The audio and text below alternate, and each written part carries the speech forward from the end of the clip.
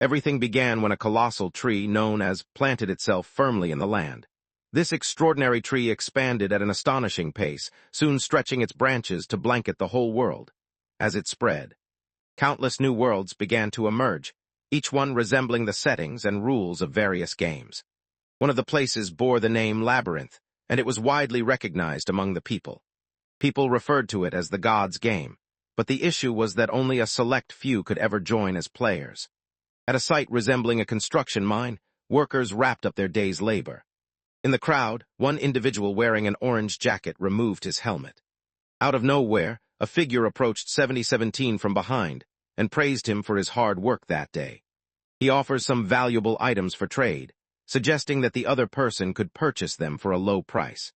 He noticed a data card and felt confident that it was among the valuable ones. In the midst of the elderly man's explanation, the boy suddenly darted away. The elderly man continued to believe that the younger man was far too full of himself. He was no different from the others in that place, a forgotten soul cast aside by everyone, left to waste away like the rest. Hidden underneath the dazzling wealth that had bestowed, it was clear that they were the ones who had lost everything and had nothing left. Amidst everything happening, a scene appeared showing a slot machine being played. The main character reaches for the doorknob, and even before entering, notices the sound of voices raised in argument as people inside insist on getting their points returned. He approached one of the machines as the crowd around him shouted excitedly, each person eager to place another bet, and convinced that this attempt would finally transform their lives. Seated comfortably in the chair, he embraces the possibilities that await him in this place, a place known as the unpredictable yet familiar random box. Betting had become legal for anyone eager to test their luck in hopes of striking it rich. Once more, the main character stepped forward, determined to seize another chance at turning his life around. A special item offered that day allowed someone to set up an account for the protagonist realized that this could be his one and only opportunity. As he stared at the screen, a prompt appeared, questioning whether he wished to open 10 boxes. He chose to click yes, showing that he continued to hold on to hope. A box descended from the sky and landed in that spot. He found himself holding a toothbrush marked with an astonishing N rank. Such a low rank was unheard of to him. He hadn't even realized ranks could drop that far. It almost felt as if the ranking system was about to start using letters from the Greek alphabet. He clearly continues searching through the next box, yet the growing heap of discarded items behind him makes it obvious that his efforts aren't paying off. Yet again, the result revealed an N rank. Next in line is the R rank, considered even less valuable than the previous ones. He had learned that classifications such as SR and SSR were out there. He had faced this situation more times than he could count, yet he had never encountered anything quite like this before. He often recalled how his mother spent so much time in the hospital. He longed for just one opportunity. At that moment, a glimmer of light appeared before his eyes. The device emitted a radiant light, shimmering with colors that resembled a distant galaxy. A moment of uncertainty crossed their mind as they considered whether it might be an SR, but the illumination suggested otherwise. Descending from the heavens, its appearance resembled that of an SSR, known as a super special rare. As the thought crossed their mind, they realized they had never actually learned the true meaning behind the initials SSR. The protagonist trembles uncontrollably, unable to believe that this moment has finally arrived. He reflects inwardly, realizing that what is happening now is a miracle he once thought impossible. He held the card tightly, feeling that all his perseverance up to this point had truly paid off. At last, he was able to join the ranks of. This was an authorization to register an account, offering the chance to join the Labyrinth, a world inspired by innumerable games. Access to them was only possible through the creation of an avatar linked to a user account. Despite the fact that the avatars were simply digital forms with no presence in the real world, it was possible to carry objects found within the labyrinth back into reality. The goods that arrived from that place held incredible value and ended up transforming how people lived and interacted within their community. In recent times, the whole community centers its attention on those in control of the new world were now the best gamers. The speaker found it amusing how the tables had turned. This situation was a direct challenge to every mother who believed that spending endless hours on League of Legends was pointless. The speaker reminded themselves to stay alert, especially in case made an appearance, since anything could happen. However, a major issue existed. Only a small number of people were granted the privilege to make an account in this world. With a cheerful grin lighting up his face, he dashed forward, at last joining the ranks of the fortunate. He eagerly pushes the door open, believing this moment offers him a fresh start. However, as soon as his face appears in the doorway, a heavy blow from the club lands squarely on his mouth. In the blink of an eye, he found himself sprawled across the rough asphalt. Gradually, he comes to, his confusion clear as he tries to make sense of the recent events. The boss turned to his companion and inquired whether this was the person in question. The man with the tattoos confirmed it was, pointing out the individual who, despite seeming fortunate, was actually quite the opposite, as everyone had witnessed him receive it. The young man picked up the card and passed it to his boss, whose lifeless appearance made him seem as though he wasn't even breathing. He had always believed that these cards only existed at those outrageously pricey auctions, never imagining he would see one elsewhere. Despite his hesitation, the protagonist clung to the other boy's pants, insisting that he couldn't let it go. He reminded everyone that he had been the one who retrieved it from the machine. In the heart of the favela where poverty and lawlessness ruled, a sharp social message hung in the air. The boss, showing no mercy, simply commanded his men to trample the young boy. As a result, the boy is flattened just like a pancake. Yet despite this transformation, after being assaulted, he seized the boss once more and insisted that the account be returned to him. The young man clutched his head, wondering aloud if he had lost touch with the feeling of drifting through life without purpose or direction. He understood that every valuable item from the shop came with a price, since the people in charge controlled everything in the area.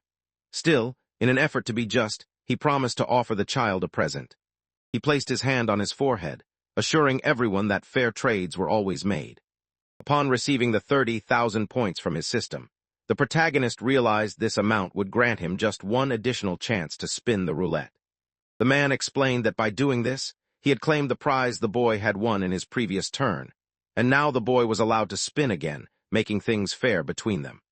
Before the boy had a chance to protest, he found himself sprawled face down on the pavement once more. The child, displaying a strong sense of determination, insists on continuing and reaches out to seize the man's pants. Despite his strength, he remained human like anyone else, and eventually he collapsed to the ground, never to rise again. As rain began to fall, the group decided it was time to leave, eager to find a delicious meal together. As the others departed, they left the boy behind, his lips pressed against the rough pavement. One of the bald men suggests to their boss that he should see what is happening. Despite having fallen, the child began to rise to his feet once more. None of the guys could figure out how this guy was still able to run a stand. At that moment, the system began to issue warnings, indicating that his vital signs were beginning to decline.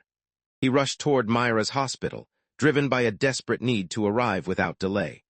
The boss began to question whether he had unintentionally shown the man any leniency, since the situation seemed too strange to be explained otherwise. The protagonist set off toward the betting shop owner once more. While a few people doubted his actions, others claimed that this level of commitment was exactly what it took to score an SSR.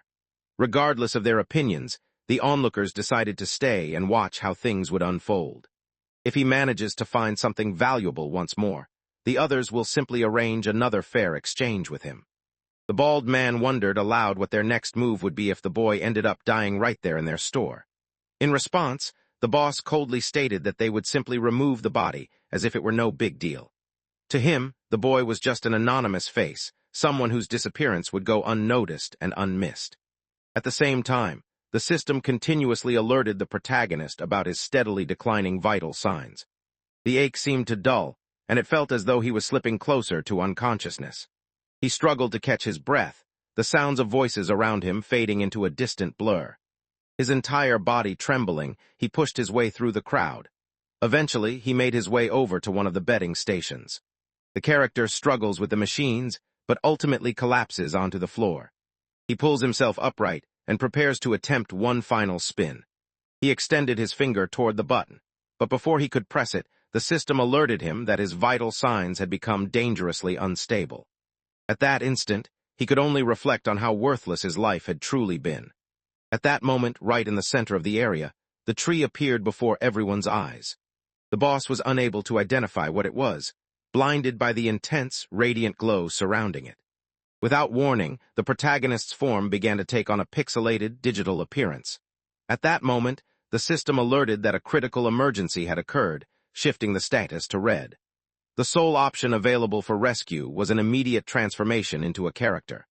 At that moment, the system prompted him to select a name for his character. Without any warning, the main character realizes that he now goes by the name.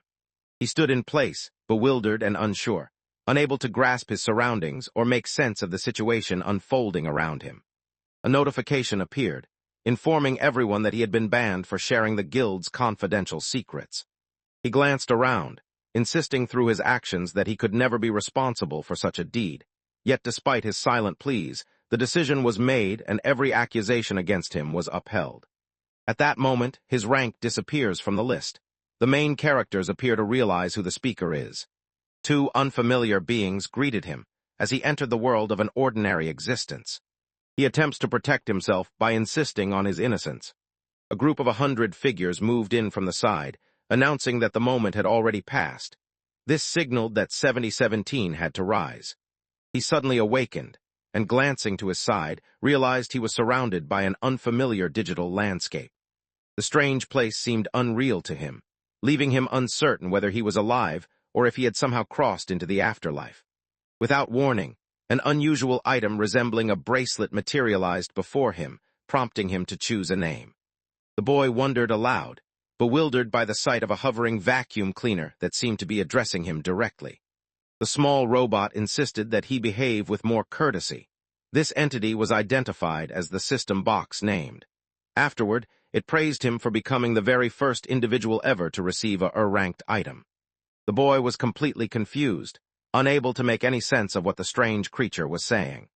To his knowledge, SSR represented the topmost rank. Went on to explain that his current location was exactly at the intersection between the real world and the virtual one. He required a name at this moment, so he could complete the transformation and enter the labyrinth. However, the boy realized that achieving this goal would require him to create both a gaming profile and a virtual character.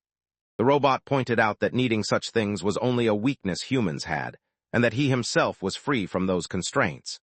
Furthermore, due to the dire situation he faced, he had triggered an emergency transformation, linking his own system directly to. Without wasting any more time, he needed to choose a character name in order for them to begin. The main character remained confused, unable to tell whether he was dreaming or awake. Despite his uncertainty, he sensed that this moment could be the chance he had been searching for. At that moment, he decides to call himself. Once the settings are finalized, he starts to be transported into the labyrinth game. As soon as he opened his eyes, he suddenly discovers that he is now in a place known as Phantom. He remained motionless for several moments, keeping silent. The breeze brushed through his hair. He planted his feet solidly on the ground. The experience stood apart from every simulation he had previously known. It seemed this was the very labyrinth he had long dreamed of exploring. Amidst all the excitement, a few skeletons suddenly materialized beside him. The first attacker lunged forward, but he evaded the blow by quickly stepping back. He broke into a run, confusion racing through his mind as he wondered why so many creatures appeared when, by all logic, he was supposed to be in a tutorial. The good news was that these were just level 1 skeletons, known for their vulnerability to physical blows. Shouted desperately, demanding to see the status window, but dismissed his request, telling him to quit making such ridiculous demands. The boy grows curious about the location of the equipment, wondering aloud why nothing has appeared yet since, in most games, players receive something when they begin. Robot clarified that obtaining a ranked item had exempted him from obeying the usual rules of the labyrinth. Additionally, he would not gain any skills, stats, levels, or other benefits provided by the labyrinth or the world known as Phantom. With at his side, he believed that simply trying his luck with a random box would be enough. He was grateful for the beginner bonus. By logging in every day for a full week, he would earn a ticket that promised an SR item. Because it was his first experience, handed him 100 tickets, along with an additional 5 tickets as a reward for stepping into the world known as Phantom. Felt excited as he looked at the pile of tickets he had collected, eager to begin opening them without delay. The boy showed courage as he reached for the first item, lifted it, and confidently declared that dealing with the skeletons would now be simple. However, the worn-out toilet mop he received quickly proved to be useless. He immediately resumes running, muttering angrily about and wondering aloud why fortune never seems to be on his side. He tossed the wig, the second item he had acquired, toward the skeleton. He darted across the area, scattering objects behind him, when the robot suddenly warned him to watch his step, but the warning came moments too late. He tumbles forward and lands face first on the ground, looking completely foolish. The small robot, disguised with a wig, approached with narrowed eyes while gripping a sword. At last, a glow emerged from one of the boxes next to him. He successfully deflects the assault due to. He managed to find a short sword inside, which wasn't anything impressive, but it was still preferable to being unarmed. He cheered over the reliable weapon in his hand and rushed ahead, feeling confident. In his mind, he dismissed the opponent as nothing more than a simple level 1 skeleton. There seemed to be no chance of him failing, yet it appeared that this so-called gamer didn't actually know much about games, as he attempted to strike the skeleton on the head with his sword. Clearly, the outcome was that he ended up with a stab wound in his shoulder, and the sword had no effect at all. Felt puzzled, unable to understand why the weapon remained lodged in his shoulder rather than simply causing him to lose health points. Repeated that the rules for their situation differed greatly, meaning there was no such thing as HP. He was putting his real life on the line. As the skeleton approached, questioned whether all his struggles had led him to perish so pointlessly. He rushed ahead to intercept the incoming strike just as a pair of boxes tumbled down. The moment they landed, the skeleton's attack is skillfully turned aside. He rushed forward and knocked it away, bewildered by what had just happened. For a brief moment, it seemed as though an ability had taken over, guiding his movements without conscious thought. At that moment, he notices that the boxes have given him 2 S-rank abilities, one focused on defense and the other on mastering the sword. Claimed that he alone was free from the restrictions of this world. Whenever an item or skill appeared in the box, it was instantly given to him. A second skeleton emerged, advancing aggressively toward the group with clear intent to strike. He moved to the side, but the SR-ranked parry skill triggered, allowing him to block the incoming strike just in time. As a result, the creature remains motionless, seemingly paralyzed by what has just happened. He strikes the creature with precision, his blade cutting through it effortlessly. He wondered aloud who had claimed that skeletons couldn't be cut with a sword, questioning the wisdom of whoever had made that statement just a few minutes earlier. The credit clearly belonged to the SR rank sword mastery. Realized that such abilities had no place in the world of Phantom, especially given the many varied locations within. Despite possessing remarkable talent, he chose to disregard the rules and limitations set before him. Remarked that he had always believed the kid to be fortunate, which explained how the boy managed to obtain a item. As glanced over his shoulder, his eyes landed on his very first SR box. Immediately he flashed a smile and moved toward the box, sensing that something was amiss. Yet, at that very moment, an extraordinary event was unfolding in his life. 3 skeletons approached him aggressively, each carrying a box in their grasp. He spun around, cutting down every opponent in a single swift motion, his earlier warning still hanging in the air. Realizing fortune was on his side, he decided to take full advantage of the situation. The realm he found himself in bore the name Phantom. The company created a game that many people viewed as a masterpiece. Among all the games found within the labyrinth, this one stood out as the most well-known and was the experience that every participant encountered. Could be seen relentlessly battling skeletons, never taking a break from the constant fight. At last, he counted himself among the fortunate few included in this experience. The child continued piling skeletons on top of each other, feeling thrilled by the incredible experience it brought him. Without hesitation, the points were quickly used to retrieve additional boxes.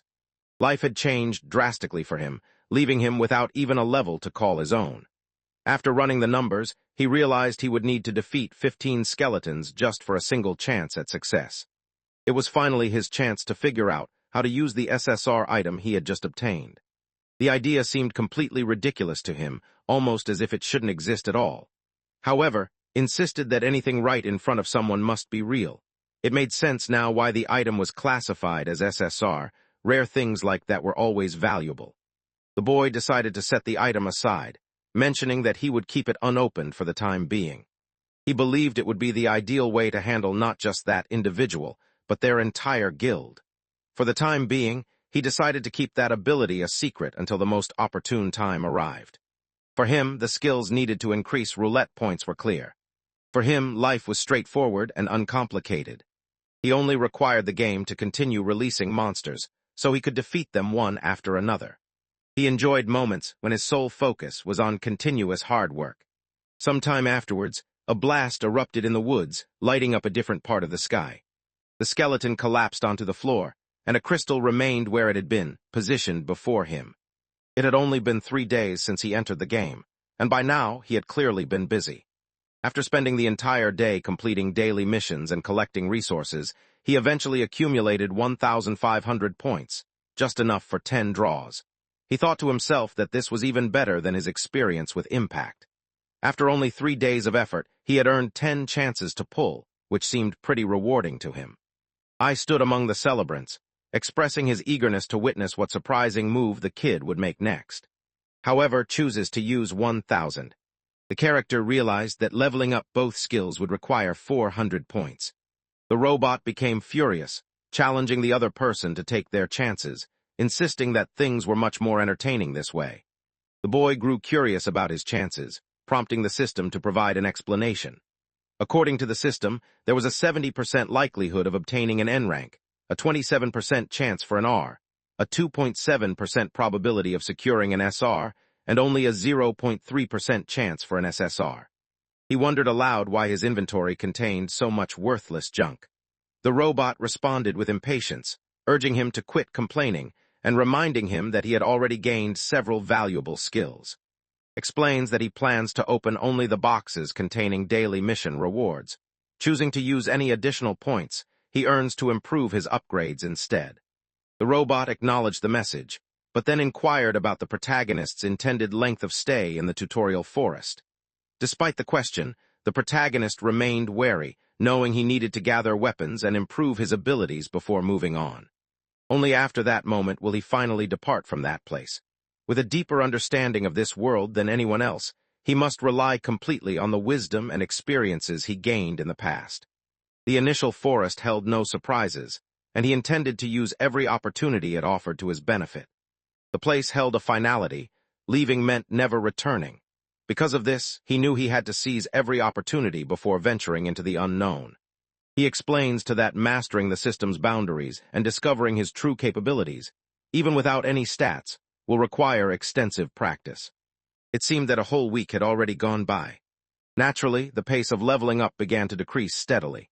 Both of the SR rank skills had fortunately already reached level 3. It became clear that there was no way to upgrade them anymore, revealing that the tutorial had reached its maximum limit. Gently tapped his face, signaling that it was time to collect the 7-day login bonus. Although the reward promised an SR, the possibility remained that it might turn out to be an SR with little value. He knew there was no turning back, so with determination, he ordered the box to unlock. The golden package slipped from its place and hit the floor. As it landed, a radiant light began to shine from within it, growing brighter until suddenly. He appeared bewildered, silently wondering whether such a thing could truly exist in their world. He would be given a sword ranked as SR, but this weapon wasn't ordinary. It came with a revolver cleverly attached to its design. The combination made it a powerful and practical tool. However, he understood that, based on the storyline of the Phantom World, such advanced weapons were completely out of place. If anyone were to spot a weapon like this, it would cause chaos throughout the world. He tried out the blade by making a shallow slice on a nearby tree, and immediately, in an instant, the figure is effortlessly cut through, as if offering no resistance at all. Despite his skill with a sword, the strength of that object far exceeded what was considered normal. At that moment, he recalls how, upon entering the game, his real-life body had been on the verge of death, and he begins to question what fate awaits him should he perish in this world. Clarifies that, upon his death, a backup will be activated, allowing him to be brought back to life. He knew he would avoid that option, because rebuilding his body would cause excruciating pain. Responds without concern for the pain, insisting that the other person should just go ahead and use the tickets. He realized he had to boost his fighting strength further, even if only by a small amount. After some time had passed, he had managed to put on a rank R set. Although it wasn't impressive, he figured it was still better than having nothing at all. He instructed to prepare himself and begin documenting all that would happen. From that moment forward, every second of his gameplay demanded complete attention, with nothing allowed to go unnoticed. The robot inquired about the desired file name, prompting him to suggest the disk that backed away but escaped from the abyss. Agreeing to the name, the robot expressed curiosity, wondering aloud why he wished to save a recording like this all of a sudden. Pointed out that the majority of games produced by the company had been hurried through development, and even this particular game, considered one of their best efforts, had not escaped that same rushed process. There continued to be a few glitches in the game. For instance, a powerful knight, meant to show up much later, now stood directly in his path. The system revealed that this figure was known as the Black Knight of Chaos, a being granted power by the god of darkness. Without warning, a new task materialized, targeting his elimination. The reward promised 10 tickets along with a single ticket guaranteed to be S-ranked. Already intent on destroying the creature, the thought of earning an extra reward on Topless Perfect only heightened their motivation. The boss lifts his sword high into the air. She challenged the boy to demonstrate his worth by delivering a slap. The monster's blow came crashing down with force. Armed with his powerful sword and a level 3 parry skill, successfully turned the attack aside, sending it back toward the beast. As he had predicted, his lack of levels confined his abilities to the limits of his current skills. He instructed the microphone to prepare itself. The impact connects firmly with the opponent's chest. However, the blow appears to have no effect. Acknowledged courage and remarked that his strikes seemed to be effective. However, was left puzzled, uncertain why believed this since he hadn't managed to inflict any harm. At that moment, reminds him to keep in mind that he now exists in a world that feels more real. At that moment, the protagonist realized he had been attacking as if he were a character in a game, only managing to scratch at his opponent's armor without making any real progress. He no longer had to follow the rules. In this situation, it was necessary to engage in combat with greater realism. Driven by determination, he lunged toward the boss, eager to uncover a genuine vulnerability. The knight raises his shield, attempting to intercept the incoming strike. Skillfully blocked the attack with his sword, and used the opportunity to move in closer to his opponent. The blade plunged forcefully through the layers of armor. A shot rang out, striking the knight squarely in the arm. The severed stump dropped to the ground, and a groan of pain escaped the knight's lips. Was beginning to grasp what meant when he claimed that lacked HP, yet somehow could still defy the game's rules. He felt no concern for the creature's lives. His only focus was on battling as if it were real. Amid the confusion clouding his thoughts, the monster suddenly struck his shoulder without warning. Was certain that the Black Knight was not capable of launching any attacks from a distance. He notices that the same mysterious energy that struck him is now emanating from the knight's arm. The knight declares that anyone who poses a danger to the Lord will face his wrath. Narrowly avoided the attack, but doubt crept into his mind as he realized he might have misjudged the true danger of the beast before him, one that seemed destined to drag its foes into darkness. The boss encountered at the conclusion of the game might not be the same as the one shown during the tutorial. Since anyone who dies in the starting village gets transported back to the first area, no one has ever had the chance to face this opponent a second time. Caught amid a flurry of incoming assaults, he focused on holding his ground, though the outcome seemed all too predictable. Several attackers managed to strike him as well, with one blow connecting squarely with his stomach. The next scene shows the boy forcefully bringing his hand down onto the table, frustration clear on his face as he admits his confusion. The plan had failed once more, leaving him clueless about where things had gone wrong. During that time, he was a member of Guild. He worked as an analyst, responsible for gathering and reviewing the incoming data. However, he explained that the region where he attempted to develop a new strategy was already under his control. Argued that staying seated now would be much more effective. Additionally, this approach would put them slightly ahead of the rival guilds. The man simply tossed the papers aside, insisting that he wasn't a player or anyone with a remarkable rank. No one could understand why he believed he had the right to make choices on behalf of Guild.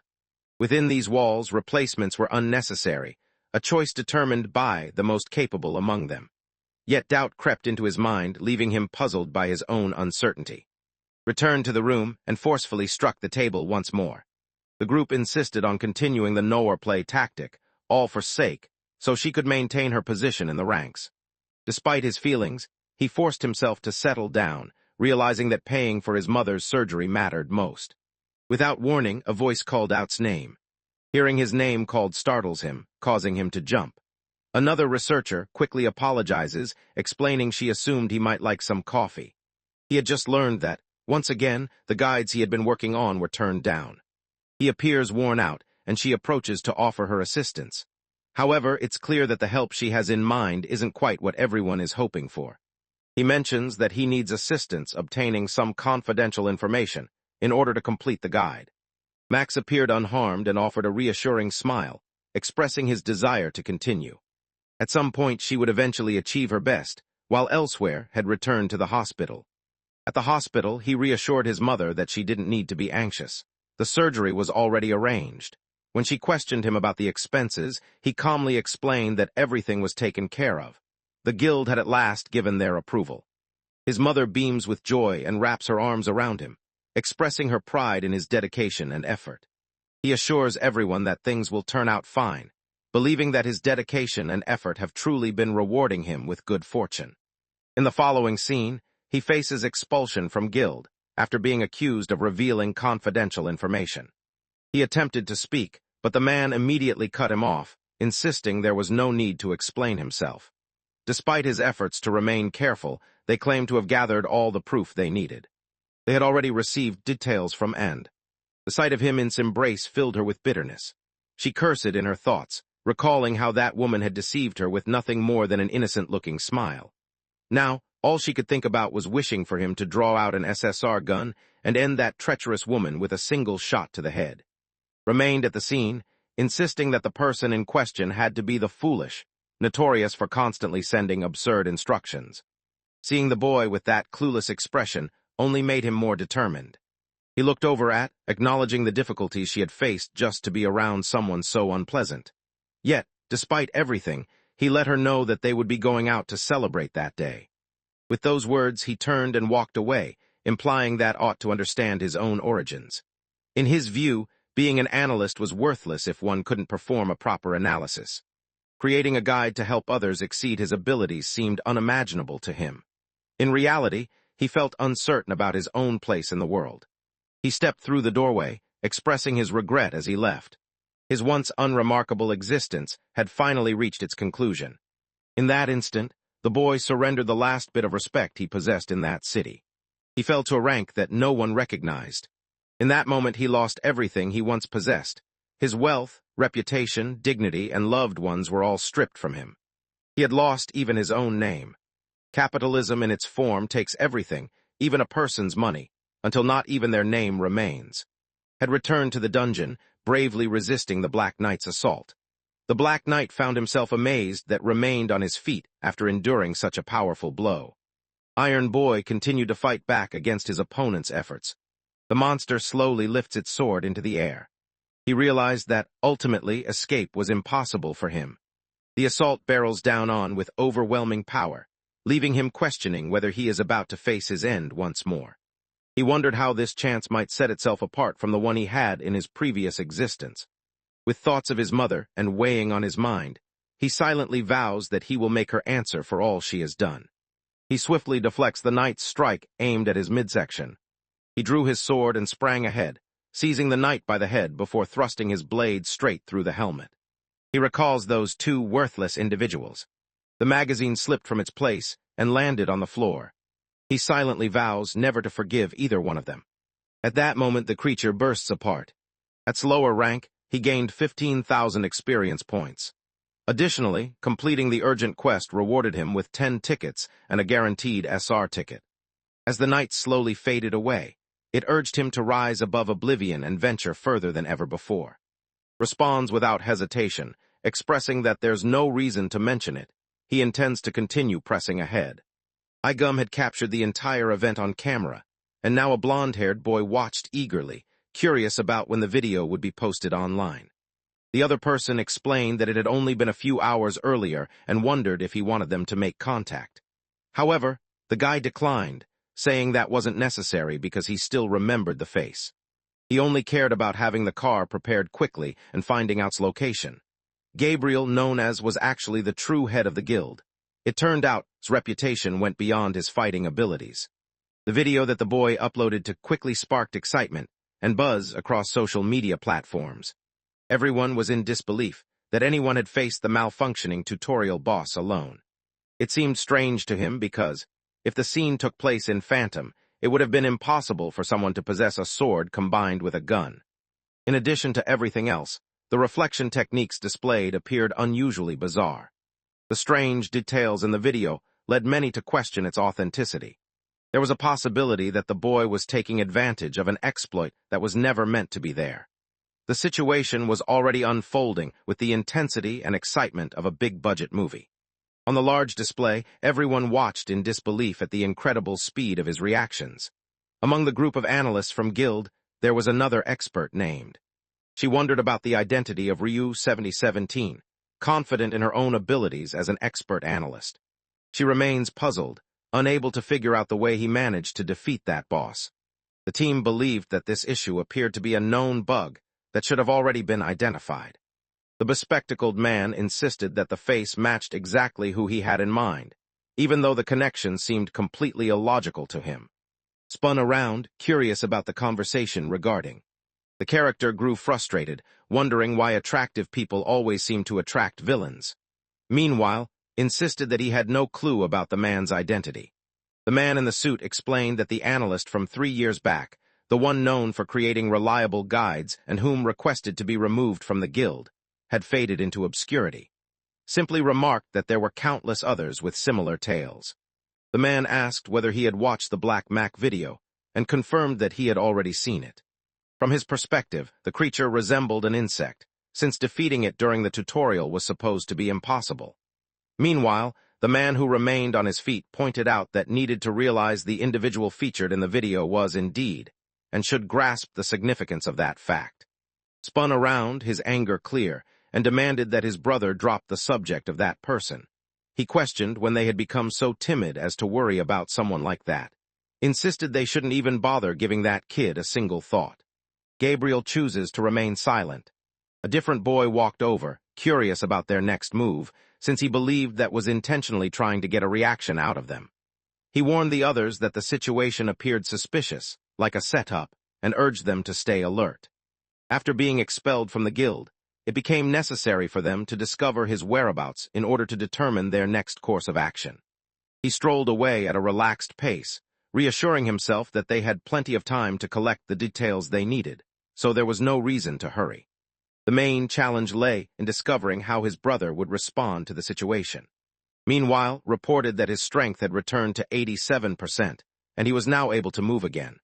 The protagonist struggled to his feet, his body soaked in blood, and admitted that the agony surpassed anything he had expected. Calmly pointed out that this was no surprise, since the injuries involved numerous torn organs and muscles, along with a handful of broken bones. Offered a reassuring smile, confident that adjustment would come with time, particularly since this was something he would go through over and over again. He continues on his path, eventually spotting a tall tower rising in the distance.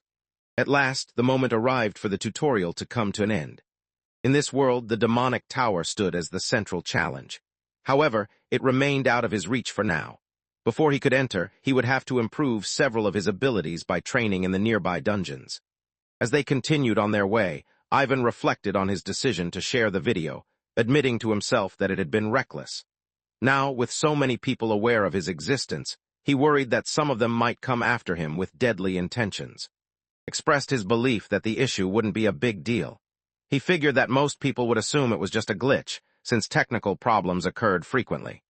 The leader of was known for his careful approach, always preferring to collect information before making any decisions. That was the precise reason he sought to attract as much notice as he could.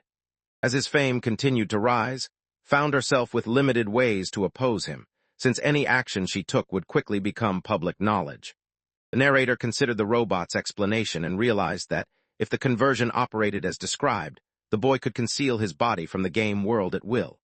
It was almost as if he could log out of the game, the narrator mused. However, without a physical form to return to in reality, his version of logging out was more like lingering in an empty space, or so the narrator believed.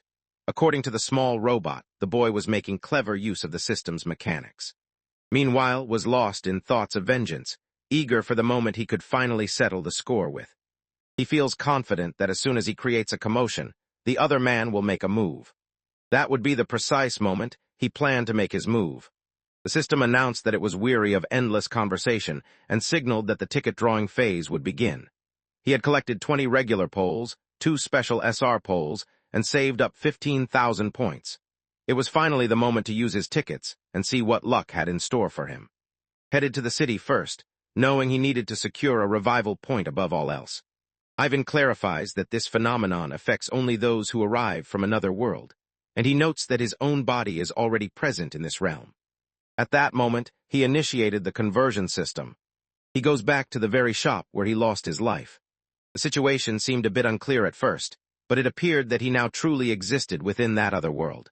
When he transformed, he would cross over from that world into this one, while those originally from Earth would travel in the opposite direction, moving from Earth to that new world. Ultimately, everyone ended up meeting and interacting across both worlds. The intention seemed clear. The character stood there, bewildered, staring at his own reflection. Moments before, he had believed he was on the brink of death, yet now there was only emptiness. He couldn't sense anything at all. The system explains that his greatness is simply unmatched. Before anything else, it was important to disable the cameras in that area. The gangsters appeared once more, remarking with suspicion that the man seemed far too healthy for someone claimed to be dead. It seemed unbelievable. The gangsters had pitched a tent outside and spent their days loitering nearby. Whenever the alarm sounded, he would simply rise and leave without hesitation. Quickly proved his cleverness by smashing the window and escaping with Running Man. He mentioned that he was searching for a way to get out. He carefully moves along the path as instructed. He finds himself trapped in a dead end. Frustration boiling over, he strikes the robot and accuses it of guiding him right into danger. Calmly, the small robot assures him that every action has its purpose. The gangsters eventually closed in on, expressing their frustration and calling him names for forcing them to chase after him so late at night. They were now curious about the object the boy had taken from the machine, just before he vanished without a trace the previous day. The threat hung in the air. As long as he surrendered the item, his life would be spared and the situation would resolve peacefully. It was clear that would never simply give up so easily. The robot instructed him to pick up a wooden sword lying close by. He was unable to transfer any objects from that other world right now, so he needed to rely on whatever was available nearby. Bent down to retrieve the object, disbelief etched on his face. He wondered how anyone expected him to take on these opponents with something so ridiculous. A small notification window suddenly appeared. The gangsters burst into laughter, mocking the boy and questioning whether he truly believed he could succeed with such a thing. The muscular man in the jersey lunged ahead, warning his opponent that surrendering now would spare him from more pain. Suddenly, a sharp blow landed. He receives a blow to his arm, followed by a sharp strike across his face. The group recoiled in surprise, while the boss wasted no time directing everyone to head inside. An office worker stood awkwardly among the gangsters, looking out of place, yet insisted that this was the truly crazy part of the situation. Even beyond the boundaries of the game, he retained full command of his unique powers, astonishing everyone around him. He couldn't understand how it worked, yet he felt certain its power was completely unmatched. Just moments before, as he struck the other man, confusion spread through the crowd. It appeared as though they had witnessed an unusual light shimmer. The boss, however, clenched his jaw tightly, and the speaker urged the group to enter, questioning whether they would really back down from a single unfamiliar child. Yet, now the man felt certain. He believed the boy must have gotten his hands on a powerful item to stand up to his opponents with such skill. Despite everything, they belonged to the Black Snake, the powerful group controlling the unknown's domain. However, his look shifts abruptly as his features begin to darken. Within moments, the scene plunged into darkness, leaving only a single bald man who suffered a blow to his head. Observing this, turned to the others and questioned what had just happened. The onlooker questioned whether the troublemakers had already reached the limit of their abilities. The instant he grasped the wooden sword lying on the ground, realization dawned on him.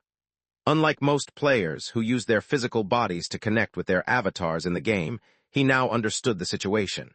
Unlike the others, he had entered the game with his real body, which explained the intense pain he experienced inside that world. The advantage was clearly unfair, as any increase in his strength within the game directly translated to greater power in his real life as well. Without anyone knowing exactly where they came from, a new group of thugs suddenly appeared. All of them rushed forward, but facing an opponent with SSR-level skills, they stood no chance at all. Even the slightest touch to a limb would cause the bones to shatter instantly. The boy approached, raising his voice as he searched for the group's leader. She expressed her gratitude to him for the assistance he had provided the day before. The fool twirled a stick in frantic circles, attempting to strike an unseen target while warning the other person to keep their distance.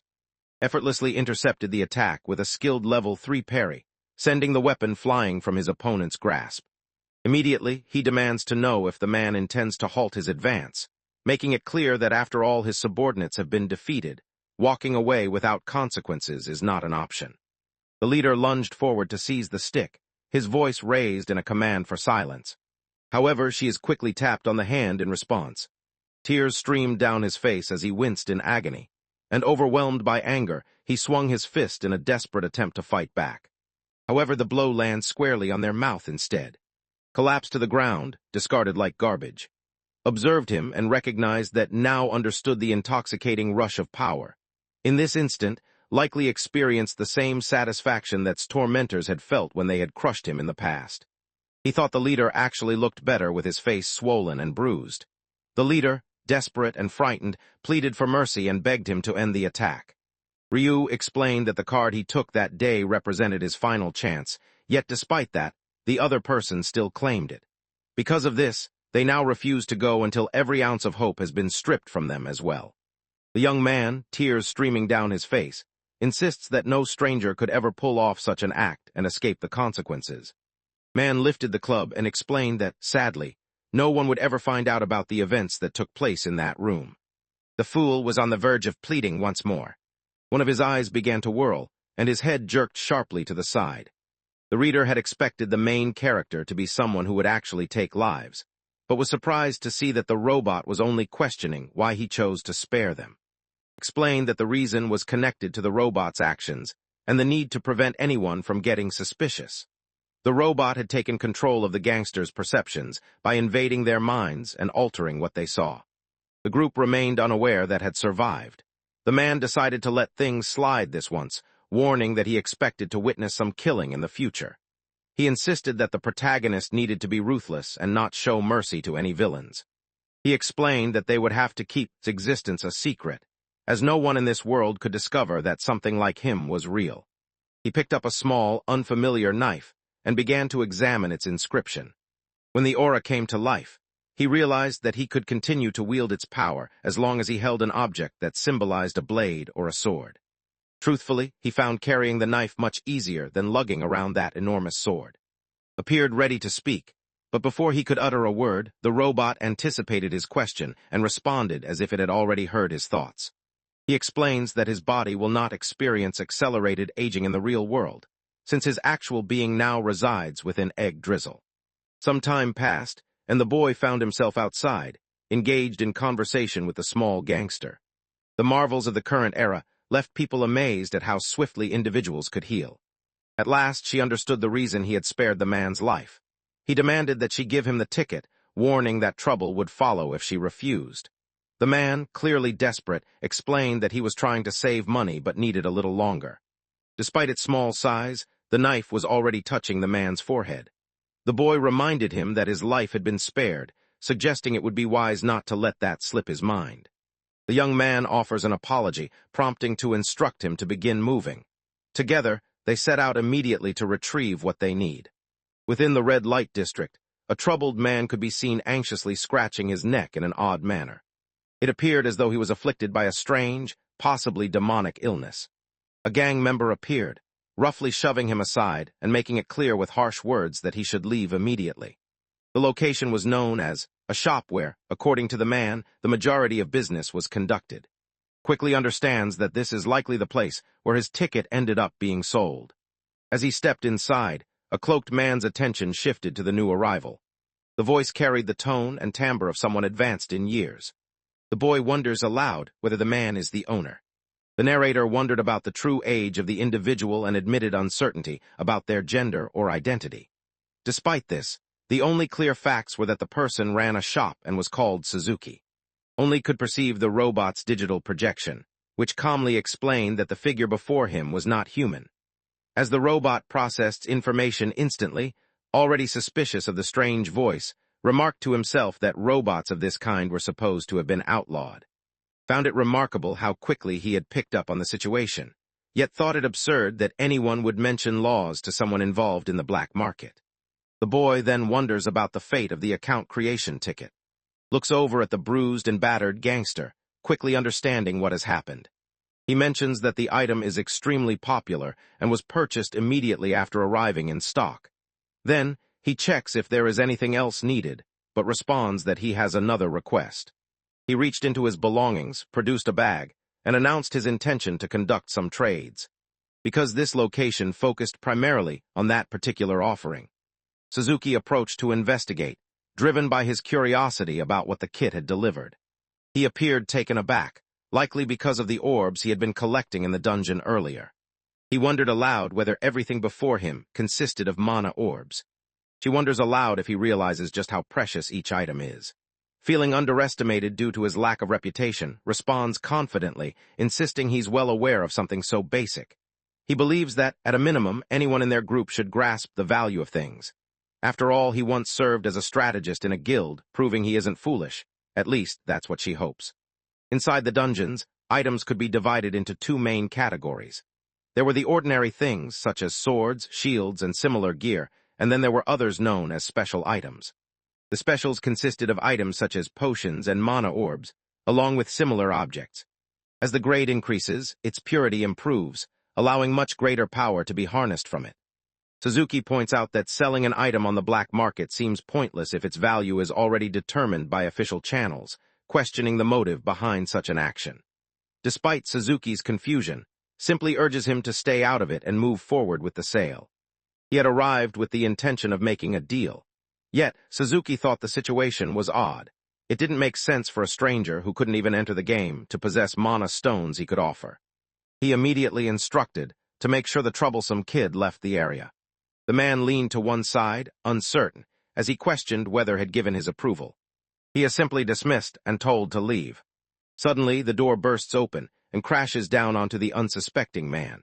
The seller remarks that it is indeed unusual for someone unfamiliar to be offering Man of Stones for sale, unless those stones were stolen. However, he also mentions being aware of another individual who has been acting in ways that go against common sense. Prepared to question what was happening, but then, the man expressed genuine astonishment upon seeing the person from the viral video enter his store. He spread his arms wide, inviting Ryu's 7017 to come closer. He had not taken enough precautions to keep his identity secret, particularly when transporting someone as conspicuous as a man made of stone. The item in question was exclusively obtained from the Black Chaos Knight, as clearly indicated within the application. Taking all of this into consideration, he is curious about the reason Ryu 7017 has come into his shop. In today's fast-paced world, things had become almost unreal. Sharing just a short video clip online was enough for everyone to instantly recognize a person. Confessed that he was the one involved, and suggested that everyone should pay attention to the business at hand. Suzuki agreed, and wondered aloud what he should be searching for. Gestured toward his own head, indicating that he was searching for a modification. The seller wondered aloud if he was losing his mind, admitting he had no idea what the object was.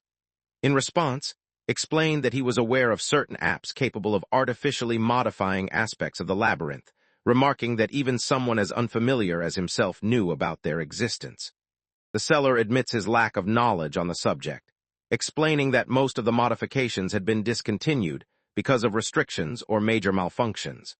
The boy, showing little interest, simply noted that only a black market vendor was likely to have any left in stock. He preferred options that made the game easier, showing no concern for any negative consequences they might bring. Wondered aloud whether he had noticed the man outside the shop, nervously scratching at his neck. The young man was among those unfortunate enough to experiment with a mod, only to suffer disastrous consequences. The speaker couldn't hide his disbelief, wondering aloud what on earth had happened. He recalled that in his own time, anyone caught attempting even a minor cheat would simply be banned from the game, and that would be the end of it. But now, the unlucky player had paid a much higher price, his mind left in ruins. Suzuki explained that the incident happened because of a basic modification meant to reduce pain, yet it still led to such severe consequences. It became clear that attempting additional alterations would only increase the risk of dangerous side effects. The man had attempted to lessen the pain he experienced, but as a result, the sensitivity of all his other senses intensified dramatically. In the end, he was left in a worse state, and even after the modification was taken out, he was unable to return to normal. A wide range of bizarre and dangerous events could occur, from losing one's mind to dying in an instant, or even suddenly bursting into flames. Because of this, modifications are against the rules. However, insists that he isn't an ordinary gamer. There's more to his story. It was no accident that he triumphed over the Chaos Mate. Already, many were hailing him as a hero. He was well aware of his own playing style, and ignored any concerns about the consequences. The risk remained, and if any moderators happened to be present in the area, they would notice. Suzuki noticed the longing in his eyes for the place and questioned whether was interested in the items that had been thrown away because they were considered highly dangerous. Without hesitation, agreed, expressing his desire to see them for himself. The kid snapped his fingers and agreed without hesitation. He examined the discontinued items with interest, showing surprising courage by choosing to use them. Without hesitation, he began the testing process. Inside the box lay a collection of CDs, ranging from version 1 all the way to 25. The thought of installing anything from a CD directly into his mind was unthinkable to him. He considered it sheer madness. Stands silently, lost in thought. He understands the dangers involved and carries his own motivations for being there. He remembers that initial modification, how it unleashed an attack 3 times stronger than normal. Had already dismissed the idea, predicting it would end in complete failure. In reality, the figures were blown out of proportion and made no real impact. The following invention was supposed to let a person glimpse 1 second ahead, but dismissed it, calling it worthless because it would only blur his sight. Another modification made the character appear stunning, yet explained that this effect could be achieved with an illusion, making it pointless as well. The alternative option boosted every skill's damage by 20%, yet it came with a severe drawback. It would completely destroy his brain. On top of that, it would make any pain he experienced feel 3,000 times worse, making it an obviously terrible choice. Had already come to the conclusion that everything around him was nothing more than worthless garbage. He kept searching until he noticed one with the power to alter probabilities. Examined the object carefully, marveling at the genius of its creator. Although its effectiveness was limited, he noticed that it had managed to boost his luck by a small margin, somewhere between 0.3 and 0.5%. Taking into account how this change would affect the boy, the estimated outcome for him would likely be somewhere between 0.5% and 1%. Realized that although 1% appeared small, it was actually a significant amount when it involved luck. He then turned his attention to Suzuki and announced his decision to take 3 modifications, making sure to include the one they had discussed. The seller responds by claiming that he isn't just boasting. He genuinely selected the few worthwhile items from what was otherwise a worthless collection. The protagonist couldn't help but notice how strange that was. He wondered what reason this guy had for offering him the chance to jump in the first place. The shopkeeper quickly expresses regret, explaining that he had no intention of causing trouble for the boy. He clarifies that he was simply checking out the modifications because another customer had requested it, and he had already examined some of them before. Curious, wonders aloud if that request had come from the original creator of those modifications. Suzuki responds that the answer will be revealed soon. He adds that he is offering a special discount, explaining that these items would have never been available to the public under normal circumstances. A series of prompts popped up on his screen, inquiring whether he wished to proceed with installing the apps. The messages cautioned him that choosing to continue would be a final decision that could not be undone. In his thoughts, he had already made up his mind to install it, but before he could act, Suzuki spoke up, mentioning that he had one final question to ask. He wondered what plans he had for this newfound power if the modifications were successful. The scene offers no explanation. A tree came into view, catching everyone's attention. Some time passed, and Suzuki lay on the ground, overcome with wild laughter that bordered on madness. The boy lifted his hand and gestured toward the sky, expressing his desire to soar among the clouds. He has no desire to remain at the bronze or silver ranks. Even precious metals like gold and platinum paled in comparison. He aimed to defeat everyone in his path and rise to the very peak of that world. The eccentric vendor, displaying signs of instability, responds with anticipation, expressing his eagerness to observe the boy's next move. A while later, within the confines of the game, he grasped his identification card while standing in the phantom world. He believed it would be difficult because he was a nobody, yet it was clear that no one would question his presence. In reality, someone without any recognition wasn't expected to participate at all. At last, he reached the beginning village. Everyone appeared content, as the elderly man continued to sell his expensive apples. The children dashed about, their faces lit up with silly, joyful expressions. Amidst everything, the boy found himself amazed by how calm and serene the place had become. Suddenly appeared, urging to begin drawing tickets right away, pointing out that it had been ages since he last tested his fortune. Meanwhile, reminded the enthusiast to relax, not wanting to attract unnecessary notice from others. At that moment, the boy realizes that several people are watching him with strange expressions. The protagonist acknowledged his familiarity with the situation, recognizing that non-player characters appeared to be designed with a natural dislike for players. Naturally, this situation arises because players fail to view NPCs as real individuals, leading to a repeating pattern of negative behavior. A man wearing a blue jacket is forcefully thrown down to the ground. A person wearing a beanie approached and questioned how the other could possibly have the audacity to attempt robbing him. The young man claimed he was extremely hungry, leaving the protagonist puzzled about the situation. The NPC wore clothing that stood out sharply from what everyone else in the area had on. Went on to clarify that the man appeared to originate from a different game within the labyrinth, one known as Alien Space. That gang had been disbanded 3 months prior, as if their whole existence in that place had been wiped away. Survival depended solely on moving to a different game within the labyrinth. The reason for the crowd dressed in unusual clothing and suffering from hunger became clear. Adjusting to a strange, new world was no easy task and couldn't be done in just a day. Explains that whenever Yggdrasil decides a world no longer has value, it abandons that world immediately.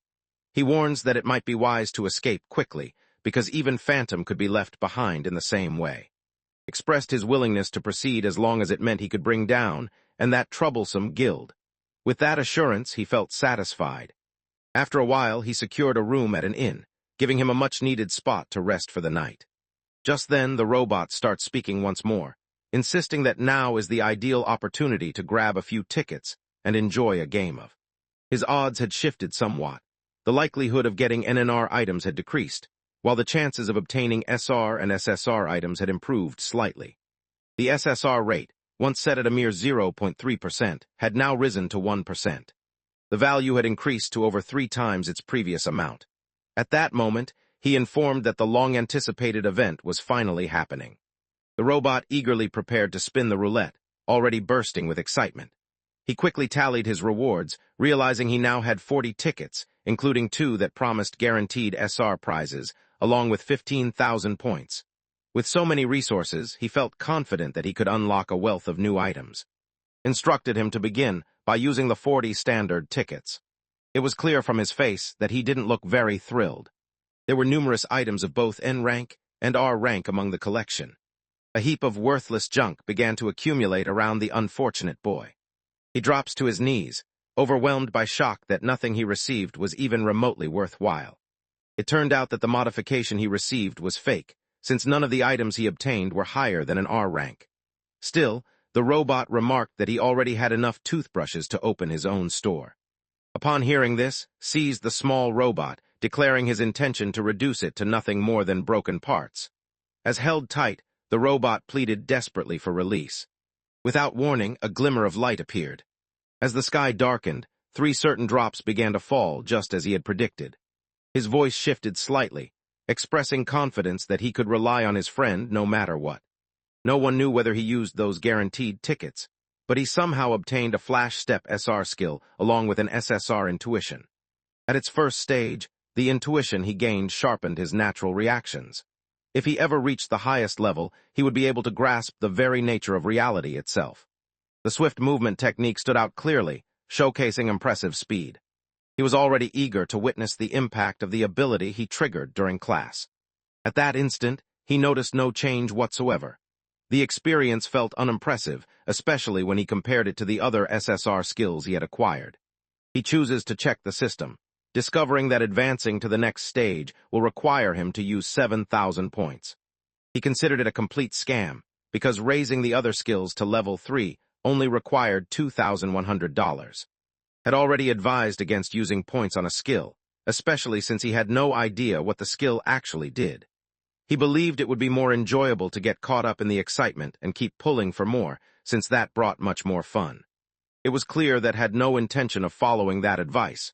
Instead, he planned to spend his points on enhancing his abilities. Sword Mastery and Parry both advanced to level 4, while Flash Step increased to level 2.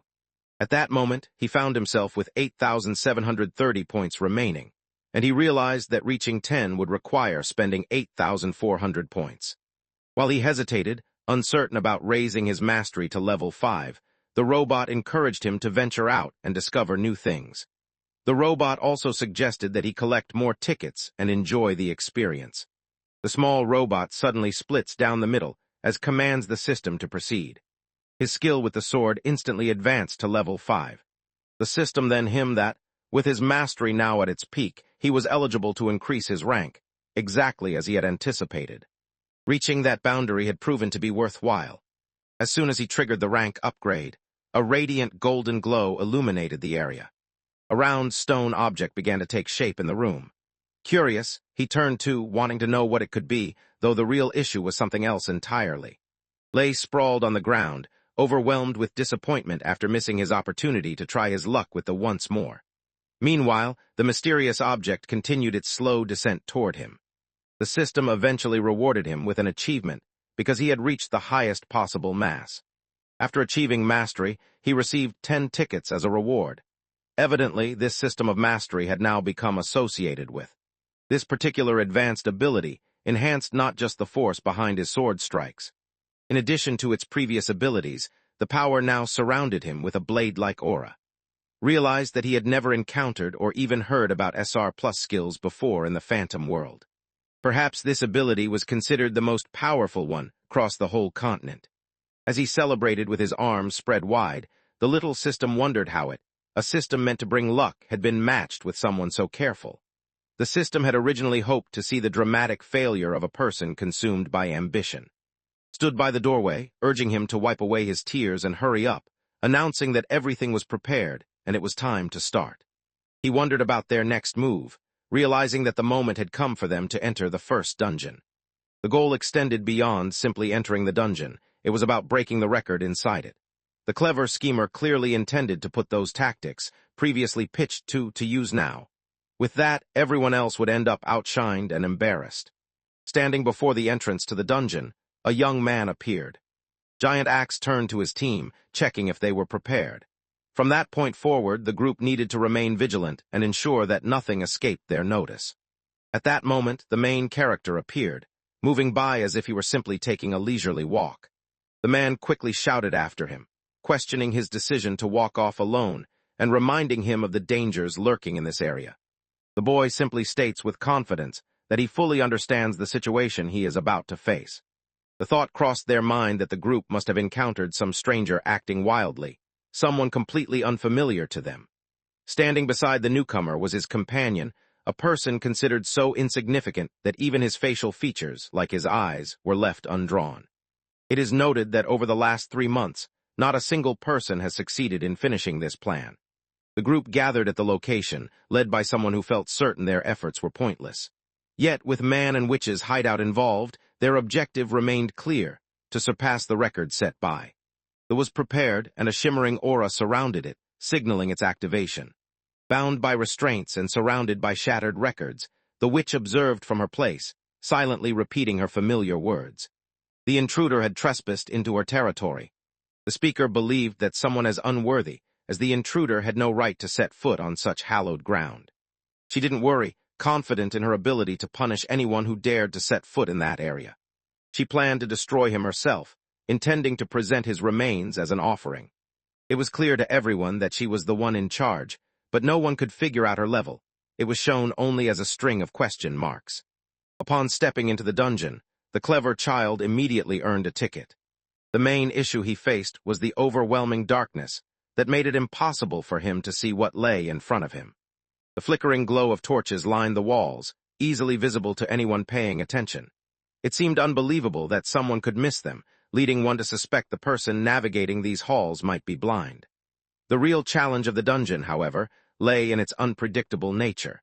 Each entry caused the entire layout to shift, making it nearly impossible to plan a consistent approach. He was convinced that had finished the dungeon in just 17 hours and 30 minutes.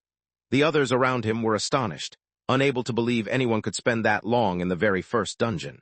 Some even joked that with all that time, someone could settle down, get married, and raise a family before finishing their farming. As he reviews the rankings, he notices that the person in second place goes by the name Asia. Asia, a member of the clan, had completed the task just 8 minutes after. Their performance closely matched abilities, making Asia someone notable to remember. Without warning, he comes to a halt and lifts his gaze, spotting a cloud of mosquitoes hovering above. Instead of mosquitoes, the threat came from enormous bats. These creatures didn't just appear alone, they traveled in massive swarms. On top of that, they piled on numerous negative effects, making the situation even worse. Even if someone managed to survive the initial attack, the ongoing pain and weakening would continue relentlessly until they finally reached their limit. He reached into his bag for an object, dismissing the topic as something that belonged to a bygone era. He tosses an object onto the floor. The sister had disappeared, leaving only emptiness behind. This was the way someone managed to survive in this harsh environment. The object burst apart, sending bright light in every direction. Anyone who assumed it was would soon realize their mistake. In reality, the device had been a sound bomb, and now chaos erupted as people collapsed all around, clutching their ears as blood trickled down. He couldn't help but feel sorry for the tiny bats. For a brief moment, everything seemed calm, but suddenly a sword pierced straight through his chest. The young warrior showed no compassion as he swept through the farming area, cutting down every obstacle that stood before him. He claims that the place becomes manageable once someone learns the shortcuts. However, what truly interests him is something else. The reason no one had managed to complete this location over the last 3 months was explained. Ivan found it odd and wondered what made that unusual. Clarified by saying that, in theory, the dungeon was meant to be an easy one. Everyone seemed to be having a hard time. There appeared to be another situation unfolding beneath the surface. As they continued deeper into the cave, Ivan grew uncertain and questioned whether they were truly heading in the correct direction. The boy reassures the other not to be anxious, confident in his ability to navigate the shifting patterns of the place, despite the map's constant changes. Although might be unaware, during his time as an analyst, he authored numerous strategy guides. He had practiced this very dungeon countless times in simulations, so he was completely confident in every move he made. Points out that the group has already traveled through this spot about a dozen times. Admitting defeat would not bring him any shame. Paid no attention to the other person and walked to the left, insisting that the entrance was to the right of a certain rock formation. He pointed out a specific stalactite on the left side, highlighting the one marked by a noticeable cut. Passing through the path exactly 32 times marked a turning point, as the sudden appearance of the cut signaled a shift in the route. The small robot found itself puzzled, unable to grasp how such an accurate deduction had been made. The answer, it seemed, was clear enough. Had likely experimented countless times, learning through repeated mistakes, but now he needed silence to concentrate, so he curtly dismissed any interruptions. Still, he made an effort to please Ivan. He went on to describe how their group once included a member with a unique skill, which allowed them to uncover such secrets. Back then, before the creation of strategy guides, this special ability had been especially valuable. In the past, individuals would commit every detail of the map to memory and relied on that knowledge to navigate their surroundings. Despite all the changes around him, he manages to hold on to a sense of direction. The robot wondered aloud whether anyone could truly remember all those minor details from such an insignificant place. He burst into laughter, finally understanding that his master had lost all sense of reason. Moved deeper into the cave, growing increasingly aware that he had already lingered longer than he preferred. He couldn't shake his confusion about why this place had remained untouched for the last 3 months. At the same time, the witch shouted furiously, claiming that although he had managed to break free from the labyrinth, he was now destined to be consumed by hopelessness. The moment his foot touches the deadly magic, his life will end in an instant. And then, oh boy, he had done precisely that. A sudden force stirs within him as fiery energy engulfs his entire form, then abruptly turns to ice. For a brief moment, Ivan wondered about the events that just took place, seeking an explanation. The other person admitted uncertainty, unable to provide a clear answer. He sensed that moving forward, even a little more might cost him his life. He reached into his belongings and retrieved a strange, tiny doll. He reached into his inventory and flung it ahead of him. The moment it touched the ground, fire erupted once more. He realized at once what he was witnessing. That was a form of instant death magic, an extraordinarily uncommon power that was supposed to emerge much later in the tower's progression. He wondered in confusion why such a formidable force would be present here. Quickly suggests that they should pull back if unexpected events are unfolding. Meanwhile, stands silently, lost in contemplation. Right away, the harshness of the trap revealed how perilous the situation was. The thought of retreating seemed like a safer option. As he glances over his shoulder, an unusual trail comes into view. For a brief instant, he senses that choosing that path might actually be all right. He begins to notice that his instincts, as well as his ability to detect the trap, all of these outcomes could be attributed to the power of intuition. Peering into the orb, the witch notes how incredibly fortunate the man is, remarking that he managed to escape danger with only a second to spare. Although the outcome was inevitable, he knew that, regardless of which path he chose in the never-ending maze, death would ultimately find him. Without warning, he vanished from her crystal sphere. She's confused casts a recently learned spell. She spots him once more, yet this time, everything about it feels confusing. He now stood in the central hall, a location much farther from his previous spot. Word had spread that the man was no longer alive. The troublesome intruder slipped free from the illusion, but the mastermind remained unconcerned. Traps filled every corner of the area, and the pursuer believed that would be the intruder's end. However, only a moment later, vanished from sight once more. She feels a surge of confusion, and, overwhelmed by frustration, brings her hand down hard on the table. He struggled to figure out what this guy was up to. The boy skillfully navigated the perimeter of the traps, evading everyone with agile movements. Rich was completely baffled by the way he managed to vanish from her view, never understanding how it happened or what drove him to keep slipping away. She resolves to bring everything to a close before any more problems can arise. He triggered every trap simultaneously. Blue flames flickered and danced around the entire orb as she raised her arms in triumph, relieved that the troublesome intruder had finally been banished. Suddenly, a loud blast erupted from behind her. From that direction, someone remarked that although most of the materials had been mediocre, a few useful items could still be found among them. His voice continued, expressing that anyone with common sense would turn off that skill right away. The witch glanced over her shoulder and noticed the pair deep in conversation. Appeared to be reprimanding him, insisting that his newfound ability was far too powerful, and that he couldn't simply use it carelessly in public. As expected, the witch grew curious about how he had managed to arrive in that place. The boy, feeling too lazy to offer any explanations, decided to take care of the situation as quickly as possible. He is fully aware that she is known as the Witch of Solitude, rather than someone called Miss Serial. Another name suited her far more perfectly, Bug. The witch reveals that she expects the man to explain how he managed to escape from the trap. Explained that he had narrowly escaped a dangerous situation. He described the journey to this location as being littered with hazards at every turn. Grew curious about the unusual way was speaking.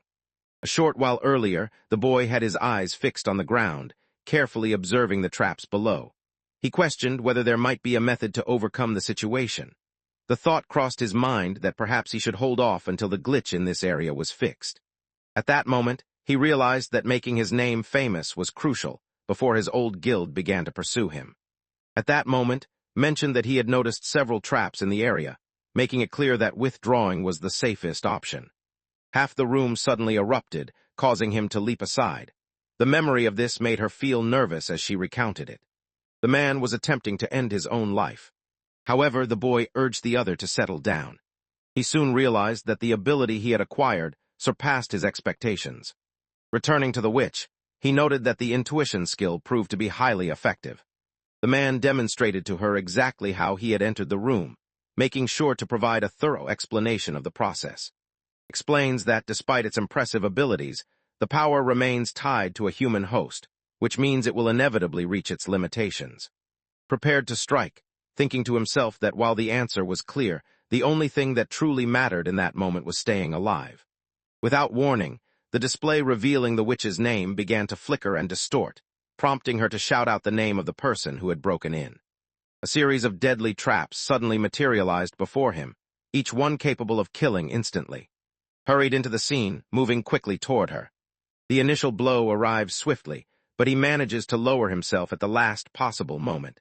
His quick reflexes are the only reason he survives the assault. He gradually notices that the witch appears to be falling under the influence of the bug inside her, its corruption slowly taking hold. No matter what strategy she might have been using, he realized there was no time left to analyze it. Urgency pressed him to strike immediately. He quickly closed the distance using flash step, his sword aura glowing with power as he recognized just how threatening she was. Confident that the fight was about to end, he delivered a swift, precise slash to her neck. The body was detached from the robot's head.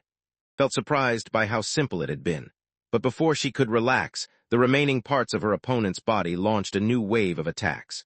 He succeeds in stepping away, and when he glances back, she was changing her ways, and now he noticed she was. She was, in fact, the cause behind all the recent events unfolding within the dungeon. Normal attacks appeared to have no effect at all. He launches a fresh barrage of spells toward his opponent, but the other skillfully evades each attack, steadily moving closer. At that critical instant, he relied on his intuition skill, pushing it to its highest level, knowing that without it, he would meet his end immediately. While skillfully evading danger, he glanced over his shoulder to see if had any suggestions, prompting to respond that he was only offering assistance for the boy's sake. He planned to turn on the system in hopes of studying her more closely. The moment he requested the window to appear, it immediately materialized. The display revealed the title Witch of Solitude, indicating a level of 25. It also noted the presence of a bug granting endless regeneration and the effect of instant death. Upon observing her, one would notice an unusual wing sprouting from her back, marked with the word death. He observed that the wings had an unusual coloration. He stepped forward and focused his analyze skills solely on the creature's wings. At that moment, he realizes the object comes from the game beyond space. He recalls that this is the very place where all those people, left behind in the city, had originally come from. Suddenly, everything became clear to them as they realized what was behind the glitch. As weaves skillfully out of the way, evading each incoming strike, kept documenting every detail, feeling as though he was slowly losing his mind.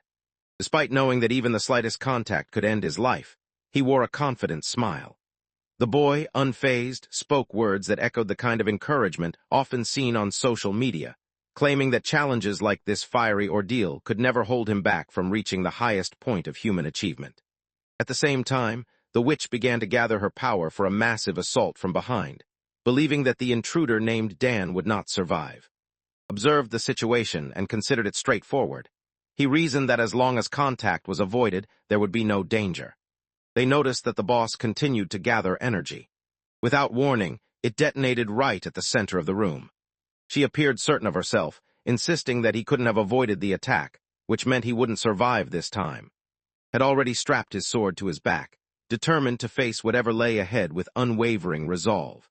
He had already climbed onto her back and explained that the power she was using did not originally belong to her, which made it difficult for her to manage it effectively. Simply by making contact, the objects appeared to vanish or behave strangely, indicating that something was clearly malfunctioning. The witch, overwhelmed by desperation, pleaded with him to spare her wings, explaining that they were the source of her freedom. For as long as she could remember, she moved through the dungeon, dutifully fulfilling her purpose without ever doubting her place. Everything changed the moment she discovered a pair of wings lying on the floor. That discovery shattered the spell that held her captive, granting her the chance to experience true freedom at last. She responds by noting that if she had escaped from their situation, it would mean they shared something in common. He fought desperately to escape the nightmare realm that trapped him. The witch points out that, under those circumstances, they ought to be able to relate to one another. The self-proclaimed king of Instagram, believes that his own success depends on taking away her freedom. With a sudden movement, he tore her wings away. He summoned the sword's aura in his free hand, using its power to help him move forward on the ground. She shattered the second wing, and after that it appeared as though she had lost the battle. At that exact moment, the witch's abilities return to their usual levels, and she finds herself back to normal. In this place, she transforms into the very being she was meant to become. Meanwhile, resumes her usual activities, mentioning that someone had broken into her hideout. The unfortunate girl began to deliver her speech, but before she could finish, he thrust his sword straight into her chest without a moment's pause. Clearly, he showed no hesitation in his actions. He shifted the weapon to the side, cutting her entirely, and remarked that now she had returned to her usual self. Nothing is different. In order to continue on his path, he must eliminate her. At that moment, the creature's tiny hand fell limply to the floor, showing that the child showed no compassion. He ended up with 13 regular tickets, along with a single special SR ticket. In addition to the 500 experience points, the reward included a magic stone and the heart of Surreal. Felt a sense of letdown as he examined his reward, merely a small stone, a heart, and 500 points. He couldn't help but recall how unusual it was that someone had given 15,000 points the previous night. Explained to the boy that luck wouldn't always bring him great rewards, and advised him to become accustomed to ordinary life. Assured everyone that everything was fine, explaining that just getting the SR ticket made the experience worthwhile. 2. The most important thing was surpassing's record. Standing at the entrance of the dungeon, the man wielding the large axe seethed with anger over yet another failed attempt. All the boys hurled insults at one another, each trying to shift the blame, insisting that the tragedy happened because of someone else's actions. At the same time, inside the cave begins to emerge, hearing the noise and excitement around him. At that exact moment, one of the guys began discussing the idea of teamwork. As they noticed the kid walking past, they remarked in awe at how impressive it was that he had managed to remain inside for a full 7 hours. He had probably kept many secrets to himself. Yet, watching him leave now, they assumed he had surrendered. It was clear the boy would have to confront the truth. A small window suddenly appeared just behind the unsuspecting person. The latest details about the dungeon appeared on the screen.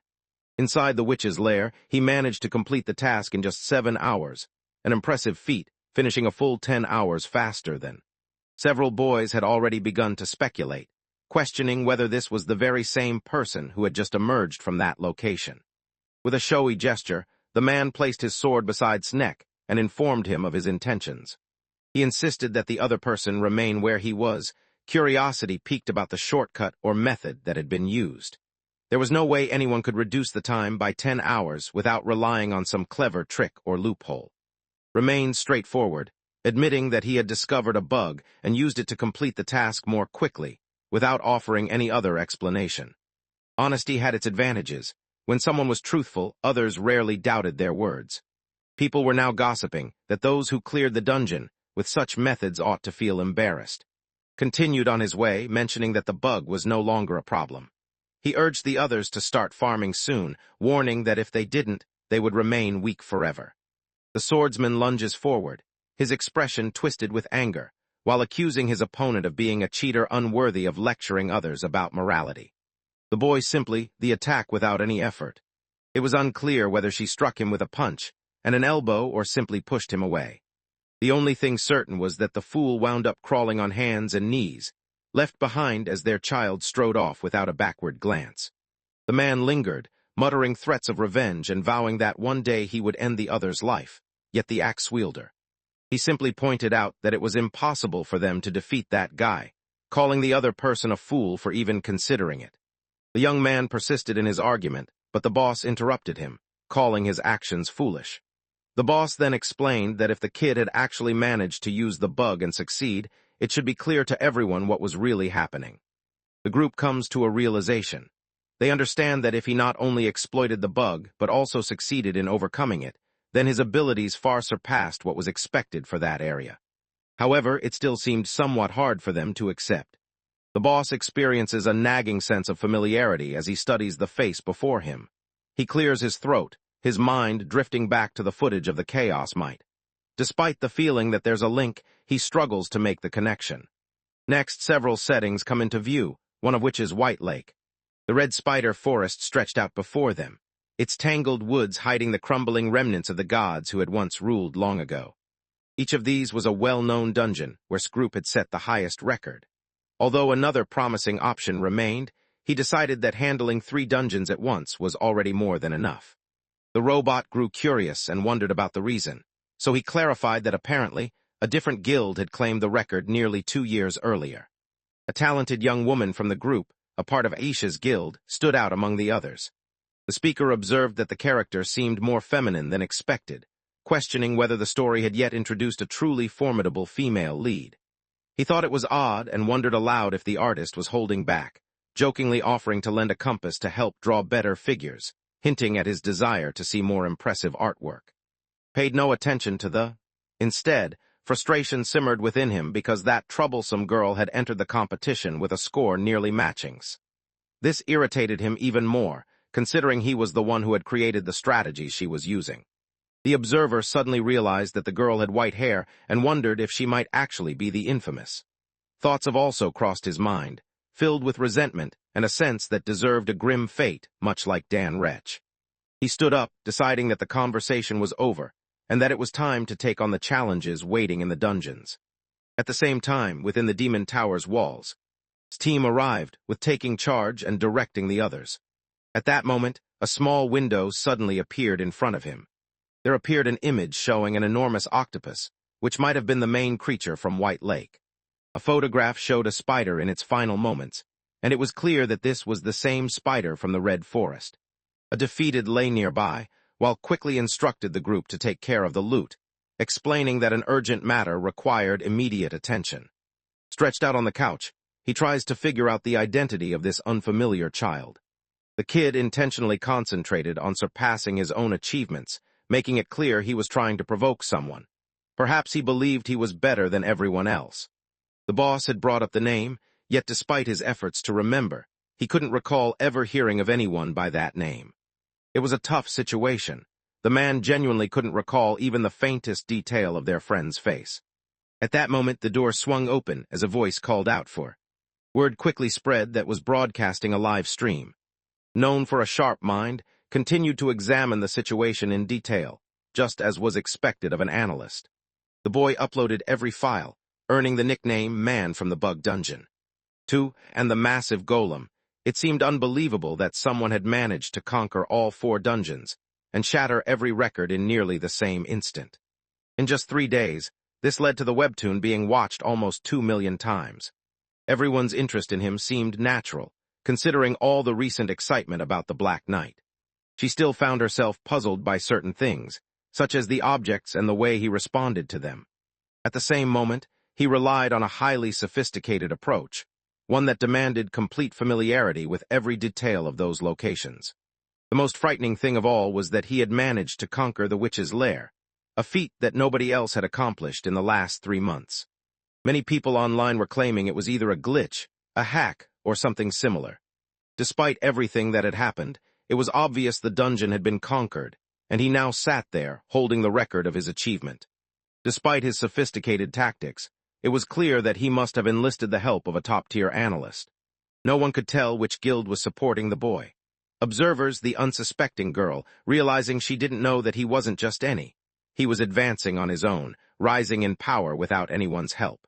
The boy remained absorbed in his phone, his attention completely captured by the endless stream of videos. What he was preparing to unveil would far surpass anything he had revealed before. Suzuki believes this plan stands out from the rest, as it will require him to openly announce that he is now an adversary. He lowered himself into the chair while the robot advised him to consider his decision carefully. Gaining more strength before attempting such a task would be wise, especially since everyone still regarded him as a beginner. Understands that makes a good point, but he knows he can't afford to waste any time. He realizes he must keep moving forward and cannot pause until the man in front of him responds. 3 years earlier, his thoughts had frozen in time, leaving nothing behind but a deep sense of hopelessness and a burning resentment. His will to endure sprang from those very reasons.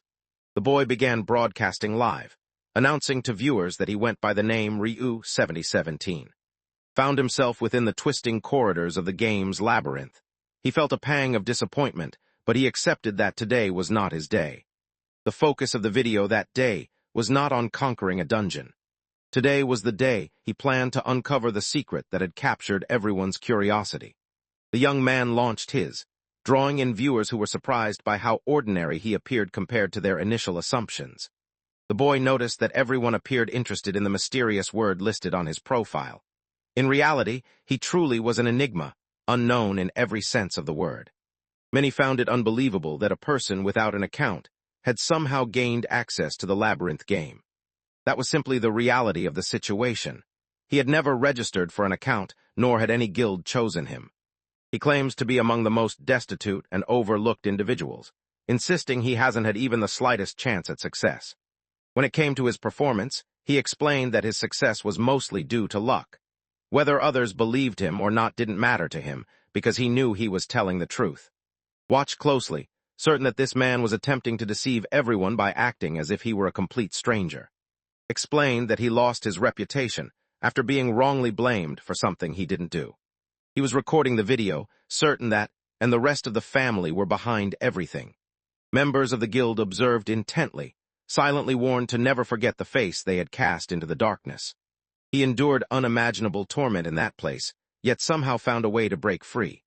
Their moment had finally arrived, and they needed to prepare themselves. Inside a chamber filled with playing cards, a man wearing a hat announced that someone hostile to had shown up. Remarked that the situation was serious, noting that the attention they were getting was nothing to laugh about. In response, V observed that it seemed the kid was now going to be pursued. The man wearing the hat notes that if is behind the chaos, Gabriel has likely erased every trace of information by now. Card V mentioned that and his team showed potential, making them worth watching closely. However, it countered by expressing that, in its view, the group seemed rather unimpressive. The man wearing the hat wonders aloud what their next move will be, realizing that can't just overlook Ryu's 7017. Despite being asked for help, the two cards showed little enthusiasm, explaining that they were already burdened with plenty of their own responsibilities. The man assures everyone that everything is all right, and that he will continue to observe the situation, though he considers the possibility of taking independent action if necessary. The cards vanished, having anticipated this outcome, and silently bid farewell before fading away. The man bids farewell as well, mentioning his intention to take the route that appears more intriguing to him. Inside the guild headquarters, sat for an interview, surrounded by a swarm of eager reporters. The press relentlessly pressed him for information about, all desperate to uncover how this mysterious person was linked to the guild. He explains that the boy used to belong to the team, but after an incident within the group, he was removed and has since lost all ties to them. The reporter explains that the boy featured in the video insists he was wrongly blamed, and she is seeking confirmation about the truth of his statement. The boy responds, but every word he says is untrue. The reporter remained persistent, pointing out that numerous unsettling rumors surrounded their actions, including accusations of mistreating fellow players and possible secret cooperation with the creators of the game. The group leveraged their power within the game to sway the developers, urging them to modify dungeon regulations and even adjust the methods for obtaining items. The reporter, addressing Gabriel as the guild leader, sought his perspective regarding the various accusations surrounding him. He insisted that everything was false, dismissing the accusations as nothing more than a smear campaign against the guild, behaving just as one would expect from a skilled but unscrupulous politician. They had already collected updated details regarding the identity of Ryu 7017. According to the speaker, everything would eventually return to how it was before. As Gabriel broadcasted his, an observer in a nearby shop watched intently. The boy entered the room, and the other person instantly remarked that everyone around the globe was discussing him. Showed no interest in those concerns, focusing instead on the real issue. He wondered why a strong, young girl would be made to speak with the voice of an old man. The man explained that the greatest advantage of possessing a completely artificial body was just that. In reality, the sole character who made any effort to appear feminine turned out to be an elderly gentleman inhabiting a mechanical form. Surveyed the chaotic scene, feeling exhaustion wash over him. He decided he had reached his limit and wished to speak with the moderators. Suzuki simply presents the usual selection, offering nothing different from before. The boy quickly demands that he stop bringing worthless items. He had already claimed he could track down the source of the quality mods, which made it even more likely. At that moment, Suzuki acknowledged desire to speak with the individual responsible for making the mods. He slipped his hand beneath his kimono, and retrieved his CD. He explains that he was instructed to hand this over if anyone ever came searching for him. If a person managed to track him down using the details inside, they would earn the opportunity to speak with him. Believes that anyone who has endured such challenges must possess incredible strength. Examines the object and realizes that it is a visual modification. The device would disrupt his vision and gather a wide range of data. The main problem lay in the fact that this version was more sophisticated than any before, which meant the dangers had also increased. Despite this, the boy felt indifferent to the heightened risks. What truly bothered him was the unsettling sense that he was being evaluated. He began removing his small backpack and mentioned to Suzuki that he had brought a small present. Over the past several days, he had been searching for all the same things featured in the most popular videos. He let the items fall carelessly to the floor, instructing her to sell everything and promising a generous reward in return. His action came across as dismissive and disrespectful, as if tossing the items aside meant nothing to him before walking away without a second thought. As he wandered through the city's busy streets, he mentioned noticing dungeon items appearing in YouTube videos. These videos were actually starting to generate some income. Ivan encouraged him to use his good luck streak and try his hand at some roles, suggesting it was the perfect moment to take a chance. However, he refused, explaining that there was still someone else he had to see first. At that moment, a person lifted their hand and called out to him. The young man, sporting a trendy K-pop hairstyle, remarked that a significant amount of time had passed since he and the other boy had last met. A man suspects that a strange person has appeared simply because Noma is friends with the man, usually kept to himself, never mingling with others. However, when a boy approached and greeted him, the robot was taken aback, realizing that did, in fact, have at least one friend. As he glanced at the man's hand, the boy recognized, recalling their school days together from his clothes and appearance. Memories of their friendship surfaced, and the man suggested they have a conversation. The boy's hands were balled into fists so tightly that green veins stood out across his skin. Despite this obvious tension, he agreed to speak, insisting that he didn't mind having a conversation. He had assumed they were friends, but their actions proved otherwise. As the guy walked alongside him, he commented on how good it was to see him relaxed, all the while secretly flashing an odd gesture behind his back. A group of men were already loading there just behind him, while he claimed that he was simply missing his friend. The situation was baffling. People could be seen gathering on the rooftops, watching the scene unfold. Someone tried to calm the situation, urging another to stay relaxed, while their attention was drawn to an approaching troublemaker. He pretended to care, claiming he missed, though he could hardly remember his face, but simply remarked that he sensed many eyes were watching them. There were two of them, and for a moment it seemed as if a brawl might erupt. They found themselves sitting relaxing together. Across the table, the young man expressed regret for all that had occurred 3 years earlier. Remains straightforward, questioning whether the man genuinely believes his apologies have any impact. The honesty of his words lands harshly. The man remained seated, wearing a vacant expression, while wondered if he had been summoned only to listen to someone say sorry. The young man refuses, explaining that he already has a strategy to help return to bronze rank. At that moment, doubt began to creep in as the thought occurred that perhaps he was unaware that their friend was actually the true. Confusion clouded the situation, and suspicion started to take hold, making it hard to trust anything anymore. The boy wondered whether something like that could really happen. The man began to outline the strategy, but was suddenly interrupted. A memory from the past surfaced, called out desperately for, reminding him that just 1 week remained before his mother's operation. Was sprawled helplessly on the ground, gripping cards in his hands as he pleaded for help to pay for the medical expenses. The boy insulted harshly, calling him a bastard, after aggressively kicking him away and warning never to lay his dirty, repulsive hands on him again. A sense of alarm filled the air, leaving everyone puzzled about the cause.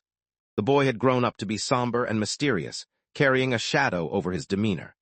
In the following scene, he could only gaze in silence at his mother's lifeless form. A voice suggested that perhaps it was better this way, since he likely wouldn't have managed to pay for the surgery regardless. Continuing to make the payments would have been out of reach for someone as unrecognized as he was. Afterwards, face showed clear signs of disappointment. Returning to the present, demanded that the man cease his act. With a quick snap of his fingers, he unveiled the truth. The man had once worked as a developer on the game Space Alien. He pointed out that this was the company that eventually went bankrupt. Given his current pitiful condition, it was doubtful he had any assistance to give. Rose to his feet and began to leave, but the other man stopped him, asking him not to go just yet. He threatened to reveal everything he knew about their boy, too, if he refused to speak with him. Because he had once been employed there, he likely understood exactly what the consequences would be. Honestly, their options seemed limited. The young man appeared to have no relatives whatsoever.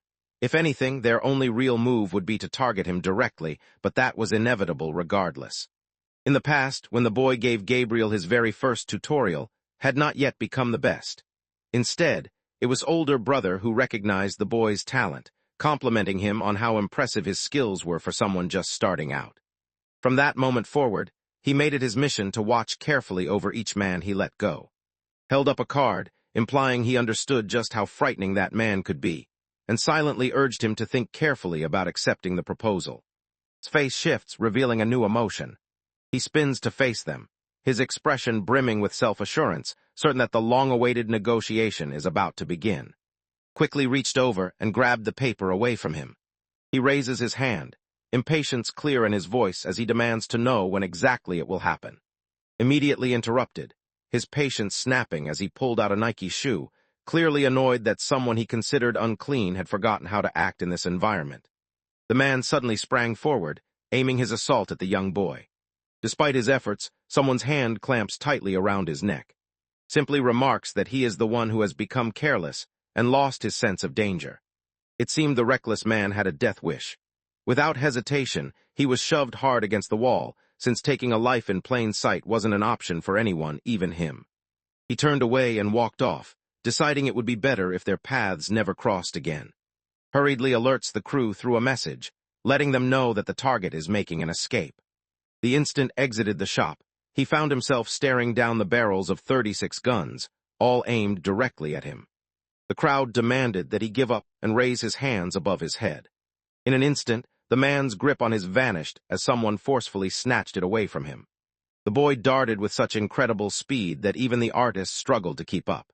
He moved so quickly, his figure seemed to blur and slip right out of the comic panels.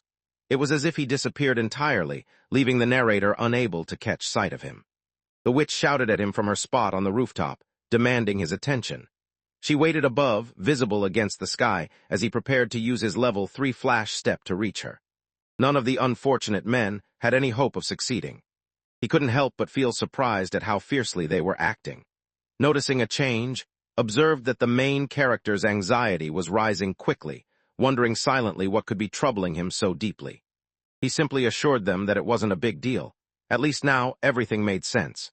The next phase awaited, signaling a return to the ghostly realm. The focus moves to Gabriel, who expresses his disappointment in feeling let down after placing his trust in him. The fool expressed regret for his actions, but insisted he had important news to share. Specifically, he revealed that was 25 years old. Simply instructed him to be quiet.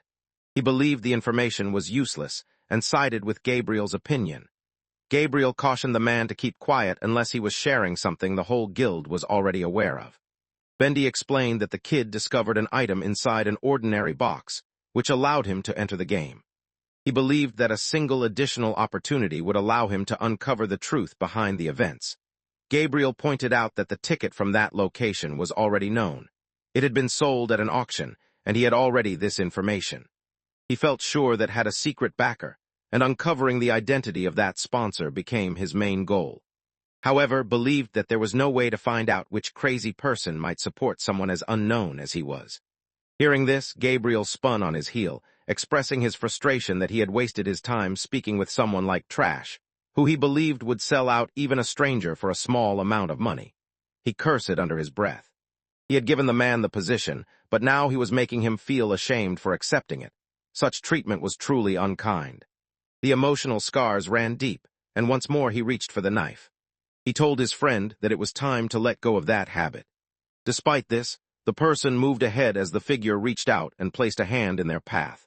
The person's head struck the ground as their lips brushed against the hard pavement.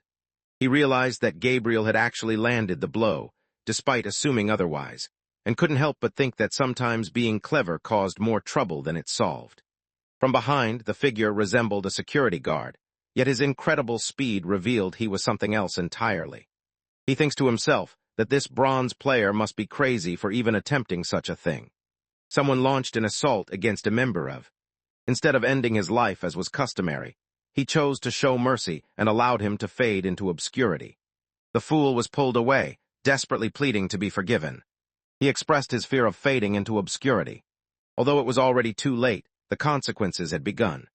The man known for his lack of self-restraint had fully deserved his demotion, and now Gabriel was lost in contemplation. He recalls that Bastard had once proven himself to be a fairly skilled analyst. That was all there was to it. No fair comparison could be made between and who clearly stood out as the best choice. Despite everything, there was always something unique about that boy. Now, the moment had come to uncover the true mysteries hidden within that account. In the realm of spirits, the boy made a dramatic entrance, crashing into the city with the force of a storm. He arrived dressed head to toe in his small suit of armor, ready for anything. Never missed a chance to urge him to spin the wheel, signaling it was time to try his luck with the buyer. Boy believed he had more pressing matters to attend to, yet he insisted on gathering a crowd so everyone could witness the upcoming events. The number of views on his videos continues to rise, and he realizes that it's only a matter of time before those people decide to take action. Those enemies belong to the most powerful guild in the entire ghost realm. He removed his helmet and thought to himself that the moment had come to set the trap in motion. At that moment, the crowd's attention shifted as they began gesturing toward him, urging others to take a look. People all around appeared to know who he was, identifying him as the mysterious figure from the widely discussed video. Possessed a total of 92 tickets, along with 5 guaranteed XR rewards, and had accumulated 8,500 points. He began by choosing a character who could play 10 different roles. The items landed at his feet, once again filled with nothing valuable. Disappointment washed over him. There were no SRs this time, just like before. The robot explained that, regrettably, boxes came with no promises. The only assurance he could offer was that he would end up laughing right in the protagonist's face. Laughter flooded the screen as he continued to send message after message. The boy remained seated, surrounded by a towering pile of garbage. He felt hopeless, unable to understand how he failed despite having a 3.6% chance. Noticing his despair encouraged him to keep trying. A real enthusiast would never quit at this point. At that moment, he reached for the SR cards, announcing with determination that the real game was only just starting. The first reward he receives is a phoenix feather of SR rank, a special necklace granting him a single chance to come back to life. Given that many of the game's bosses had attacks capable of causing instant defeat, it seemed like investing in protection against them could be a smart decision. As the second box descended, he felt certain that this time he would succeed, acquiring a powerful weapon or an extraordinary ability. Inside the box rested a toothbrush of SR rank. The robot offered its congratulations, declaring that he had now earned the title of king among toothbrushes. Couldn't hide his confusion. He was certain there had to be something unusual about this so-called magic toothbrush. There was no way it was ordinary.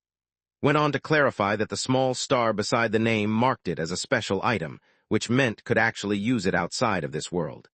He wondered how he was expected to use that in everyday life, and the robot explained that it could help him brush his teeth and eliminate any cavities. Unable to contain his irritation, swung his fist, yet the Dan robot swiftly moved out of harm's way. Now, with just 3 cards remaining in his hand, every unlucky draw made it less likely he would find a winning card. He chooses to open the final 3 simultaneously, believing that this is usually when something lucky appears. He pressed his teeth into his lower lip, silently pleading for a reliable weapon. He reveals 3 identical sword of weapon cards, much to the amusement of the robot, who is now laughing uncontrollably as everyone stares at him sprawled in defeat. Completely devastated, he is left bewildered, unable to comprehend how he wasted so many tickets and still walked away empty-handed. The crowd around him bursts into laughter at his misfortune. Those standing close by appeared puzzled, uncertain about what was happening. It seemed unlikely that they could see what he was doing, especially the objects suddenly appearing. They didn't seem to notice any of it. The person seated beside him is already considering alerting, hoping they will come and deal with the boy. Announces to the protagonist that he has some positive news to share. After acquiring numerous SR-ranked items, he managed to activate the combination system at last. Although he is unable to disclose the other capabilities within that system, it's clear that even more functions are waiting to be discovered. He can't help but wonder why the robot hadn't mentioned this information earlier, instead of simply laughing at him. The strange shape continued to twist and move, almost as if it were dancing, delighting in how amusing it found someone as gullible as him. Suddenly, the system interface emerged, revealing options for both merging abilities and combining items. Beneath the item section, there was also an undo feature, which allowed him to dismantle items back into random box points instead of fusing them together. There was little intrigue in the act of combining the two items. It was simply a matter of putting them together. The swords were enhanced as he merged a pair of them, causing a small plus symbol to appear at the end. Immediately, he wonders whether there is a restriction on the number of times he is able to merge items. He places a pair of swords, which have already been merged, into the system, observing as the process appears to function once more. Overflowing with excitement, he leaped into the air and yelled as he combined the items. He had expected the attempt to fail, but to his surprise, the upgrade succeeded, and the object grew enormously in size. The legendary weapon, once known simply as the Grand Sword, now bore the new title Grand Sword IGG at its end. It seemed that now the device could truly function as a pistol from a distance, whereas before it had only partially worked, almost as if it had been stuck or malfunctioning. He burst into uncontrollable laughter, while the robot reported that his vital signs were beginning to fluctuate in unusual ways. He uses the remainder of his points to improve his parry skill, raising it to level 5. At this point, his SRIGG displays a star symbol at the end, just as was previously revealed. This enhancement allows him to utilize the skill outside of the game, in real life. At that moment, he began to question what might occur if he merged two of his fully mastered abilities. According to the system, this combination could unlock a new skill, offering him the choices of Sword Saint, Heavenly Sword, or Sword God. He instantly loses his temper with, demanding an explanation for the utterly random skill combinations. In response, the robot calmly explains that a touch of luck is necessary to keep things entertaining. He considered continuing in hopes of obtaining a transcendental plus rank skill. Curiosity filled him as he wondered about the chances of actually acquiring such a rare ability. The robot announces that the chances are an astonishingly low 2%. Despite the odds, the young man, acting on impulse, chooses to take the risk anyway, wondering if fortune might unexpectedly favor him. He only managed to draw the Sword Saint class, which granted him almost perfect mastery and defense at just the 3rd level, while his sword energy remained at the 1st level. Upon leveling up, additional SB would be awarded as a bonus. Although the ability hadn't yet reached its highest potential, there was still room for further improvement. He prepared to speak too, but was suddenly interrupted by an unexpected event. Without warning, a figure emerged from the side, drawing near. A man pressed the blade of his sword against the other person's throat, demanding to know whether he was Ryu 7017.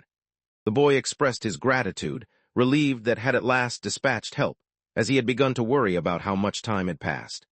He begins to protest that attempting a PK in the city is reckless, but before he can finish, the other man swiftly cuts his throat.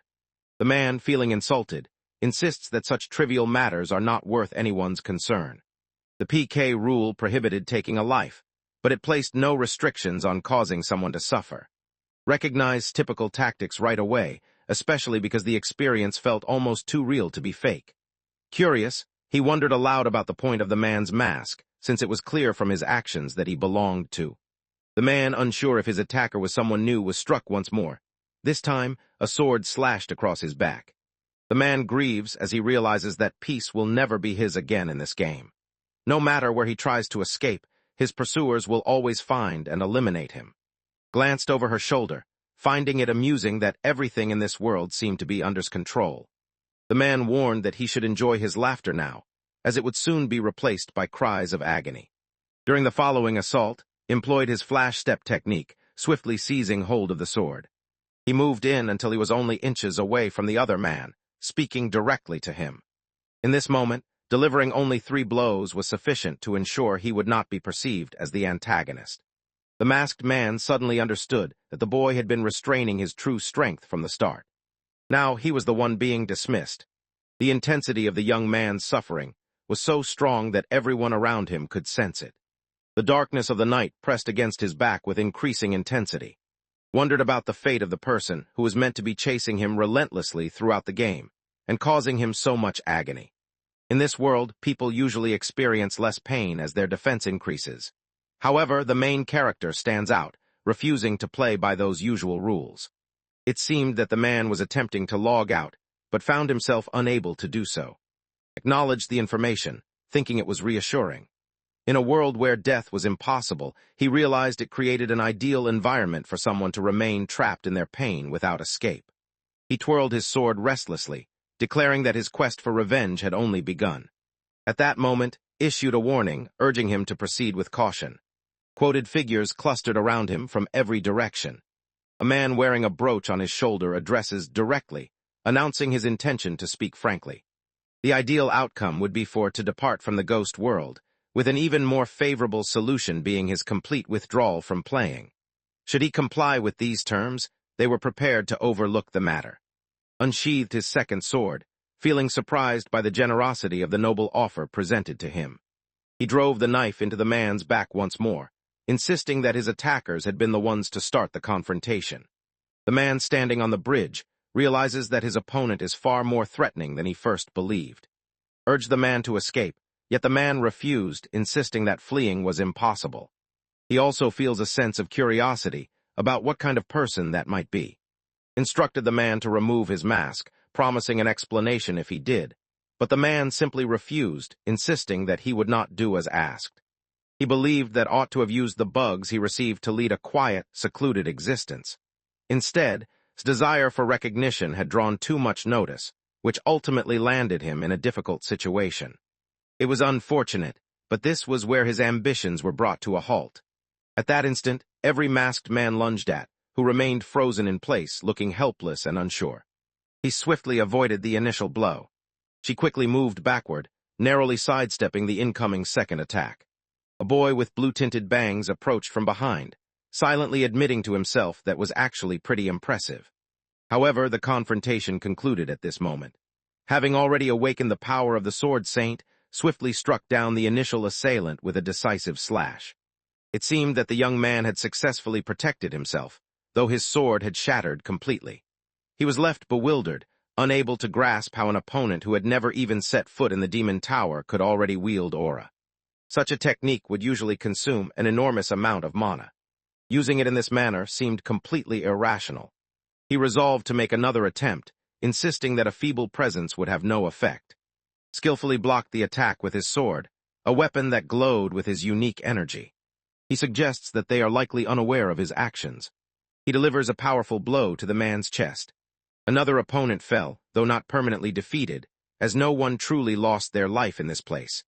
The leader displayed intelligence, quickly noticing how used his aura to block. He questioned internally whether this move was actually a parry, similar to techniques he'd seen in other games. Simply responds by thinking that the harder they push themselves, the more things seem to fall apart. In order to assist them in reaching a decision, he discloses that his power operates without using any mana. Currently, he was the sole person who wouldn't grow weary. Before the group has a chance to understand his words, a sudden sword attack lands precisely in the middle with a sharp, decisive blow. The object landed squarely on someone's head, sinking in with a sickening thud that suggested it had penetrated deeply. The gruesome sound of blood only confirmed how far it had gone. The thought of something going in that deep lingered in the air. A small girl with white hair appeared. The speaker wondered if this was, recalling how sly she could be. They remembered its name despite her attempts to go unnoticed. The second person's leg appeared to be badly injured. The leader warns the group to proceed with caution, noting that the pain caused by this particular kid's attacks seems unusually intense. The group moved into a concealment pattern among the leaves, each person preparing the gear and roles assigned to their class. At that moment, observed that the appearance of nightfall signaled an end to any attempts at secrecy. He recognized instantly that only one dual-sword wielder, Cassius, was known for such a move. Though he didn't enjoy the same level of fame as, he remained quite well known, and most people preferred not to get involved in whatever he was doing. Cassius called upon a binding spell named, which immobilized the child and left them defenseless, allowing Cassius and their ally to prepare for the final blow. Chains emerged from the earth, coiling tightly around Spotty. Everyone prepared their strongest skills as 3 attacks were unleashed. A figure soared through the air in the direction of the young boy. Aeneas understands Perry's methods well. Without something tangible to push against, Perry's approach fails to function as intended. Judging from the expression on his face, it was clear that the boy was correct. Glitter burst into the air, scattering sparkles in every direction. As the haze faded away, a figure remained, completely unharmed by what had happened. Notice the vacant expression on his companion's face, as he described how the newly evolved ability could now shield against attacks that weren't physical. Despite everything, continued to wave his sword, expressing a sense of letdown. He realized that facing opponents who specialized in long-range attacks would require him to exercise greater caution. Before had a chance to respond, the man interrupted him.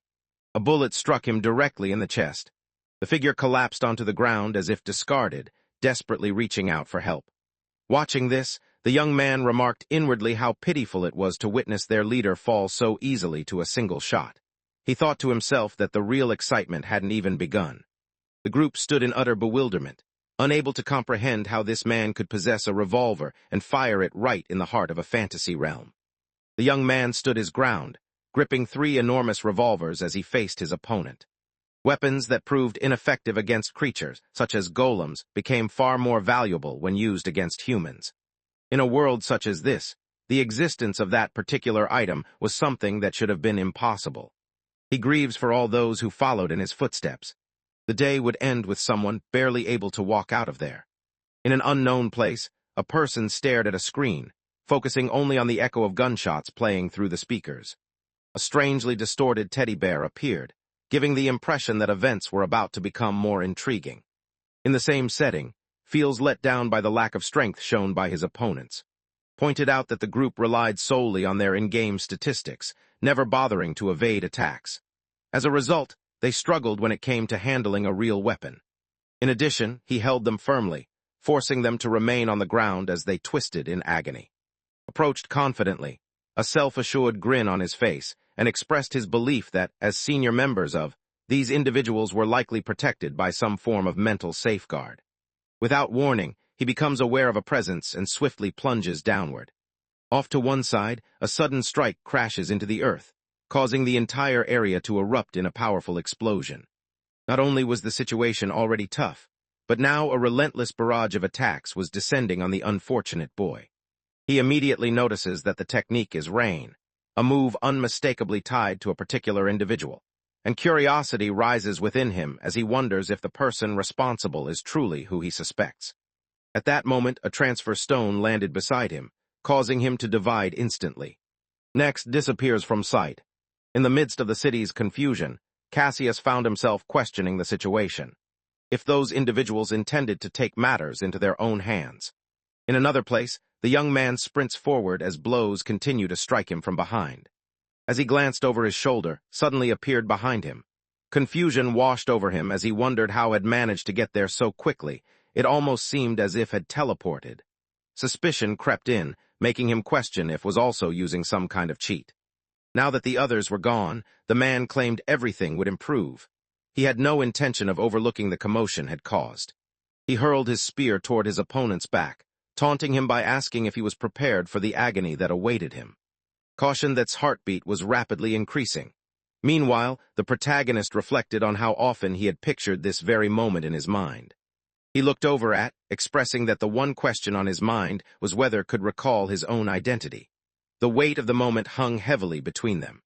The villain, struggling with his failing memory, claimed he truly could not recall anything. Hoping for a spark of recognition, he had believed that taking a closer look at the child might help him remember. Despite thinking hard, Navi couldn't come up with any answers. He was left wondering why the boy seemed determined to make his life so difficult. Feels as if he has been struck by a heavy blow. Shocked, he realizes the person responsible for destroying his life has no memory of it at all. Raised a hand to his own face, quietly murmuring his name over and over. Then, without warning, something unexpected happened. He turned and confirmed that his memory truly failed him. The character glared with frustration, convinced that the man would finally recall something important. Instead, disappointment washed over her as she realized he had no memory of it at all, leaving her to silently curse him as a scoundrel. He simply wonders whether is bothered by not even knowing his own identity. He felt indifferent about the situation, knowing that after everything had done, consequences would soon catch up with him. He quietly wishes that, if nothing else, he will walk away from this place satisfied rather than let down. The tension in the air grew as the fight was about to begin in earnest. Reassured his opponent with a determined look, making it clear that he had no plans to restrain himself. Both characters remained motionless, the atmosphere thick with dramatic energy reminiscent of an anime scene. Tension hung in the air, signaling that a fierce fight was moments away from erupting. Began gathering energy at the end of his spear, and the young protagonist instantly recognized the move that was about to be unleashed. He lunges ahead with incredible speed, skillfully weaving past any obstacles in his path. His lips curled into a small, admiring smile, as she noticed that had managed to get away with just a simple leap. The boy shrank inward, drawing into himself like a turtle retreating into its shell, carefully avoiding any eye contact. Despite trying to appear courageous, their hands trembled uncontrollably. Another strike from was on its way. He succeeds in deflecting the attack, yet his opponent. The relentless barrage continued, leaving stunned by his opponent's unexpected strength. Even parry wasn't allowing him a single opportunity to mount a defense. He took another blow and slid backward across the floor. Considers that he might need to reassess his opinion of the young boy. Entertainment used to be enjoyable, but now he felt exhausted by a game that had turned into nothing more than a way to earn experience points. He remembered a time when people joined in simply because they wanted to have fun. He delivered several more blows, thinking that was fortunate as well. He was gaining knowledge from a truly gifted individual. He spun the spear skillfully in his grasp. A force descends from the sky, triggering the meteor's power. The opponent launched a powerful strike. The young fighter attempted to defend himself, but the attack abruptly halted before reaching him. The chill lingered in the air. He had protected himself, but it seemed as though his arm had simply snapped under the force. He continuously revived parry as relentlessly attacked with the spear, but the situation felt overwhelming. The subject of SR sword mastery came up. The force of the blow sent him flying through the air. In that moment, it was her turn to let out a frustrated exclamation. At last, he found a chance to strike, yet there was no need for him to take any action. Despite their efforts, the man moved with incredible speed, outpacing them with ease. The spear came dangerously close, nearly piercing his mouth. Stared in disbelief as, despite being struck by the parry, managed to recover and respond more quickly than he did.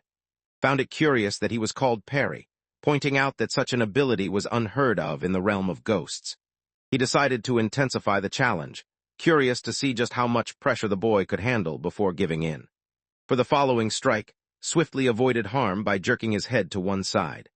The issue was that, despite managing to block an attack, he found that his opponent always struck back before he had a chance to respond. Having already studied extensively, he realizes that the weapon wields plays a significant role in his abilities. Rushed forward once more, expressing his admiration that the young opponent had managed to remain on his feet. He held the Starlight Spear, a weapon that increased its speed with each successive strike.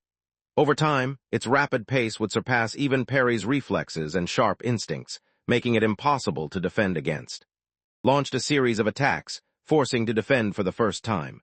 He seized his first genuine opportunity to strike back, and immediately took action.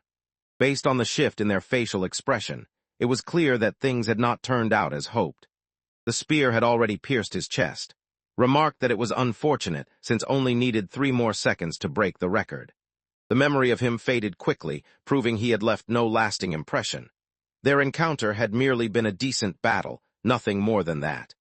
He threw himself to the ground, admitting that, in truth, the outcome let him down. He realized how foolish it had been to believe he could succeed with the skills he possessed. Listened as he was told that, regardless of his wishes, ending his life in this place was impossible. The area had been designated as a place where players could freely engage in player killing. Although the place resembled a village, it was really just a deserted zone. If anyone deserved the blame, it would be the game developers who failed to fix the glitches. The reasoning behind his explanation was likely because, based on the rules, forced teleportation was normally limited to towns. The specific guidelines, however, remained unclear. Was curious about the person supporting the kid and wanted to find out who it was. The boy asked a question, and responded by suggesting he direct it to Sen instead. His name hung in the air as face shifted dramatically. Without warning, he reached out and seized by the neck. She insisted on finding out whether he recognized her, and if he had any idea about the whereabouts of the troublesome girl. Merely chuckled in response, remarking that it seemed he had been deceived as well. He admitted it was the truth and reminded her that he had already explained, from the Ace Guild was involved. Stands in the scene, raising her voice loudly. The boy's awareness was fading fast, his mind drifting as he teetered on the edge of unconsciousness. It was clear he was about to lose his grip on reality.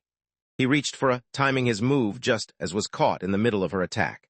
A sudden explosion erupted beside him, filling the air with a deafening blast. The boy stepped back, while the other man questioned whether he truly believed he could win with such childish weapons. Dismissed his opponent's questions, insisting he didn't need anyone's support to defeat someone he considered beneath him. The blonde-haired student's anger was already obvious, with veins standing out on his forehead. Admits to him that, although his memory sometimes fails, today he is determined to remember everything. Now he was entering with 50. He felt completely perplexed and unsure of what to do. Wondered aloud if he had lost his mind. To her, it seemed illogical for someone to endure a beating and then abruptly declare their intention to fight back using only half their strength. She was attempting to persuade him not to go through with it, but the boy simply responded with a single word. The character had abandoned all feelings they considered pointless. The character felt confused about the mention of 50%, wondering if it had something to do with those CDs. They struggled to understand the situation, uncertain about what was happening, but considered that it might be possible. The reason would be revealed afterward. For now, he rushed forward without hesitation.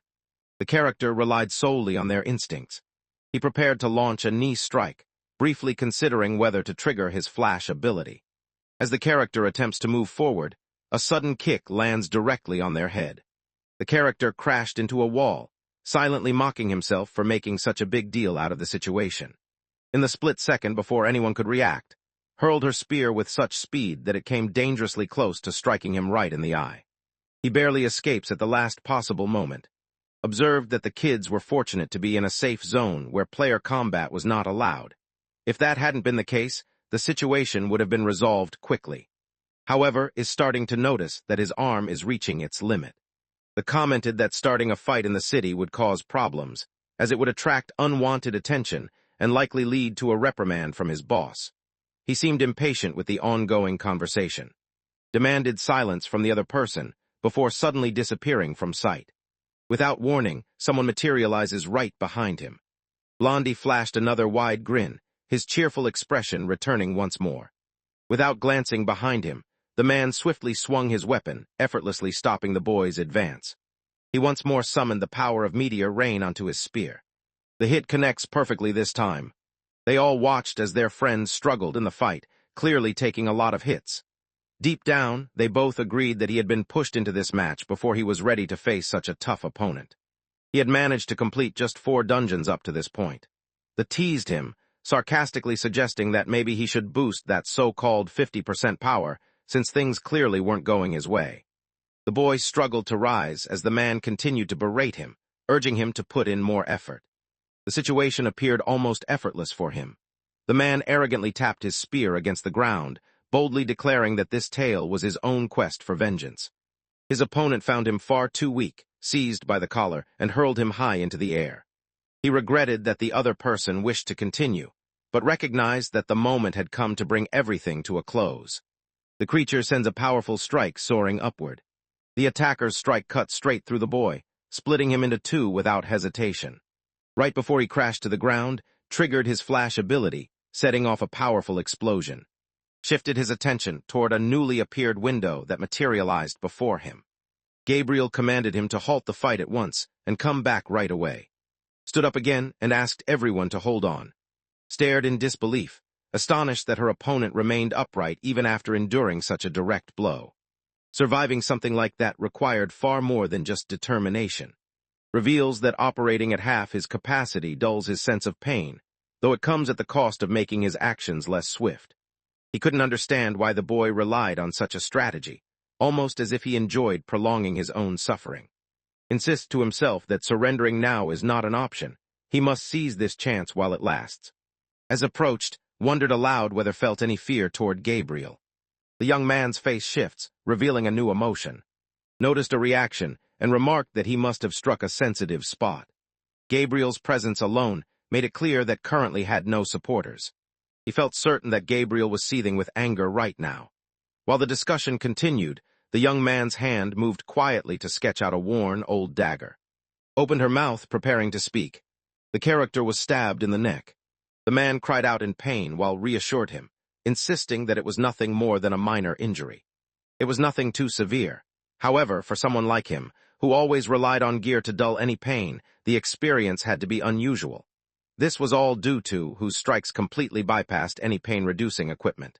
The ache remained just as sharp as ever. Unleashed a stream of curses, while responded with calm indifference. This was exactly what the character had hoped for.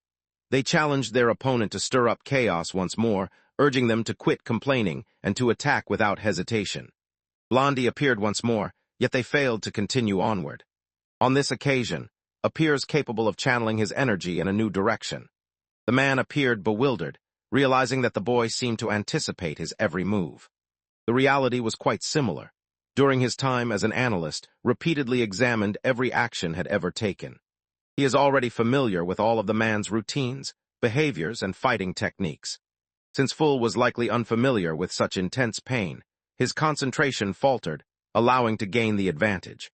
As weaved swiftly to avoid incoming attacks, he reminded himself that finishing the fight quickly was his only option. Determined, he gathered energy for a powerful series of strikes with his spear, knowing this was his last chance to turn the tide. He triggered an ability that made his attacks much faster. The character needed speed, using it as a key to enhance their abilities.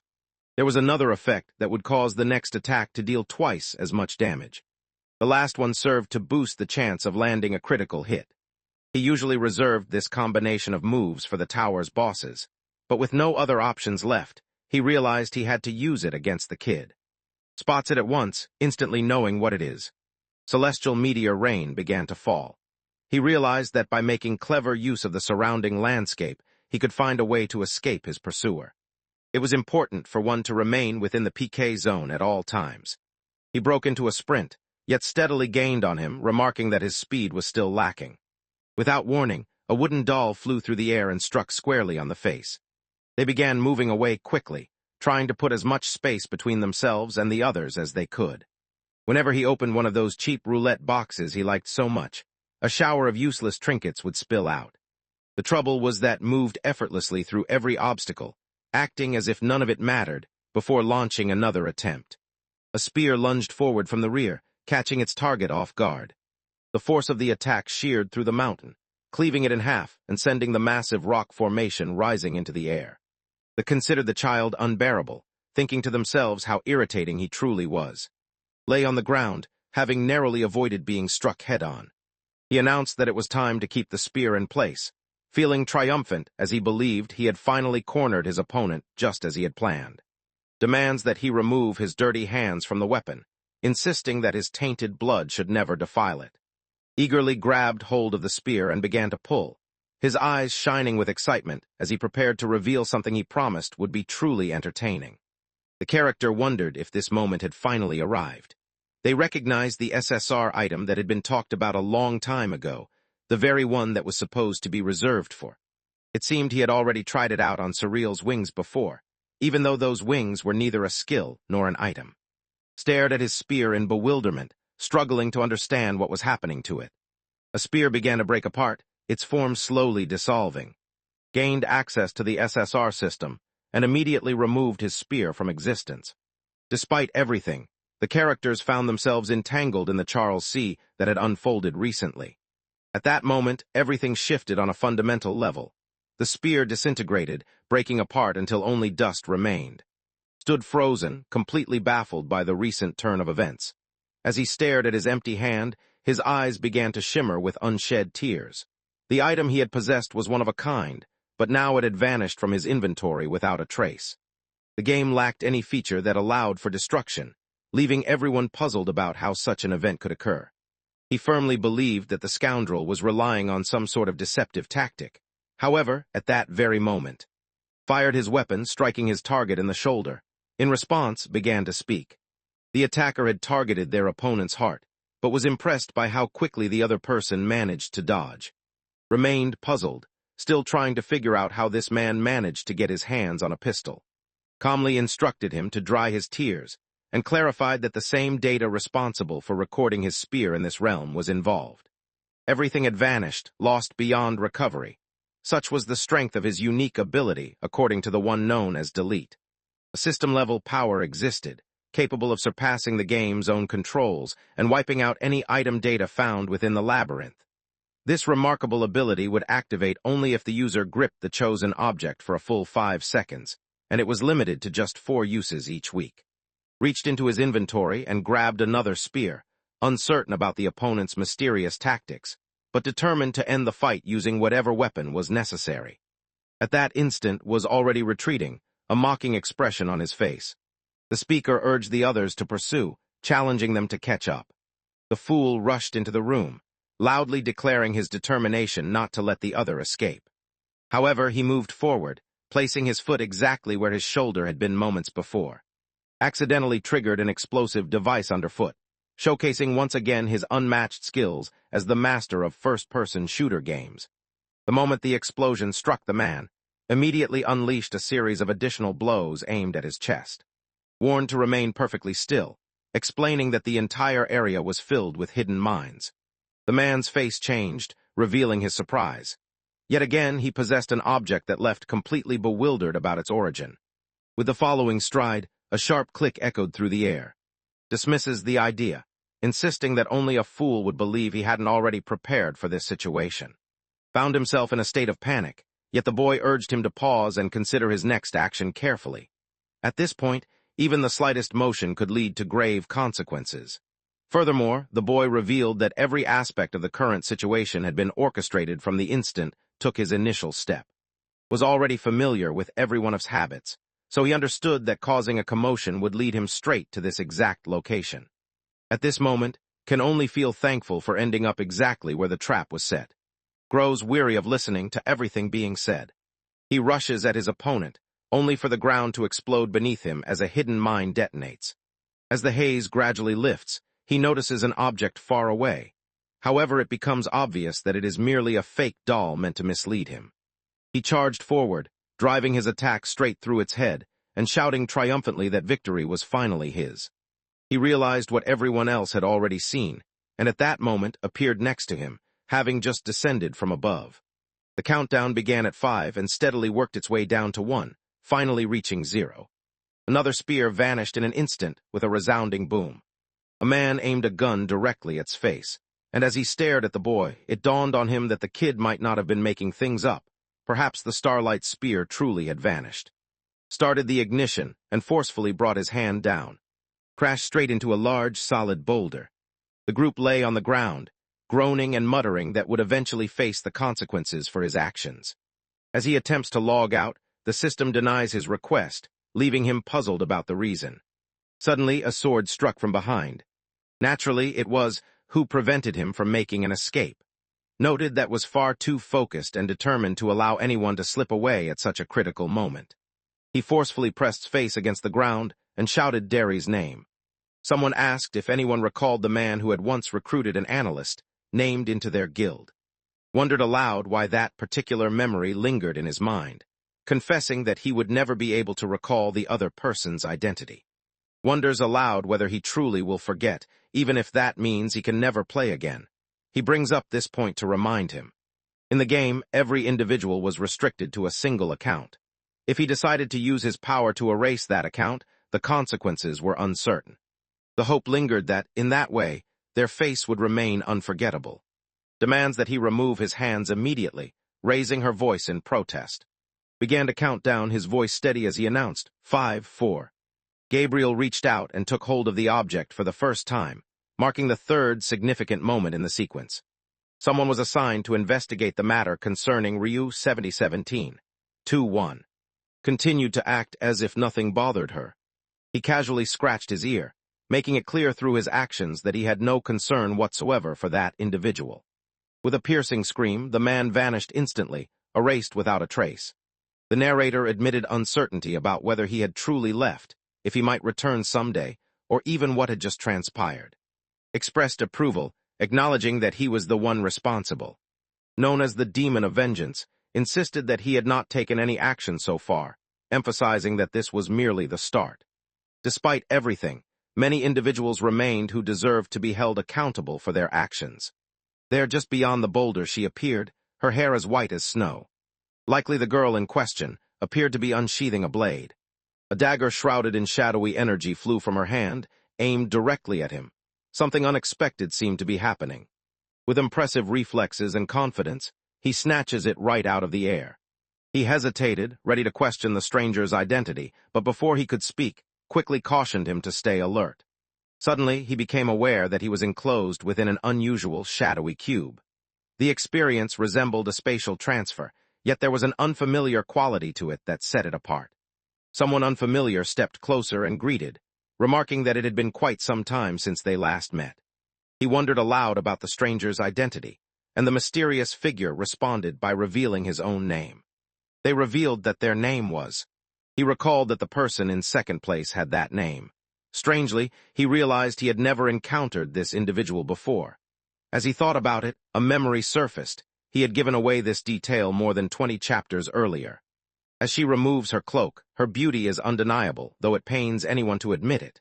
Despite this, everyone knows they could never truly forgive her for turning her back on their friend. The memory of her insincere smile and the way she stood beside is something he would never forget. He was in the midst of a complete emotional collapse, desperately referring to her as. She explained that the name had only been a cover, revealing that her true identity was Asia. Their friend had completely lost control, now cackling with a wildness that reminded everyone of the Joker. He claims that her true name holds no importance to him. Due to her actions, he was expelled from the guild, faded into obscurity, and was stripped of all that he once possessed. Despite everything, she arrived, determined to see him. This suggested that she must have a desire not to live. Asia Knott had been searching for him for many years. She had never expected that he would turn into a player. In response, explained that everything had unfolded this way only because of certain circumstances. Due to the deep resentment he harbored for her and for everyone in the guild. She needed to hurry and say what she meant, because if she hesitated any longer, he would make his move without hesitation.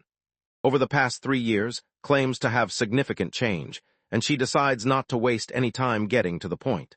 She advises him to let go of his vendetta against. He wondered aloud about her statement, prompting her to explain her reasoning. Before long, his family's movements would be monitored in the real world, and concern for his mother would become necessary. He had assumed she was unaware, but unexpectedly she remarked that she had forgotten. Then, realizing the truth, she casually noted that the person was already dead and apologized for her mistake. The woman seemed to be inviting trouble, as if she didn't mind risking a dangerous encounter. The young man tightened his grip on his sword, convinced that the reckless woman standing before him clearly had no regard for her own life. He rushed forward, declaring his willingness to fulfill the request without hesitation. The knife pierces her abdomen. Despite the odd situation, she merely shifted to the side to avoid it. She suddenly dashed toward the dagger, leaving him puzzled as he noticed how unique the weapon appeared. The moment her hand moved toward it, a sharp blade sliced through the air, severing her hand from her arm. Their friend began to stir, catching everyone's attention.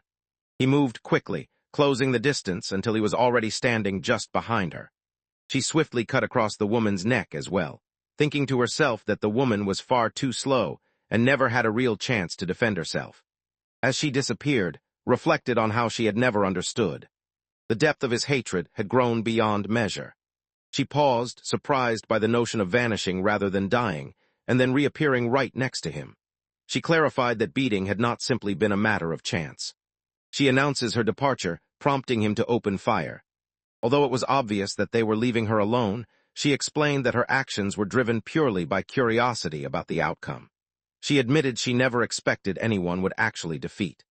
Cautioned him, explaining that dagger was genuinely dangerous. Everyone constantly referred to him as a bud, yet in reality, his system was simply malfunctioning. In contrast, the tool she relied on was an artificial creation. Although he claimed indifference, his expression revealed a new understanding. He realized that he would not be able to end her life just yet. Declares her intention to personally handle the task of taking down the guild. She remained clueless about the method he used to defeat, yet her curiosity grew as she wondered how he would handle things when that person returned. Calmly explained that his desire for revenge outweighed any concern for what might happen because of it. She attempts to caution him about future regret, but he simply responds that will never appear again in this game. She deleted his account and found herself captivated by the sight of him breaking down in tears. He insisted with certainty that if he crossed paths with her once more, the result would not change. Despite his confidence, curiosity lingered. Had he truly erased that person's account? Was it even possible to remove someone so completely? The idea of being able to erase 4 people every week seemed almost unbelievable. Beyond the immediate action, observes and remarks upon the situation. The insect-like woman had truly succeeded in limiting his abilities. The most frightening aspect was the unusual dagger that she wielded. She tossed the object toward him, and instead of avoiding it like he should have, he reached out and caught it. Back then, he sensed no threat coming from it. To uncover what the object truly was, he realized he would have to gather more information about his allies. He turned to and inquired whether the item was prepared. Confirmed, explaining that the timing matched perfectly. At last, they were about to come face to face with the individual responsible for making the mods. This time, the unsettling small bear seemed to be the source of trouble. An unseen observer silently witnessed the entire chaotic scene unfold. He sat down, lost in thought, considering whether to give up. Was clearly cheating, using a virtual screen to watch everything happening. He looked the teddy bear in the eye and firmly declared that he would not allow it to log out. The bear explains that he had only been observing the fight because he was curious, and he offers an apology for his actions. The boy simply responds that they have plans to meet at 8 o'clock the next evening. Inside Suzuki's shop, it became clear that he had been observing everything on the monitor, piecing together what was happening as he watched. Everything suddenly became clear to him. The bear nodded in agreement to the plan, promising to meet the other person at the designated place. However, before parting ways, the bear expressed curiosity about an unusual signal loss that had occurred earlier. Comes to the conclusion that this man is just as clueless about his actions, as he refuses to share any information. Instead, the man responds curtly, pointing out that has already asked more questions than he should. In the following scene, the characters had already reached Suzuki's shop. The boy entered the room, grumbling about his frustration. He thought the situation was absurd, mentioning that he always arrived on time while someone else failed to appear. Noticing his irritation, inquired about the reason behind his complaints. He failed to realize that the mod creator had already arrived. Seized his collar firmly, her serious expression making it clear that she wanted him to stop fooling around. Without warning, a voice interrupts. Arrived at the scene, glancing over just as a teddy bear descended the staircase. The bear introduced himself as the creator behind the mods. They had expected the man to be much larger, yet their companion effortlessly lifted him with just one hand. The little bear, barely able to move, let out high-pitched squeaks about being squashed, while scolded him harshly and demanded that he stop complaining. Without warning, Suzuki suddenly encased himself in ice. Suddenly, something landed on the table, leaving the boys bewildered and questioning what was happening. The bear decided that demonstrating would be simpler than giving a long explanation. Instantly, he began shifting his awareness elsewhere. The individual conversing with was actually the mod creator known as 5555. Simultaneously, the figure behind the counter was both 5555 and Suzuki at once. Now, the small robot spoke using Suzuki's voice. It seemed the author hadn't fully planned out how the voices would work in this story. The setting shifted, making it easier to recognize the characters in the manhwa. Remained skeptical, yet assured him that they were indeed looking at the very same individual. It appeared to be a single mind controlling several bodies, with each one displaying its own unique personality. At that moment, comes to the conclusion that is likely utilizing a modification to change his own behavior. The teddy. Bear planted his hands firmly on his hips, a satisfied look crossing his face as he acknowledged that the other had at last unraveled the truth. He offered his congratulations for defeating, remarking on how astonishing the finale had been. Curiosity sparked in his eyes as he inquired about the method used to make the man vanish. Bear pressed further, eager to learn about the boundaries of this power, how often it could be used, whether there was any price to pay, and what limitations existed. The sound of the voice shifted once more, signaling to him that he was now speaking with 5555, the core personality of the mod creator, instead of Suzuki. refused to respond to any questions, insisting that the other man reveal his true identity first. The man known as 55 promised he would explain soon, but before that, he cautioned to be cautious and not let anyone discover his. Unfazed, simply shrugged and admitted that it was already too late for secrecy. Had taken care of everything. He had filmed, edited, and posted it online. From this point forward, his battle would continue without holding back. 55 was panicking, unable to believe what had happened. The situation seemed unbelievable. Someone had actually broadcast that information. Now, the entire guild would be scouring every part of the world, determined to track him down. Responds by expressing that this is precisely his desire. The bear surrenders, understanding at last that the child actually desires to be pursued. After this realization, the bear wonders aloud if he is even aware of the true identity of his pursuer. The boy appeared uncertain at first, but after the bear exited the game, Suzuki stood up. He snapped his fingers, signaling his readiness, and suggested that they begin by examining the matter at hand. A holographic display appeared, showing an aerial map that highlighted a 100-meter radius surrounding the mall. Hidden behind a wall, the same gangsters who appeared at the very beginning come into view. Felt a hint of sadness as he noticed that the others still refused to surrender, despite having no chance of winning. The most crucial aspect, however, was the presence of the other boys standing directly ahead of them. The Iron Blood group operated as a dominant force in the criminal underworld. Thankfully, remained unconnected to them, as the group's leader had stepped down following an unfortunate incident. People whispered that was the one responsible for the accident. Suzuki understood the hint being dropped. These men likely had no connection to after she betrayed their group. Still, his curiosity grew stronger. He wondered to himself, wanting to uncover the truth about Suzuki's real identity. He acknowledged the discovery, and suggested that it was time for them to move to a place that suited the situation better.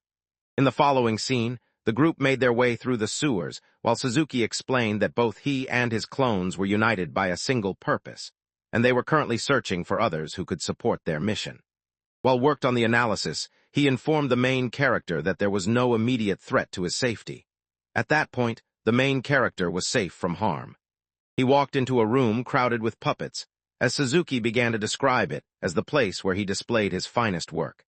The boy moved closer to one of the bodies, prompting to remark with admiration about a human's ability to make such a thing. Meanwhile, showed little enthusiasm for the creations and wondered aloud what he should name them, whether 5555, Suzuki, or something else. Suzuki explained that he should be addressed as Suzuki while in his human form, but referred to as 5555 whenever he transformed into a bear, his hacker persona. The man, growing impatient, urged his godson to finally share his true name. Meanwhile, promised to reveal his identity in detail while accessed some information on his device. During her 20s, the woman's identity remained a mystery, with only her gender being known. Someone beckoned her to step forward from her hiding place, addressing her as girl. Frustrated, the young woman remarked that this scant information was all anyone truly knew about her. Couldn't hide his confusion, realizing the information given was practically meaningless. He wondered if she truly had no memories about her own identity. The thought crossed his mind that these sudden changes in her personality might be affecting her mental state. She responds affirmatively, saying it's something like that, then wonders aloud if he's familiar with Accident 707. There had been a plane crash, and everyone believed no one survived. However, in reality, one individual managed to come out alive. Despite being severely burned, the person managed to escape and survive. The individual had been mercilessly dissected in a laboratory, leaving no trace behind, before an unhinged scientist forced her consciousness into an artificial android shell. Any hope the boys had of ever encountering a powerful and cool instantly vanished. Her fate had been as grim as being burned alive. Unfortunately, the situation only continued to deteriorate from there. He wondered aloud whether she was the only one who had survived, but she corrected him, revealing that both of them had made it through. Due to the experiment, an endless stream of memories had been placed within her mind. She remained unaware of their origins. No one could say for certain whether these were souls, minds, stories, or something else entirely, but she possessed the unnatural ability to control every single one. Quickly understood that trying to understand this unpredictable girl was pointless, so he simply inquired about the type of arrangement she was proposing. Without warning, she throws a small object toward him. Book expressed her desire to join in on the plan for revenge. Meanwhile, online discussions were dominated by talk of the harsh defeat, and his guild members had suffered. He appeared completely transformed, almost unrecognizable from who he once was. Most people, however, found it odd that the supposed erasure didn't seem genuine. In this game, removing data was supposed to be impossible, making the situation all the more unusual. Yet, a new question arose. If everything was truly fabricated, why hadn't it appeared to expose the truth to everyone? Fi found himself encircled by empty bottles, lost in a haze of intoxication. He hurled one object toward the wall, then turned his gaze to the other person. The system window displayed a message, indicating that account verification had not succeeded, and that no data was available. The man let out a laugh and warned others not to try anything with him, certain that something like this could never occur. Stood as the most powerful person in all of. Since he had no girlfriend, mother, or loved ones, there was no one for his enemies to target for revenge. All that remained for them was to try to defeat him directly. A short time before, had been striking the table with her fists. He called out to his brother, requesting just one more chance. Gabriel claimed that the fool paid no attention to his warning, chose to battle by himself, and ended up losing his own account. Now it was clear that he was in serious trouble. Panicked, admitting to himself that he had been unprepared for what happened. He believed that starting over with a new account would turn things around. From that moment forward, he decided to follow all of Gabriel's instructions. He realized that obtaining access would be possible if he could get another person's account, or a pass to create one himself. Despite its long history with the game, Gabriel remarks in a blunt manner that still seems remarkably clueless. He felt a deep sense of shame about being related by blood. The guideline remained straightforward. A single account was allowed for each individual, and once it was gone, there was no chance of recovery. He wanted it returned, but now his chance had slipped away. The man had just been thrown out by his own brother, urged him to quit acting foolish. If that worthless failure could become a player, then surely he could do it too. He pulls away from the group, urging them to step aside, determined to set things right himself. The speaker scoffed at the idea of any repairs being possible, thinking it was laughable since everything had already been discarded like trash. According to the brother, there was a huge mess left behind that needed to be dealt with, and he insisted that better should never return to that place. He found it hard to believe that the same boys who once avoided his gaze out of fear were now treating him with such disrespect, all because they saw him as nothing more than a clueless. At that moment, a person approached from behind and inquired whether he was. The blonde-haired boy dismisses him coldly, saying he isn't interested in talking and that people like him should keep their distance. Despite everything, the man offers him a cart and assures him that his purpose is to assist. It seemed that required the unique abilities that only they could provide. He wonders aloud whether the other man wants to listen to his proposal. At the same time, he tries to recall if this is the same person he saw earlier in the room filled with A and V cards. Meanwhile, the player discovered that was deliberately slowing down everyone else's advancement in the ghost world. Apparently, this arrangement both and the developers. By keeping the player's progress in check, the developers reduced their workload and in exchange offered certain special advantages. Regarded them with disdain, thinking how utterly pathetic they seemed. In his mind, it was no surprise that the end result, the game before him, turned out to be nothing more than a glitch-filled disaster. Suzuki revealed that this arrangement was a confidential agreement formed between the guild and the creator.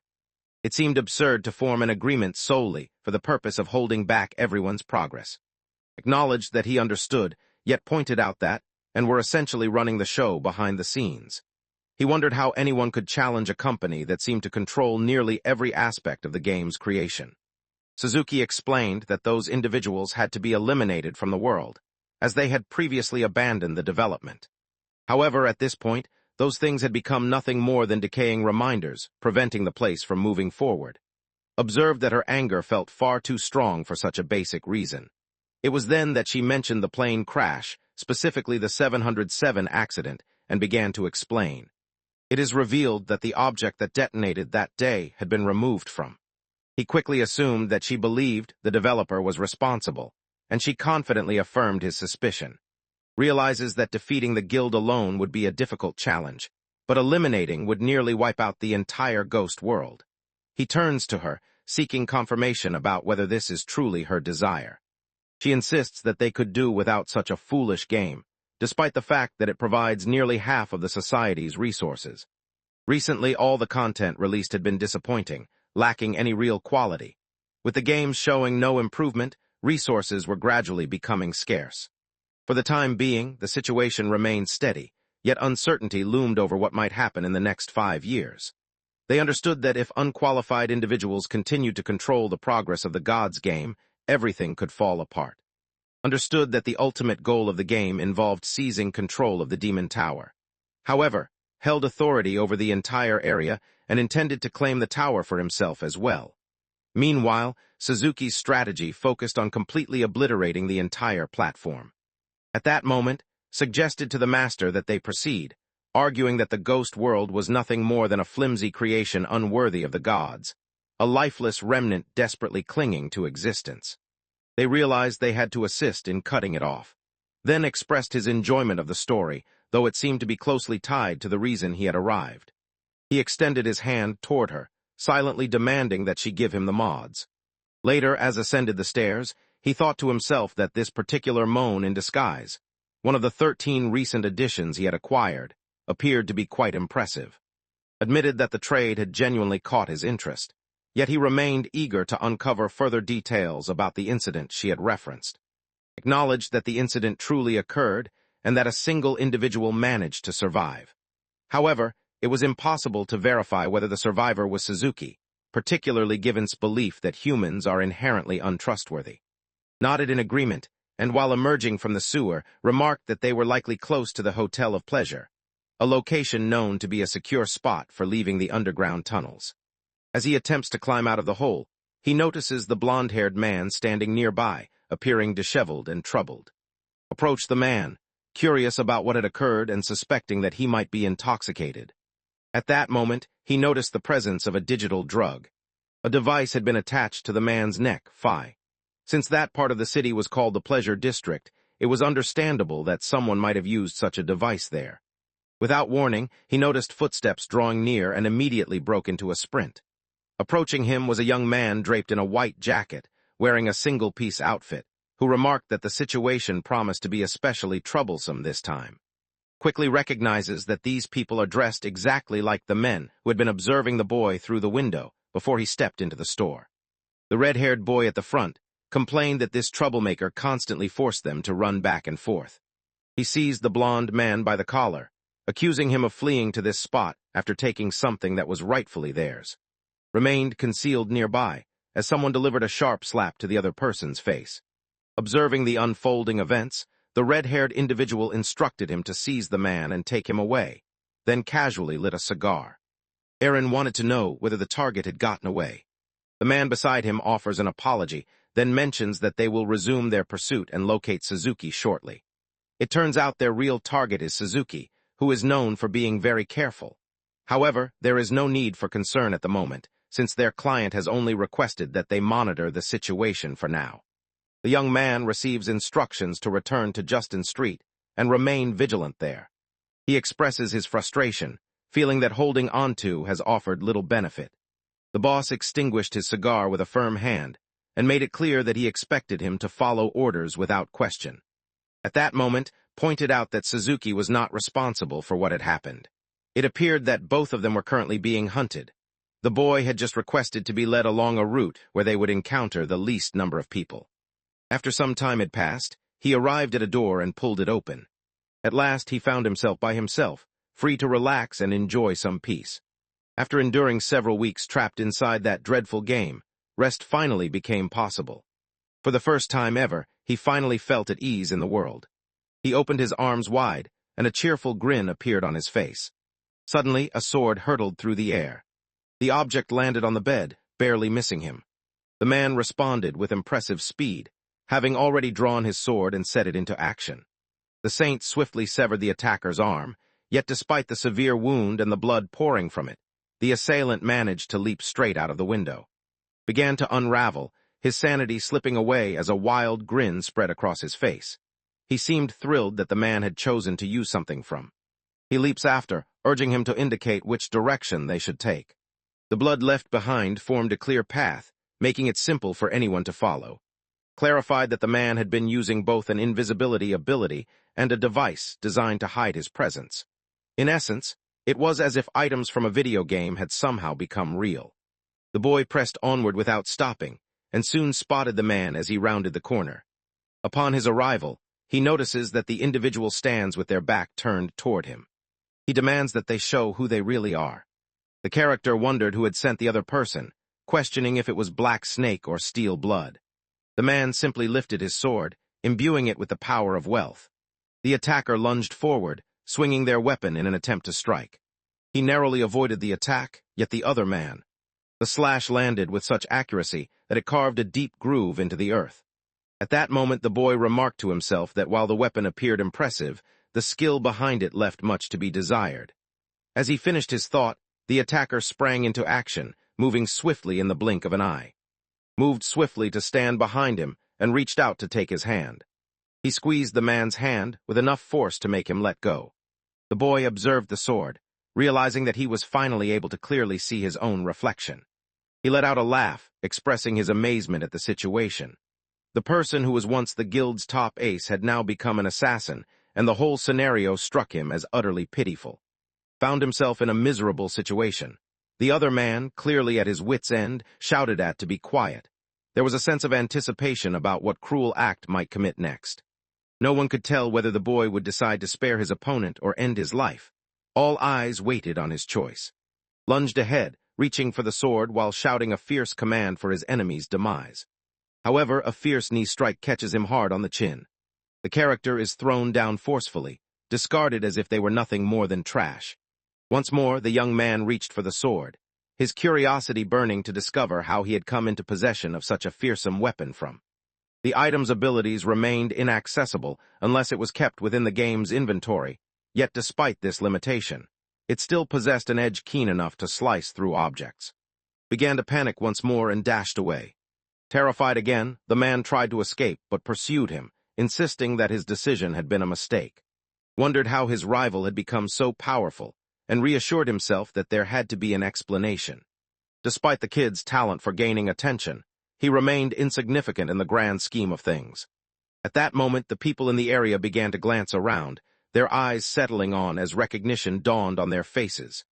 Noticing the blood staining his hands, they questioned him with concern, wondering about its origin. As soon as the sword appears in his grasp, the crowd quickly understands that it must be something given by Adrian. A few onlookers began to notice the familiar features of the well-known Ryu 7017. They remembered that he had already beaten his opponent in the ghost world. This made them wonder why the two were now clashing in reality. At that moment, pointed out to the boy that his gravest offense was daring to attack someone of gold rank, despite being a nobody himself. In size, this was the most serious wrongdoing imaginable. Now, with a large audience observing, the words of an unknown individual carried no weight in court. Faced with this reality, he had to consider his next move. Let the sword fall to the ground, signaling his surrender, and challenged to arrest him if he truly had the authority. He insisted that if his actions were truly justified, then should end his life right there without hesitation. By taking that route, he would be seen as blameless. He realized this was his perfect opportunity. However, that possibility depended entirely on whether he was truly capable of going through with it. Could already sense what the young one was up to, feeling sympathy for him. Although there was a sense that something else should matter, the overwhelming urge to end that man's life drowned out all other thoughts. Despite his doubts, he remained convinced that the man was only pretending. Adding to his anxiety, the presence of numerous cameras made him wary, as he couldn't endure another public embarrassment. Yet, his desire for success overpowered his fear, and he recognized this as an ideal opportunity to restore his reputation. He seized the sword and rushed forward, but swiftly moved out of the way, warning that it was. It was almost comical to witness brandishing a sword, his awkward stance stripping the fight of any real tension. Continued to swing her weapon over and over again.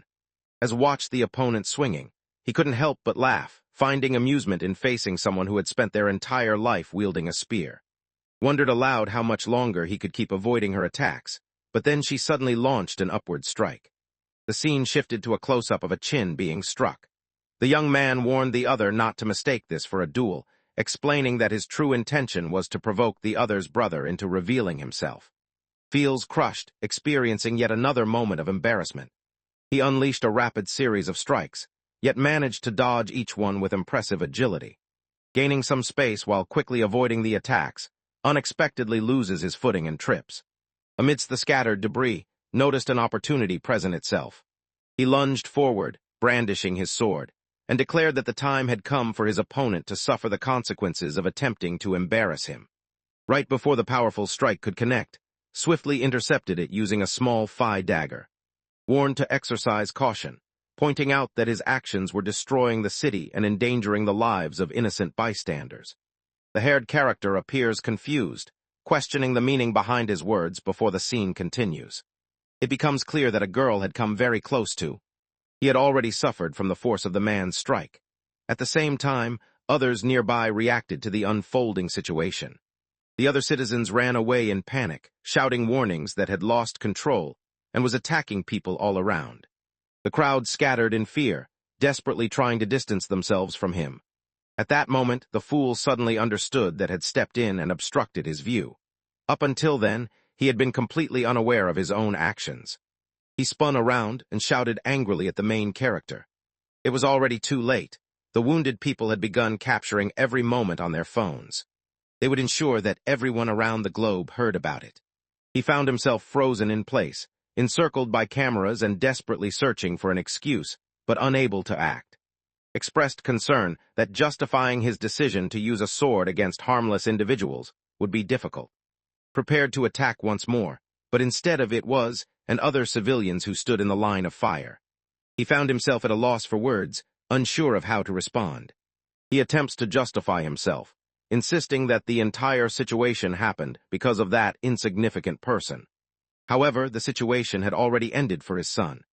Offered his congratulations, remarking that the meaningless existence the other person had endured was now finally over. The person then inquired if their name was now remembered. At last, the man appeared to recall a specific moment, when he had rested his hand on shoulder and urged him to quit relying on those worthless guides. He had once cradled in his embrace, only to be deceived by her as well. It seemed betrayal was his constant companion. He had been utterly taken advantage of, leaving everyone to think only a fool could end up in such a situation. He shouted the protagonist's name, yet before anything more could happen, the story transitioned to a news broadcast covering the entire event. Ended up in custody, desperately insisting that 7017 had framed him and that the entire situation was a trap. However, the officials dismissed his claims without hesitation. Meanwhile, Gabriel observed the entire scene as it happened. As the young man with red hair approached to pick something up, his face shifts in an instant, announced their plan to gather every member of the guild and put them all into action from this moment forward. No possible tactic would escape their attention. They were willing to close the ghost world for good if that was what it took. They set out determined to track down their enemy and put an end to the conflict for good. In truth, there was a hope that their friend had finished off. On reflection, though, the punishment delivered might have been harsher than death itself. After all, death is final. A person simply disappears. But instead was forced to go on, trapped in a wretched existence. Now he was nothing more than a forgotten criminal, broken and ignored by the world. At the same time, his clueless brother found himself burdened with the responsibility of facing the media and clarifying all the details. He attempts to explain to the reporters that was no longer part of the guild, having already been expelled before those events occurred. He wanted to make his intentions unmistakable. From this moment forward, any matters concerning would no longer be connected to in any way. The reporters were eager to find out if his account had actually been removed, and if the person responsible was truly 7,000 at 17 years old. Gabriel explains that the investigation is ongoing, yet it appears that Guy has indeed waged war against the guild. Not only did this ability exist, but it also carried a dangerous potential, since it allowed for the erasure of data from a game. Because of this, he had become a potential threat, prompting them to prepare for a full-scale response. Various guilds and their resources were being mobilized in an effort to defeat him. He reassures the citizens, urging them to remain calm. He promises will stand guard over the ghost world until the very last moment. The speaker noticed a cunning attempt to shift blame onto their friend, sensing an effort to make him look like the bad guy. Despite what was happening, noticed that online public opinion heavily favored. The majority mocked, and claimed that Bastard had already disappeared with no hope of ever being found. Rumors began to spread as curiosity grew about the man's rank. Whispers circulated, with some believing he held a gold status, while others guessed he might be platinum. At the same time, the female researcher types rapidly on her keyboard with intense determination. A full month had gone by since the incident, yet remained silent, with not even a simple video update shared. A red-haired girl, standing around 1.3 meters tall with most of her weight carried in her thighs, appeared. Bisk noticed standing by himself and wondered aloud about his presence. As the conversation unfolded, learned the girl's name was Bisk and expressed his curiosity about the whereabouts of the leader. It turned out that she was also from, and she mentioned that had gone to see that pig. Observed how diligently they were working, and Bisk agreed with a nod. Because of, or whatever his name might be, the entire game had descended into utter chaos. She struggled to comprehend why everyone refused to admit defeat. Perhaps their reluctance stemmed from the fact that possessed a mysterious bub, a power nobody had yet figured out how to overcome. Rose to her feet, confusion clear in her eyes as she expressed that she couldn't understand the situation. She believed that actions all sense of reason. Wondered aloud about the whereabouts of the man who seemed to break all the rules of logic. It appeared to that the entire crowd was searching for this elusive figure, yet not a single person had managed to track him down. Approached him, making it clear that finding out was precisely what she intended. Suddenly, an unexpected figure appeared behind her. Someone had just posted a new video online. At the same time, inside the company operations center, an individual inquired whether Dan remained missing. Gabriel expressed regret to the heavyset man, but the man dismissed his apology, making it clear that saying sorry would not fix things. The suggestion had already been made. If they couldn't track down the kid inside the game, then they should deal with him in the real world instead. In their eyes, he was nothing more than a faceless cheater, not someone important. Taking care of someone like that couldn't possibly be too difficult. The character gazed at the figure before him, silently marveling at the exaggerated proportions. His tiny head seemed almost comical compared to his massive frame. This imposing individual was none other than Duke, CEO, the mastermind behind, and a top-tier player with a prestigious platinum rank. He wondered aloud whether the rumors about decreasing resource farming in their primary game, the Ghost World, were accurate. To him, it seemed as though Guild continued to let everyone down more with each passing day. Gabriel apologized, all the while growing increasingly frustrated with having to handle what he considered to be obsolete junk. The heavyset man, on the other hand, didn't seem concerned. He believed that the object was merely an old artifact destined to be outdated soon.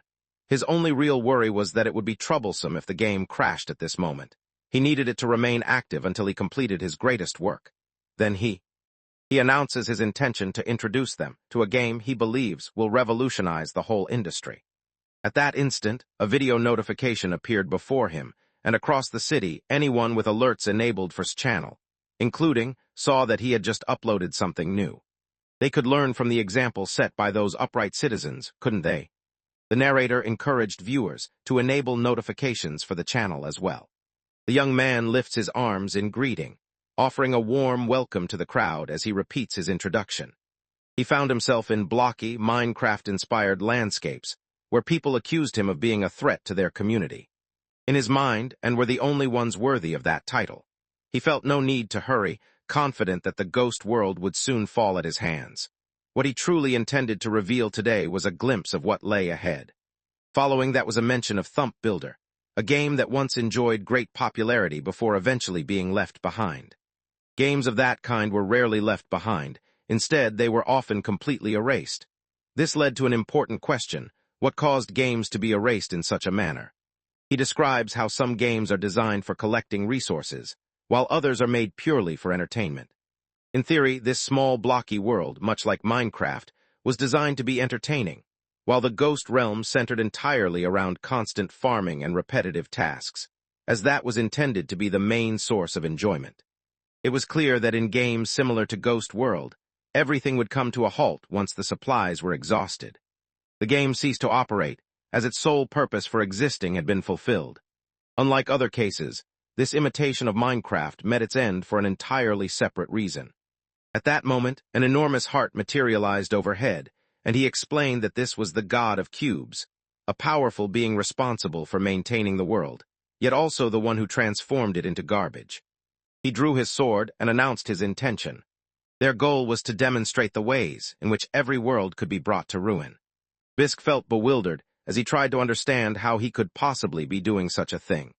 Sheet and couldn't believe what they were seeing, each of them silently wondering how he managed to wield a ghost world weapon in an entirely different game.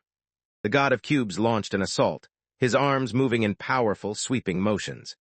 Began by describing what had truly happened. The main cause behind the game's downfall was the relentless interference of a troublesome deity who continuously ruined all the players' creations. What was meant to be an enjoyable game turned out to be frustrating for everyone, as a glitch made the challenge impossibly hard and ruined the fun. He moved swiftly from one cube to the next, narrowing the distance between himself and his goal. As he approached, he wondered what would occur if the force keeping the world intact was broken. With determination, he drove the sword into place.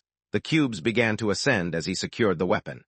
He rested his hand on the object and clarified that if the system ever suffered a major, unfixable malfunction, the entire game would be designed to fall apart.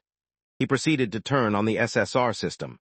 The character selects the delete option, causing the cube to break apart and burst in the sky.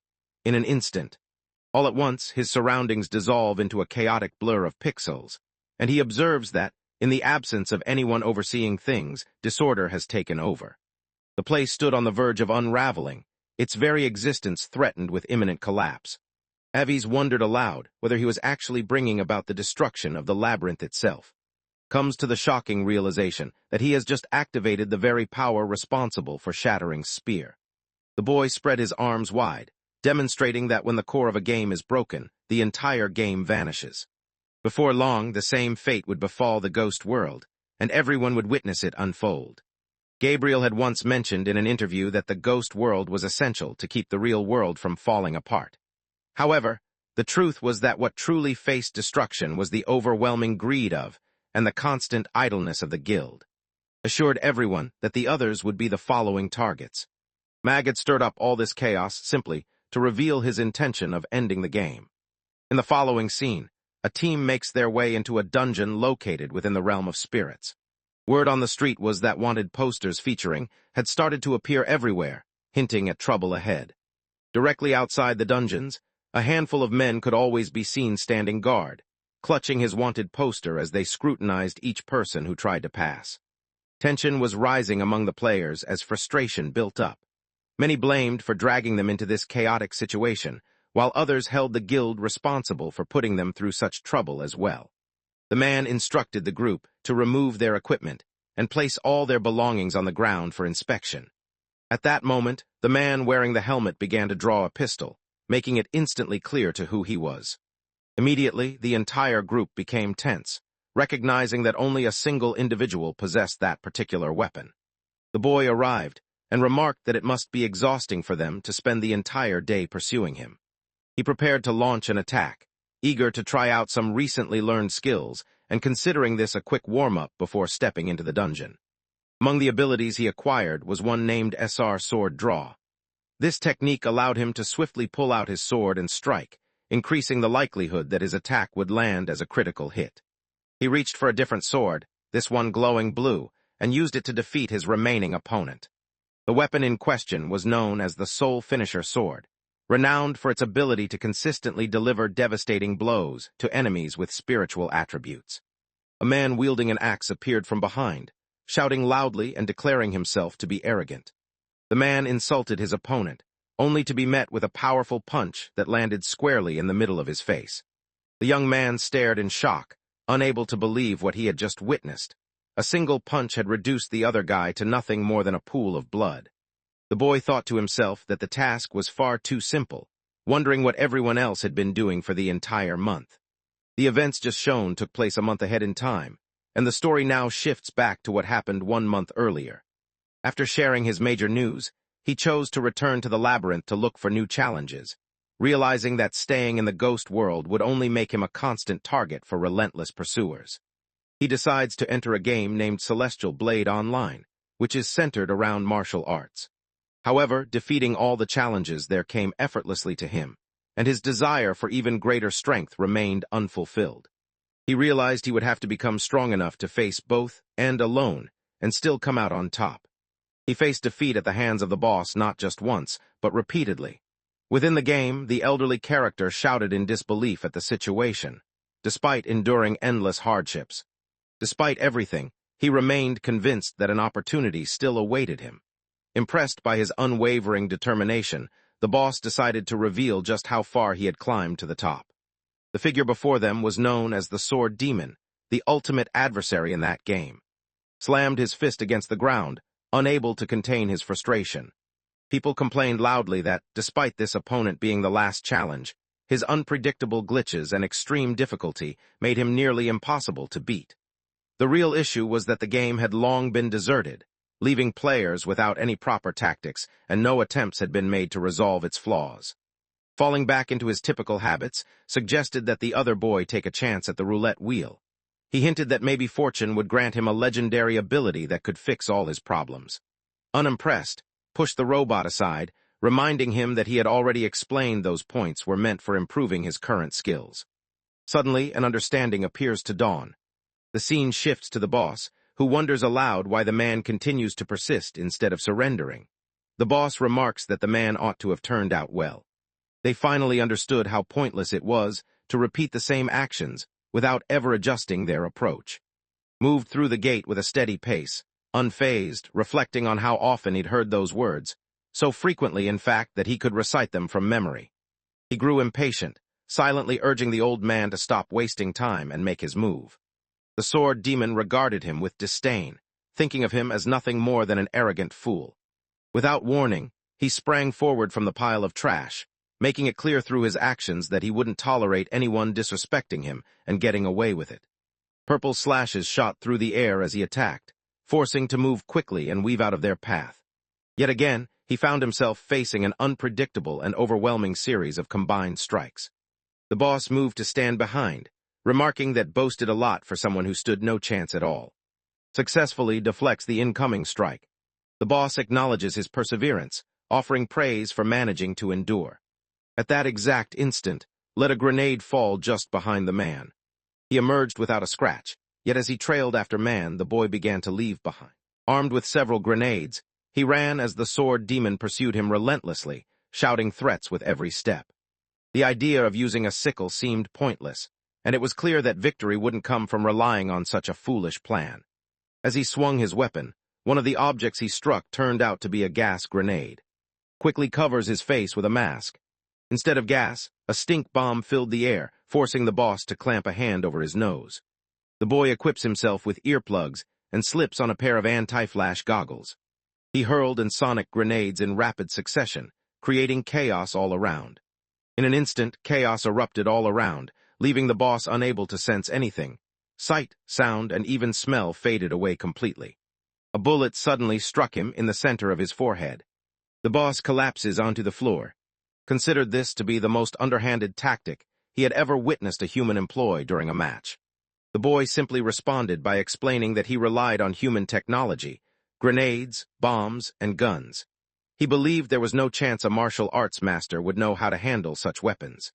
Much like the Black Mate, this opponent was also considered a bug, leading to receiving 15,000 points. In the present moment, he remained awestruck. The weapon shaped like a key possessed incredible strength. Its main function was straightforward. It enhanced physical power. However, the fact that it originated from a formidable bug boss suggested there was much more to it than met the eye. He raised his hand in farewell to the crowd, asking them to pass along his greetings to Gabriel. The dungeon was ruled by a creature called, who possessed the remarkable ability to wield aura as naturally as if it were an extension of himself. Stared in disbelief, struggling to comprehend what she was witnessing. In the following scene, the boss appears to be suffering, letting out pained groans. The boy had called forth, a young shadow being that resembled a pet, possessing the unique ability to take in the shadows of other living things. Because the boss concentrated on aura, he ended up getting absorbed. The thought crossed their mind that perhaps it hadn't been the boss after all, just the dungeon's initial monster. Doubt began to creep in, making them question their own sanity. He had finished, and now he was already making his way out of the dungeon. It was clear that as soon as he walked out the door, everyone in the room waited for his arrival. The boy explained that he had assumed Gabriel was no longer active. Rumors began to spread that the famous was preparing to return. Ivan had anticipated a crowd waiting, yet he was surprised to see that nearly half of the server had gathered there. Wondered aloud whether Truly had nothing more important to occupy her time than arriving, accompanied by such a large group. Without warning, Gabriel reached into his bag and pulled out a book, revealing that his true purpose for being there was to present an offer. The young man dismissed any discussion of offers as absurd, pointing out that arriving with such a large group was an obvious act of intimidation. Gabriel then extended an invitation for him to rejoin the guild. This time, he would no longer be treated as an outsider, and he was awarded the prestigious gold rank, a rare achievement for anyone. To make it even more surprising, he learned that he was now the new heir to the guild master title. The man had laid all his cards on the table, leaving nothing behind. In response, the boy observed that it seemed they were using every possible tactic to prevent his escape. In an attempt to prevent him from destroying it, they presented him with the exact thing he sought to eliminate. Without hesitation, he pulled the trigger and made it clear through his actions that his response was a defiant refusal. In an instant, Gabriel moved to stand behind him, expressing his understanding. Gabriel lunged forward with an attack, but swiftly raised his guard and stopped him. Gabriel remarked that he had planned to celebrate, yet seemed unwilling to accept an incredible opportunity. In response to his choice, Gabriel decided to reveal a secret regarding General Hospital, the very place where his mother had passed away. Her passing was not the result of natural circumstances. Pushed the other person aside, refusing to be tricked by something he thought was so foolish. Gabriel explained that was free to verify it on his own if he wished, but Gabriel's task there had already been completed. The creature seemed far more fascinated by abilities and objects that had no place existing within this game world. He bid farewell, letting him know that he would be waiting at the summit of the tower. The man took to the air, insisting that would have to confront every other participant before reaching him. He took off at remarkable speed, soaring above a large gathering of people. The scene below resembled the bustling energy of a football stadium on game day. Gabriel declared to everyone that anyone who managed to take life would receive the exact deal he had just offered. Instantly, excitement and anticipation surged through the crowd. Gabriel realizes that the child possesses remarkable abilities, yet he cannot believe that anyone could overcome 1,000 opponents alone. Before he has a chance to complete that thought, people are suddenly hurled through the air right before his eyes. He glanced over his shoulder just as a beam of light hurtled toward him. Advanced directly toward him, instructing him not to move. The asterisk sword continued to grow in size, transforming until it resembled a massive cannon. The unfortunate victims who had been struck stood frozen in disbelief, struggling to accept the news that the initial attack had claimed hundreds of lives. The girl remained confident, believing their group still had enough people to defeat him. Another wave of arrows and magical attacks propelled the boy forward. Judging by his expression, it was clear to everyone that nothing would come of it. The blast erupted, filling the area with thick smoke. That spot was supposed to be where he stood, yet he had vanished without a trace. The players couldn't hide their confusion, wondering how he seemed to use a return stone so quickly, since everyone knew those stones required a full 10 seconds to work. Gabriel touched down on the ground, his mind swirling with confusion as he realized was not yet out of surprises. He had managed to escape this time, but there was no chance anything like that would be allowed to occur in the future. The boy materialized in a different section of the forest, having activated his teleportation ability. He possessed 5 save points, each with a period of 1 hour. The boy eagerly brought up the list of his skills, anticipation clear in his actions. The object kept growing in size, and its most recent changes included elements that seemed to come from a distant past. The character stood at level 1, with the SSR limit break just unlocked. He grew frustrated, feeling that the reward was far too small. Over the last month he had worked tirelessly, managing to collect 1,000 tickets, yet this minimal prize was all he received. Believed that, at the very least, he ought to feel grateful for receiving anything at all. Meanwhile, wondered what would happen next. Made it clear that the main challenge was about to begin, the tower, which stood at the heart of the game. The character expressed a strong fondness for tower games, wondering aloud who might not share that enthusiasm. The idea of ascending floor after floor seemed especially appealing to them, filling them with excitement. Before making his way to the tower, The young protagonist must conquer several dungeons, and with each one he sets new records. Tension spread through the crowd as confusion grew over his actions, with many questioning why everything they had was slipping away to this young newcomer. Many people observed, just like before, that he continued to behave in his usual manner. The individual was likely taking advantage of an unusual glitch. At that moment, a young man with bright red hair shouted to everyone that had been seen in a dungeon close by. The crowd, however, lacked the enthusiasm to pursue him further. Issei had just been seen in a different dungeon moments earlier. Before anyone could catch up, he would finish there and move on to his next destination. The bartender, who was just an NPC, wondered aloud if the armored man planned to pursue someone. The man in armor found this curiosity odd, questioning why a non-player character would care about such matters. The bartender remarked on how fascinating it was to see a young player being chased by many guilds, yet still managing to defeat every opponent in his path. The blue-haired man then questioned whether the elderly bartender truly felt comfortable with the situation, considering that the boy aimed to bring down the very game that was their world. At that moment, the bartender discloses his origins, explaining that he hails from a different world known as Palm. He goes on to share that Palm is among the earliest games created by, implying that he has existed for a very long time. The elderly man shared that he had experienced many different games over time, and ultimately, he realized he had no option but to come to terms with the fact that some games would eventually vanish. Right as a question is about to be asked, an interruption comes from someone outside. A message reaches every person who was born in that world. A man clad in red armor shouted that this was the harsh world they all called home. He insisted that they had entered life here, and here is where their lives would eventually end. They understood that joining forces was necessary to drive out the intruders and reclaim their homeland.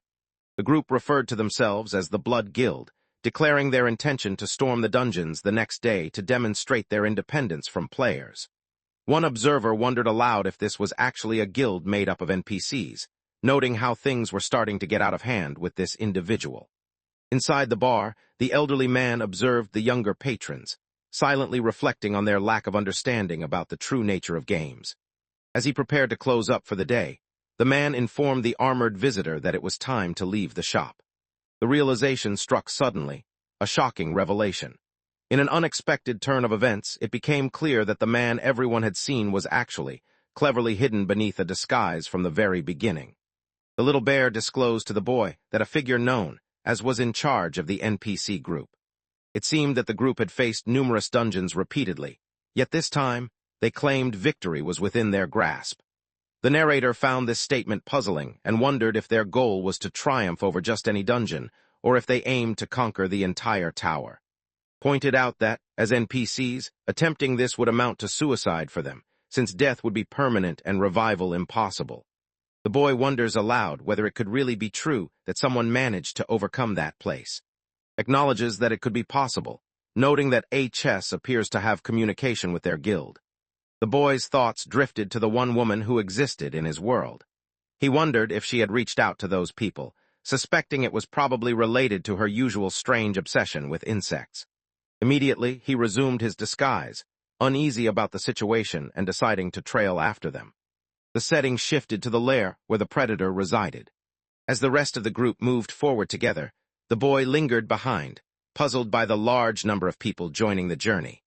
Clarifies that the restriction of 4 participants in each dungeon is relevant solely to the player's FI. To the people living in this world, the place was nothing more than a simple cave, so they could carry in as many items as they pleased. Found the situation confusing. The people in question were much less skilled than even the least capable fighters, leaving him to wonder how anyone expected them to stand a chance in battle. At that moment, a red scorpion lunged forward, ready to strike. The companions chose Fi in place of the other option. Everyone swiftly moved out of harm's way, took charge, directing the first line to retreat while signaling for the second row to advance. They stood out as genuine contenders, putting their lives on the line in this truly dangerous dungeon. Found himself impressed by these NPCs. Their teamwork and strategic movements revealed a high level of organization. Despite their skill, he doubted they could inflict any significant harm. At that moment, he spotted something unusual. The end of one man's spear appeared to be malfunctioning. Each blow was breaking through with surprising ease. swiftly notices that the pattern matches the one seen with HS dagger, and he thinks that if they manage to capture one, they could possibly study its structure. Surveying the disorder unfolding before him, began to suspect that handling NPCs could prove to be an even greater challenge than managing.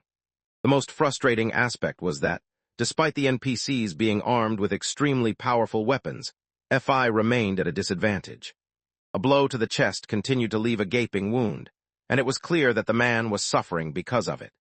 Fives lay gravely injured, his condition beyond saving and death looming close.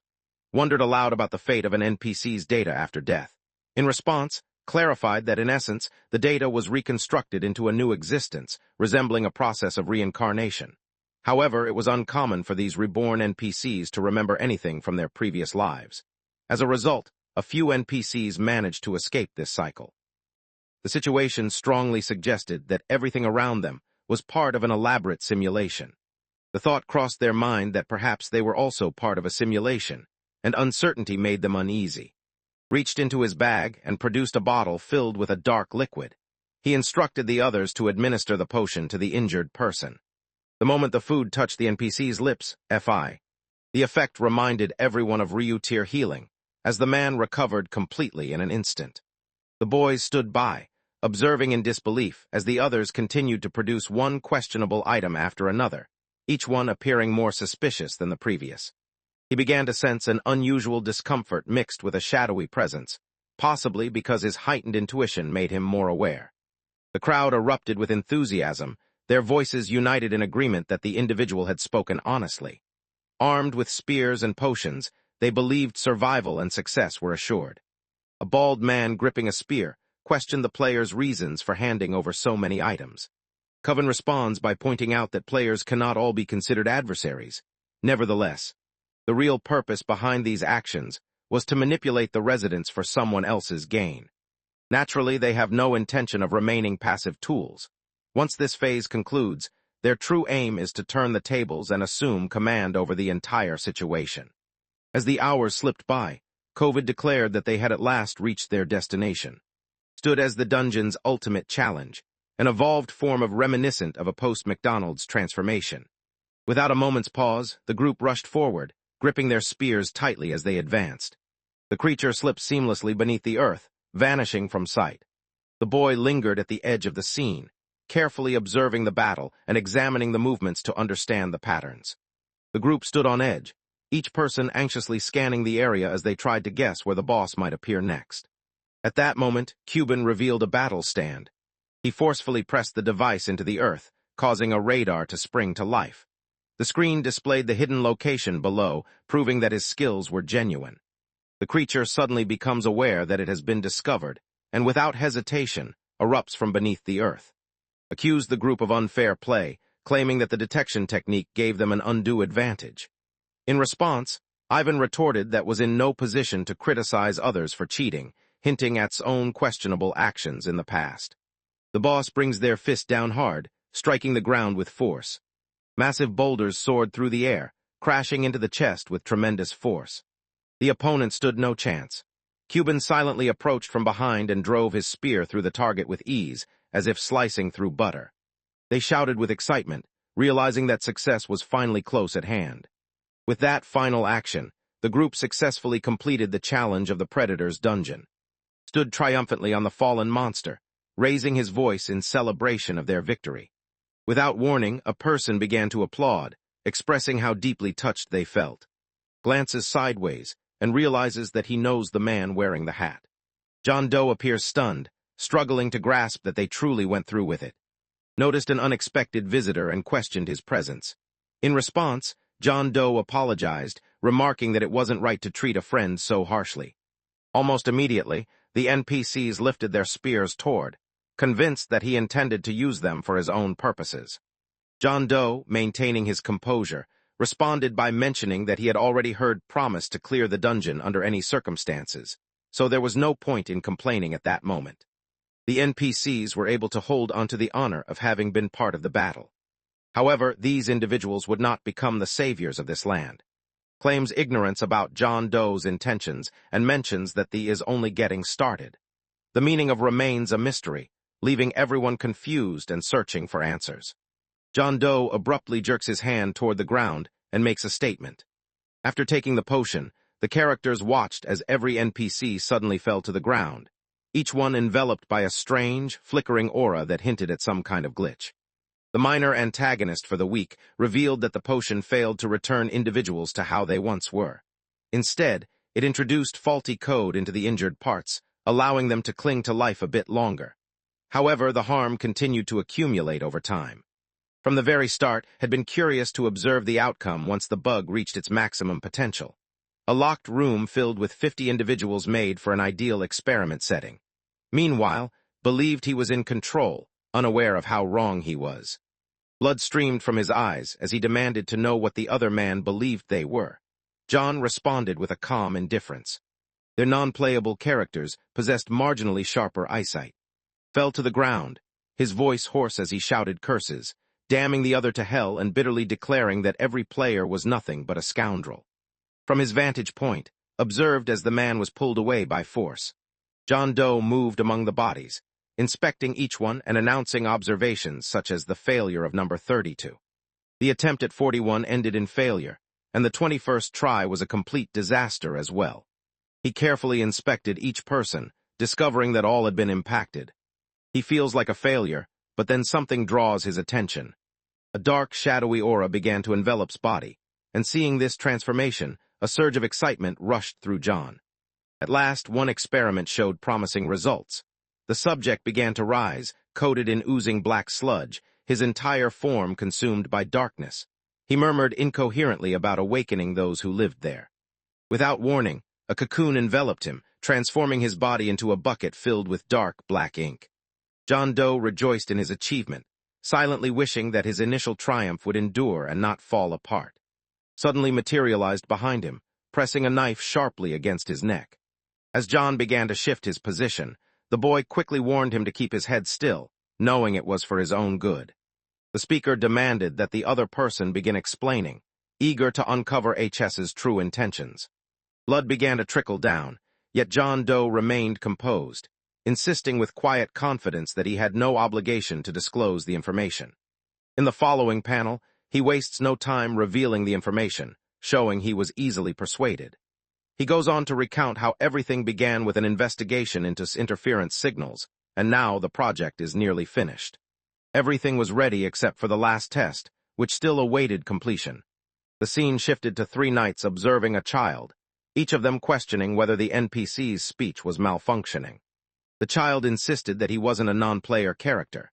He dreamed of one day becoming like the players, exploring the world without restrictions, battling monsters, and growing stronger with each challenge.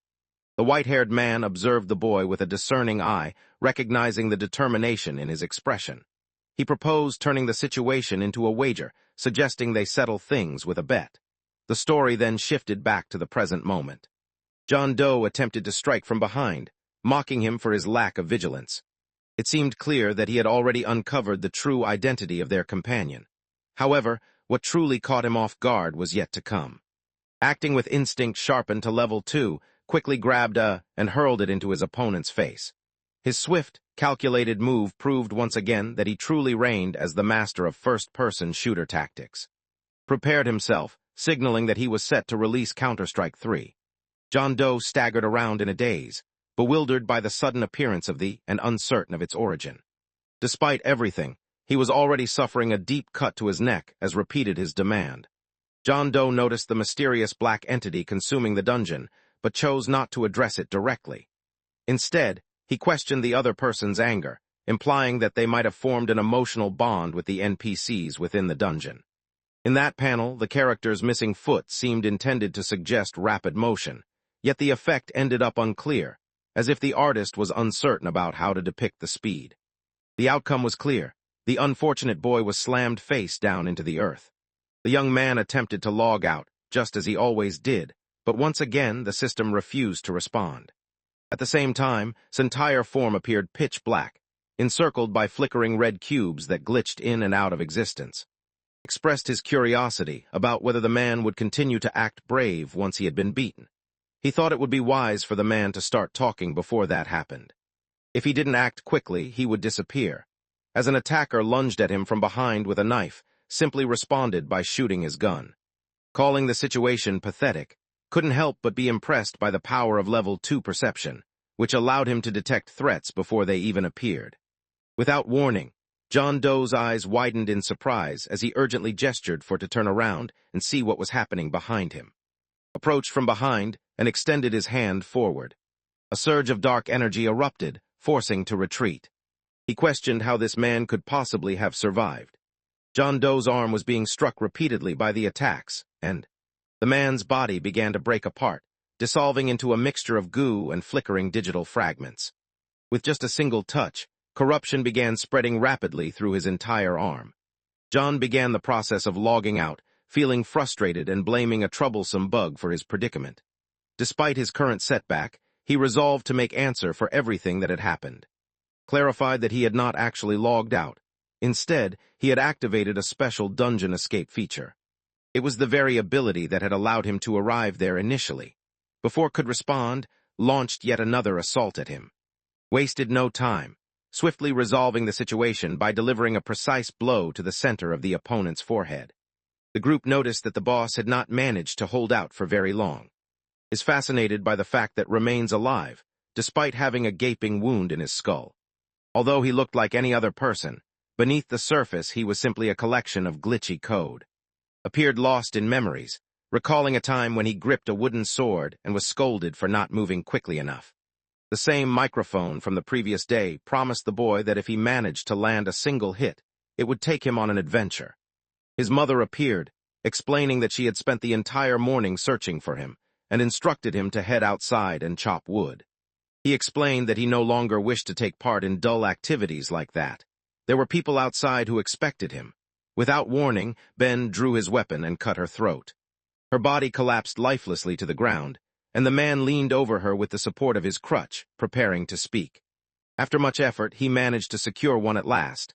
The non-player character had kept the item in reserve, planning to use it for the upcoming dungeon.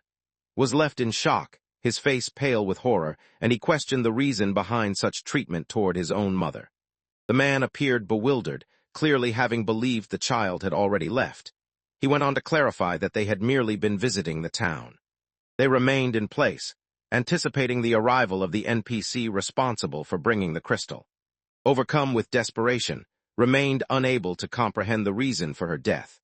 Inside the dungeon, made sure the black spear and the antidote were safely gathered, having collected all the items required for further examination. Gazing at its deteriorating corpse, he wonders aloud if has any final words to share.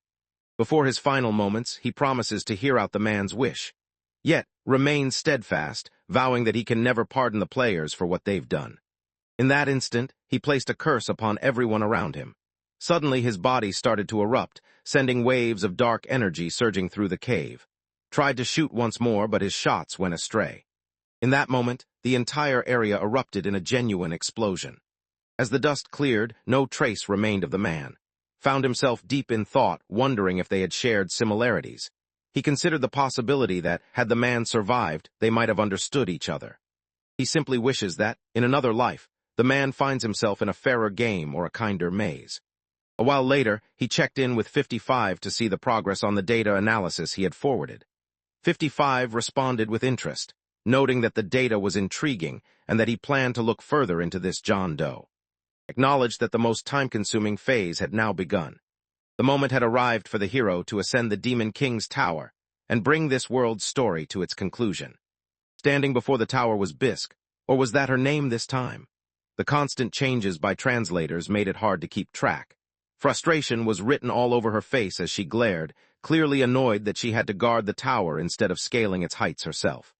At last, appeared, stepping into the spotlight after 27 long chapters. Her entrance radiated confidence and strength, marking her as a true force to be reckoned with. While had played her part before, everyone knew the real anticipation centered on seeing their hero finally defeat the troublesome snake. Was her name, and she believed there was a strong likelihood, about 90%, that would appear at the towers within the next week. Bisk responds by mentioning that the guild master's behavior has become strange, and she's sure he's up to no good. She also points out that the assistance they're receiving is useless, which is causing frustration among the guild members. In response, Nora urges Bisk to remain composed, reminding her that everything is chaotic at the moment. It seemed that the NPCs had created a dungeon, but due to a glitch, the entire group ended up perishing. The players had begun to view the NPCs as dangerous, which only served to make the conflict grow even more intense. Due to the bugs, all the information had been erased. Nevertheless, rumors quickly began to circulate, with many attributing the incident to. She had learned everything from who seemed to treat like a newly discovered deity.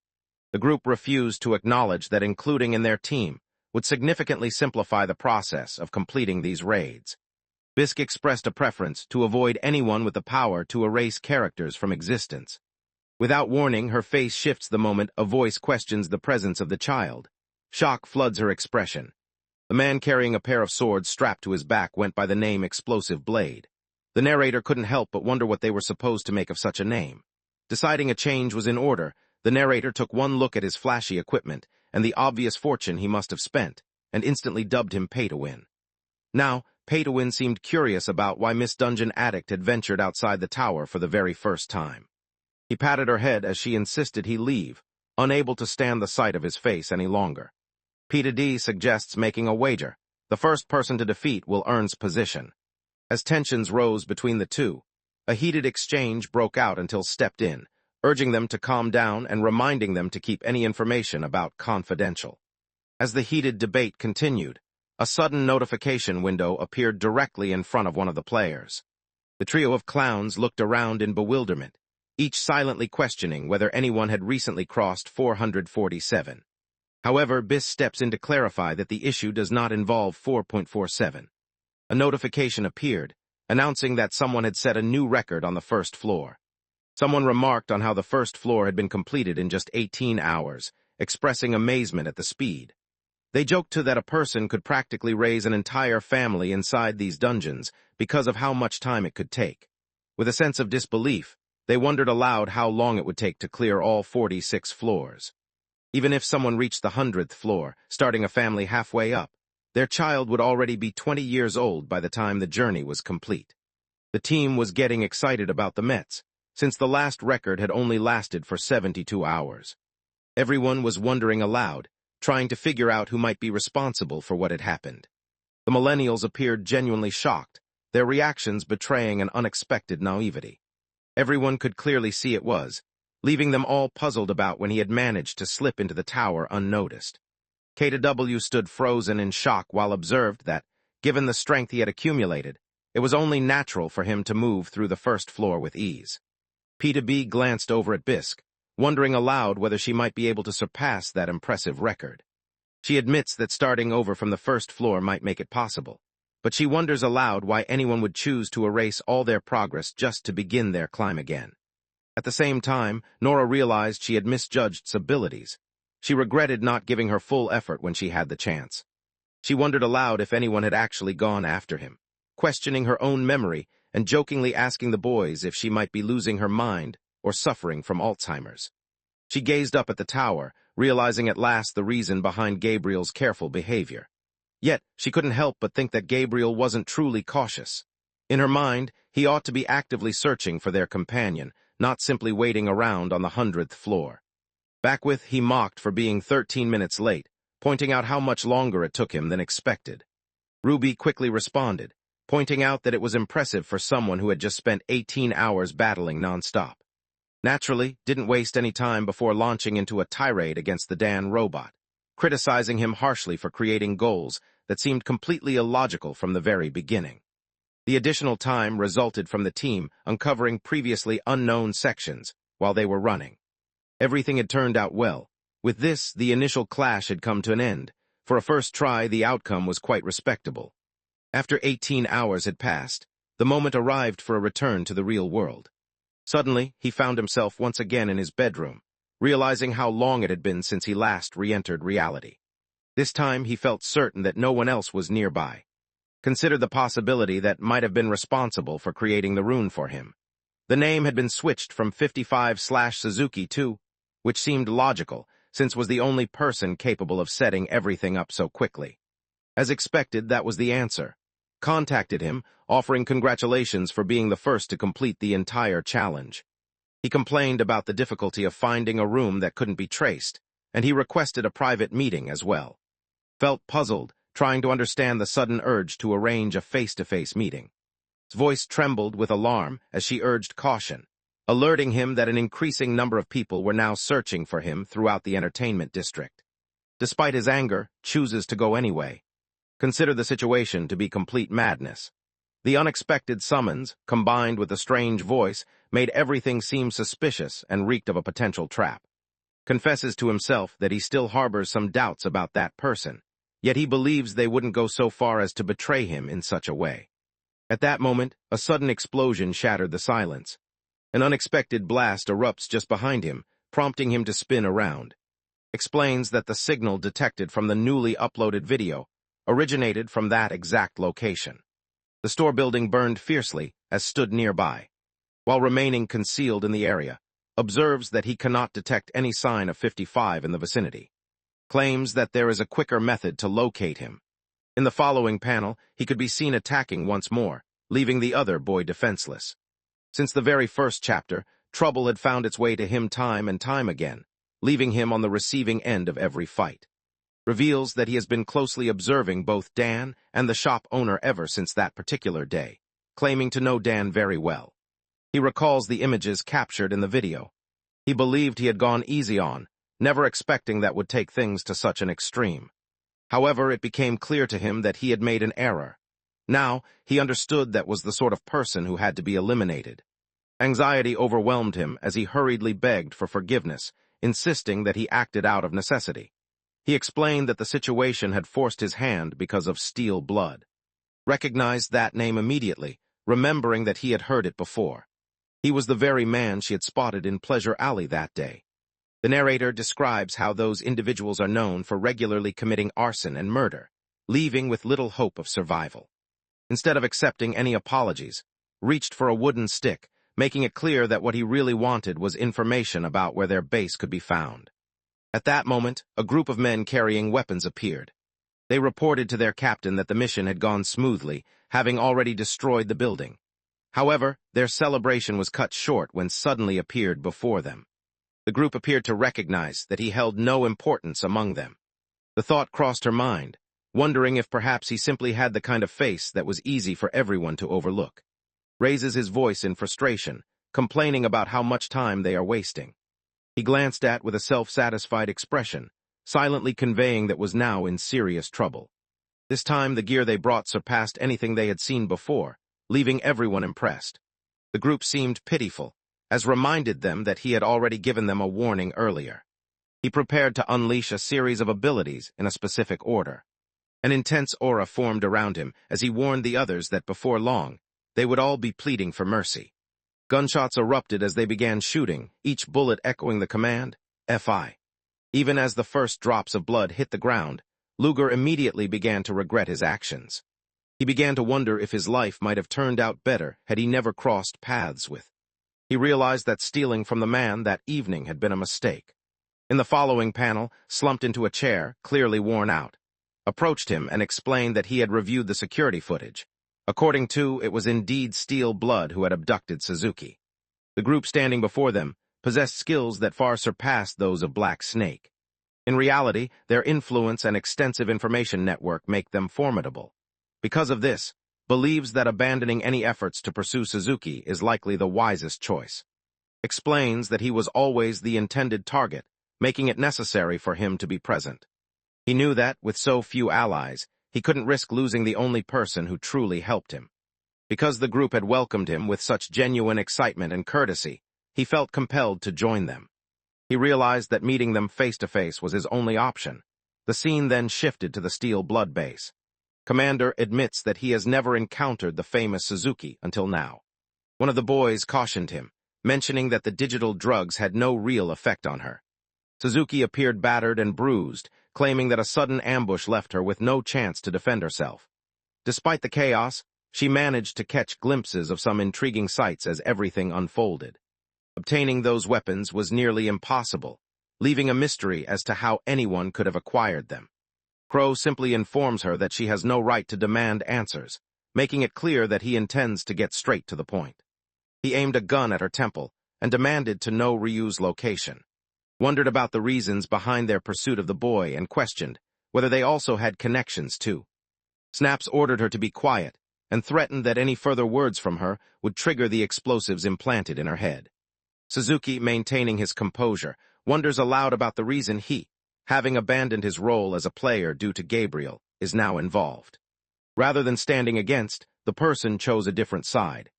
Crow pulled the trigger, sending a bullet flying with a sharp bang. A massive impact shatters the wall, leaving a deep crater, while a warning is given that next time, no such courtesy will be offered. Despite this, rises without fear, remarking with composure that the threat had been quite fascinating. Crow leaned back into his seat, insisting that she reveal the location of Rhea's 7017 at last. She claimed to have offered him a place to hide, yet it was clear he had already gone, leaving her with no means to reach him. Felt a strong need to uncover the type of technology he relied on, driven by her determination to learn anything she could. She admits that despite her confidence in what she knows, she cannot understand the situation. The child remains a baffling anomaly, something beyond human creation. Crow stood up once more and aimed the gun at her, warning her to stop making excuses. He was convinced she wouldn't continue concealing the truth about. Without warning, her face shifted, revealing a new emotion. She explained that forgetting was never her intention. Instead, she had only been stalling for more time. A glowing red window materialized in the air, as she began to clarify that the phenomenon before them was the virus called. Within one of the labyrinths designed with a science fiction aesthetic, an unusual object was found. This item, resembling a seed, could be inserted into a person's brain, but doing so would lead to permanent and unchangeable consequences. For the first time, she realized with disbelief that every tech-based drug originated from Yggdrasil. The revelation triggered widespread outrage, leading to a total prohibition of such substances. Naturally, things would descend into disorder if anyone ever found out about the other things that Tree creates. At that very moment, she was busy breaking into their network, uncovering all their secrets. Crow commanded his subordinates to seize the girl without delay, warning them to shoot her in the head if she attempted any tricks. Suzuki simply lets out a laugh and admits that he is too afraid. In a different room, Crow forcefully brought his hand down on the table in frustration as the words, "connection failed," flashed across the screen. Despite everything, he felt indifferent, satisfied simply because he had achieved his goal. In reality, he at last possessed the coveted egg drizzle item. The blade possessed the power to instantly freeze whatever it touched. He felt confident that by uncovering the secrets behind technology, he could break free from the cursed pleasure district, reclaim his status as an elite player, and eventually partner with someone even more skilled. They would climb their way to the peak, and when that moment arrived, the threat against Gabriel was deadly serious. Someone intended to shoot him right in the face. In this tale, Gabriel was marked as the target. It seemed as though every character in the story wanted him dead. It was no surprise, then, that Gabriel had chosen to hide away on the 100th floor. Suddenly, his actions were completely understandable. Without warning, noise erupted from outside, drawing everyone's attention. Suzuki began to emit a shimmering golden light. With a bright smile, she expressed her belief that life revolves around the struggle to survive. Suddenly, chaos erupted as people rushed to escape, while others fell in the turmoil. Smoke billowed through the air, creating a dense, hazy atmosphere. Crow successfully protected himself by using the sword as a shield. Suddenly, a wall filled with surveillance screens flickered to life before him, displaying Suzuki, who began to speak on the monitors. The situation struck as particularly intriguing. She had only managed to destroy the puppet's physical form, while the puppet's mind and consciousness had cleverly taken refuge inside one of the hovering drones. He insulted her by calling her trash, but she shot back, insisting she didn't need to be judged by someone who earned money dealing drugs. Afterward, the robots separated into different directions, and she announced that the game of tag would now begin. He managed to strike down several of them, yet the remaining ones slipped away without much effort. The remaining thugs soon appeared, demanding to know what had occurred and without delay. He ordered everyone to begin searching for the troublesome drones, determined to stop Suzuki from making her escape. The main issue was that she managed to slip away outside with little effort. He triggered the power of Hunter's Eye, granting himself the ability to pinpoint where targets were hidden nearby. The boys began to attack each other with pieces of cake and by kicking. Because they used weapons to take down the surveillance cameras, the drones continued to fall from the sky. A single one remains concealed off to the side, almost blending into its surroundings. Crow walked over and remarked that, from what he could tell, the genuine article was skulking in the shadows like a frightened rodent. For this marked the very first time someone had caused him such difficulty. Aside from Gabriel, there was more danger. He pulled the trigger, sending a bullet toward the target, but the barrier remained unharmed, unaffected by the attack. He threatened to pierce her with the icy blade, determined to make her endure as much pain as he could inflict. The blade inched forward at a deliberate pace, while the drum began to stiffen with an icy chill. For some reason, a suspicion lingered in his mind that this wasn't the genuine article. He watched as she became entirely encased in ice, immobilized within a solid block, while he prepared to bring down his sword. From above, the character moved in to complete the action. Just as things seemed hopeless, the young hero arrived just in time to turn the situation around. It turned out that the original had been genuine all along. Confronted the man, demanding to know if he was prepared to face the fury she felt over his actions against her companion. He inquires about how Suzuki is doing, and explains that she appears to be in a state similar to hibernation. Although she would be all right and would recover quickly, the boy remained stunned by what had happened. His supposed ally now served merely as an observer, no more than a recording device. Describing such a being as human hardly seemed accurate anymore. Suddenly, additional thugs appeared, and Crow informed the group that they had company. The character knew they had to protect the base in this game. Now everyone was equipped with version 5 weapons, making the challenge much tougher than before. Explained that, although he had been rushing before, he was now ready to handle the situation. He had unknowingly crushed a tiny chip beneath his shoe. Attempted to caution him, but by then the danger had already arrived. 3 separate assaults had already been set in motion. An explosion erupted, yet the battle had clearly ended, every opponent already lay vanquished. Stood over the final adversary, calmly running his hand along the man's neck. None of them could believe what had happened. Despite surprising the kid, every one of them had been defeated with barely any effort. Without warning, Crow shifts the way he speaks. The man admitted that he didn't recognize the young person standing before him, but explained that higher authorities had instructed him to let the kid go without causing any harm. Clearly, the boys were not fooled by such a weak excuse. The story shifts back to a pivotal moment in his life. On that day, he learned that his mother would not survive, as he had lost his job and could no longer afford her medical bills. Despite everything, her body would remain at the hospital for 3 weeks, during which he would be responsible for the retrieval fee. She had already passed away. If he did not claim her body in time, it would be dismembered and auctioned off by the city. The man cautioned that researchers, collectors, and even unsavory individuals would be interested in purchasing it. He wondered in disbelief what kind of twisted world they were living in. Now even frustration began to take hold of her, a sense of indignation rising within. The boys were in Minecraft, experiencing the excitement of dating within the game. He made an effort to soothe himself and push their words from his mind. Immediately afterward, he rushed over to the Minecraft mines to gather, determined to earn enough money to help his mother escape that place. Before anything else, a person must handle the funeral, and only once that is done can the truth of the situation be faced. At that moment, a person appeared behind him, urging him to face the truth and pointing out that, no matter how hard he tried, 3 years would not be enough time to make the money he needed. The suggestion arose to participate in a unique and intriguing experiment as a volunteer. He retrieved a small chip, explaining that it contained the city's entire security information. With this device in his possession, he believed he could break into the hospital and carry out any plan he wished. Although the project was just beginning, it presented an excellent chance. Gazed at the chip in disbelief, convinced the idea was sheer insanity. He knew the hospital's security was incredibly tight, and he realized breaking into a facility like that through hacking would be anything but simple. Having run out of alternatives, he resolves to examine the files. The moment he unlocks it, a view of the whole city unfolds before him, revealing every bit of data, security codes, and confidential information. At that instant, certainty filled him. He had discovered a method to help his mother escape. Remarkably, it was the first instance where the main character had to struggle so intensely just to rescue someone's physical form. The challenge had shifted. It was no longer about saving a life, but about saving what remained. In the following scene set inside the hospital, a door swung open to reveal an empty mortuary chamber, its proper name escaping memory. Meanwhile, the main character could be seen transporting a coffin on behalf of the city's forensic investigator. After some time passes, he loses his strength and falls to the ground in a narrow alley. He smiled with satisfaction, feeling proud that he had finally achieved his goal. To him, it seemed nothing short of a miracle. It truly was only because of that strange chip.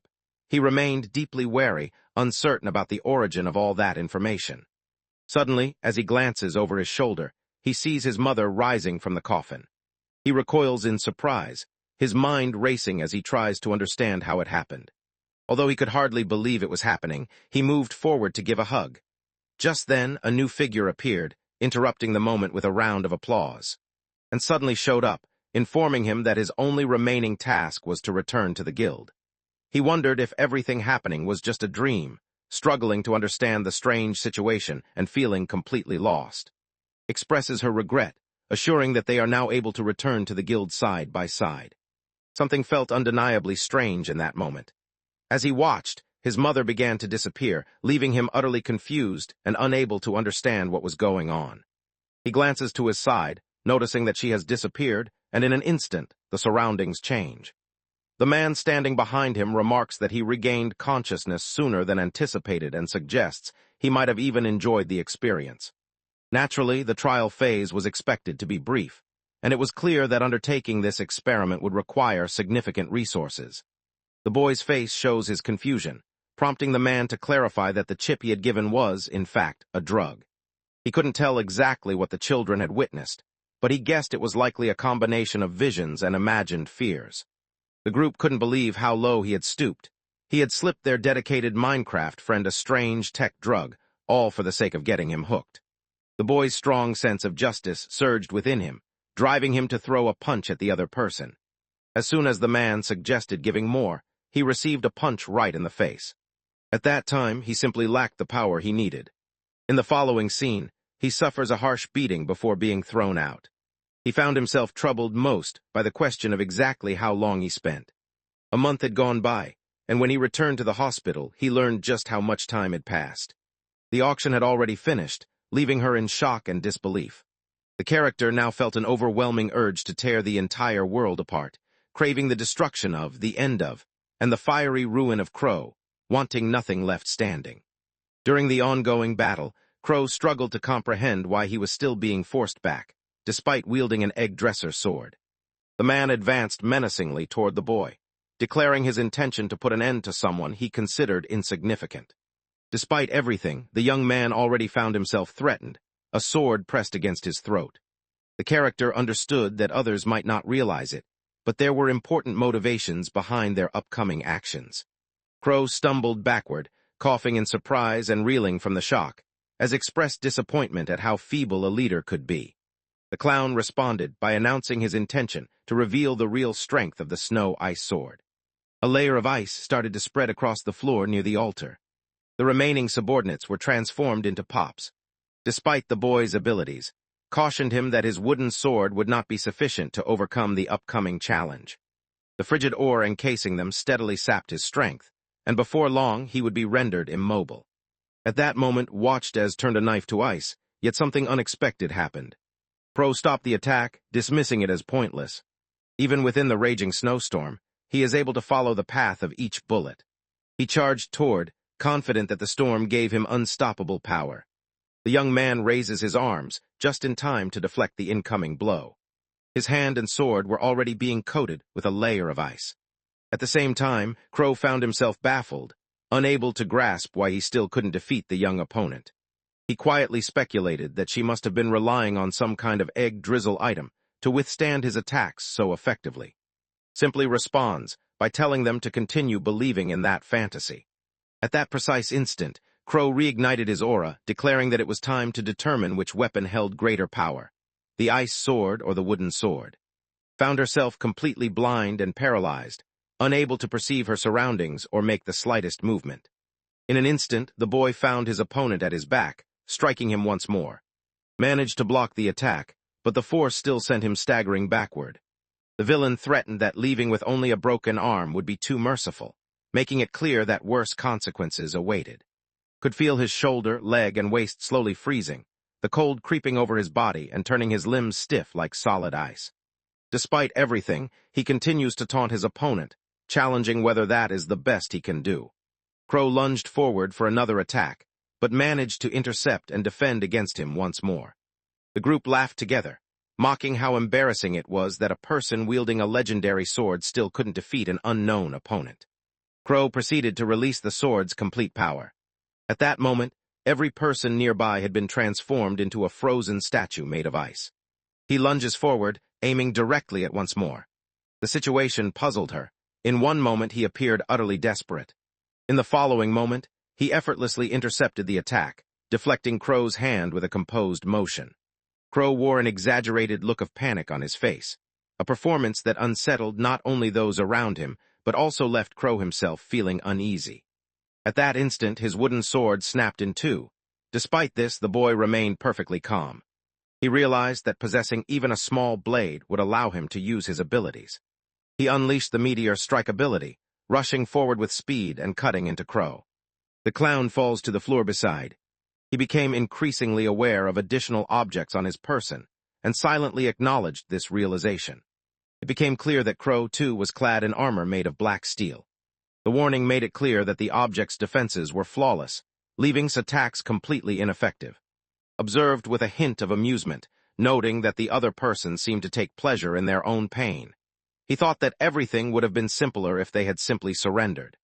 Before Crow has a chance to respond, Fi interrupts, seized him by the neck, and slammed his face against the hard pavement. He saw this as an ideal opportunity to discover how his abilities functioned outside of controlled environments. A while later, he unleashes the power of martial fist. He continued to relentlessly strike the man who lay defenseless on the ground. Crow is able to recall only Gabriel. He was accused of being pathetic, and was told that stealing the account had always been his intention from the very beginning. At that moment he snaps, delivers a powerful kick, and launches through the air. Stared in disbelief as Crow pulled his weapon. Lifting the sword, the figure brought it down in a swift arc, slicing the opponent cleanly in two.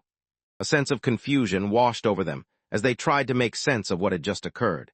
Crow declared his determination to rise to the very top, willing to trample over countless fallen bodies if that was what it would take to achieve his goal. He was confident that, in time, his reputation as a player would be restored. The goal was to strip Gabriel of everything he held dear. Responded by returning the same drug to the man.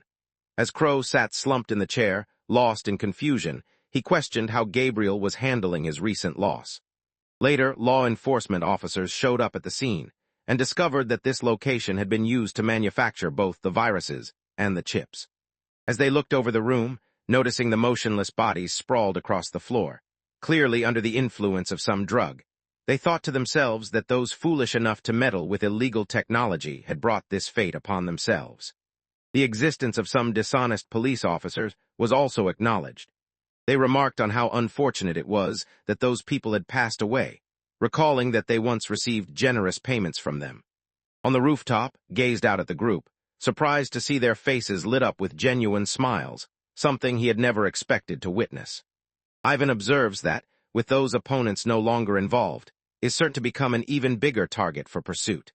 Assured everyone that everything was fine, and encouraged them to stay tuned for future updates.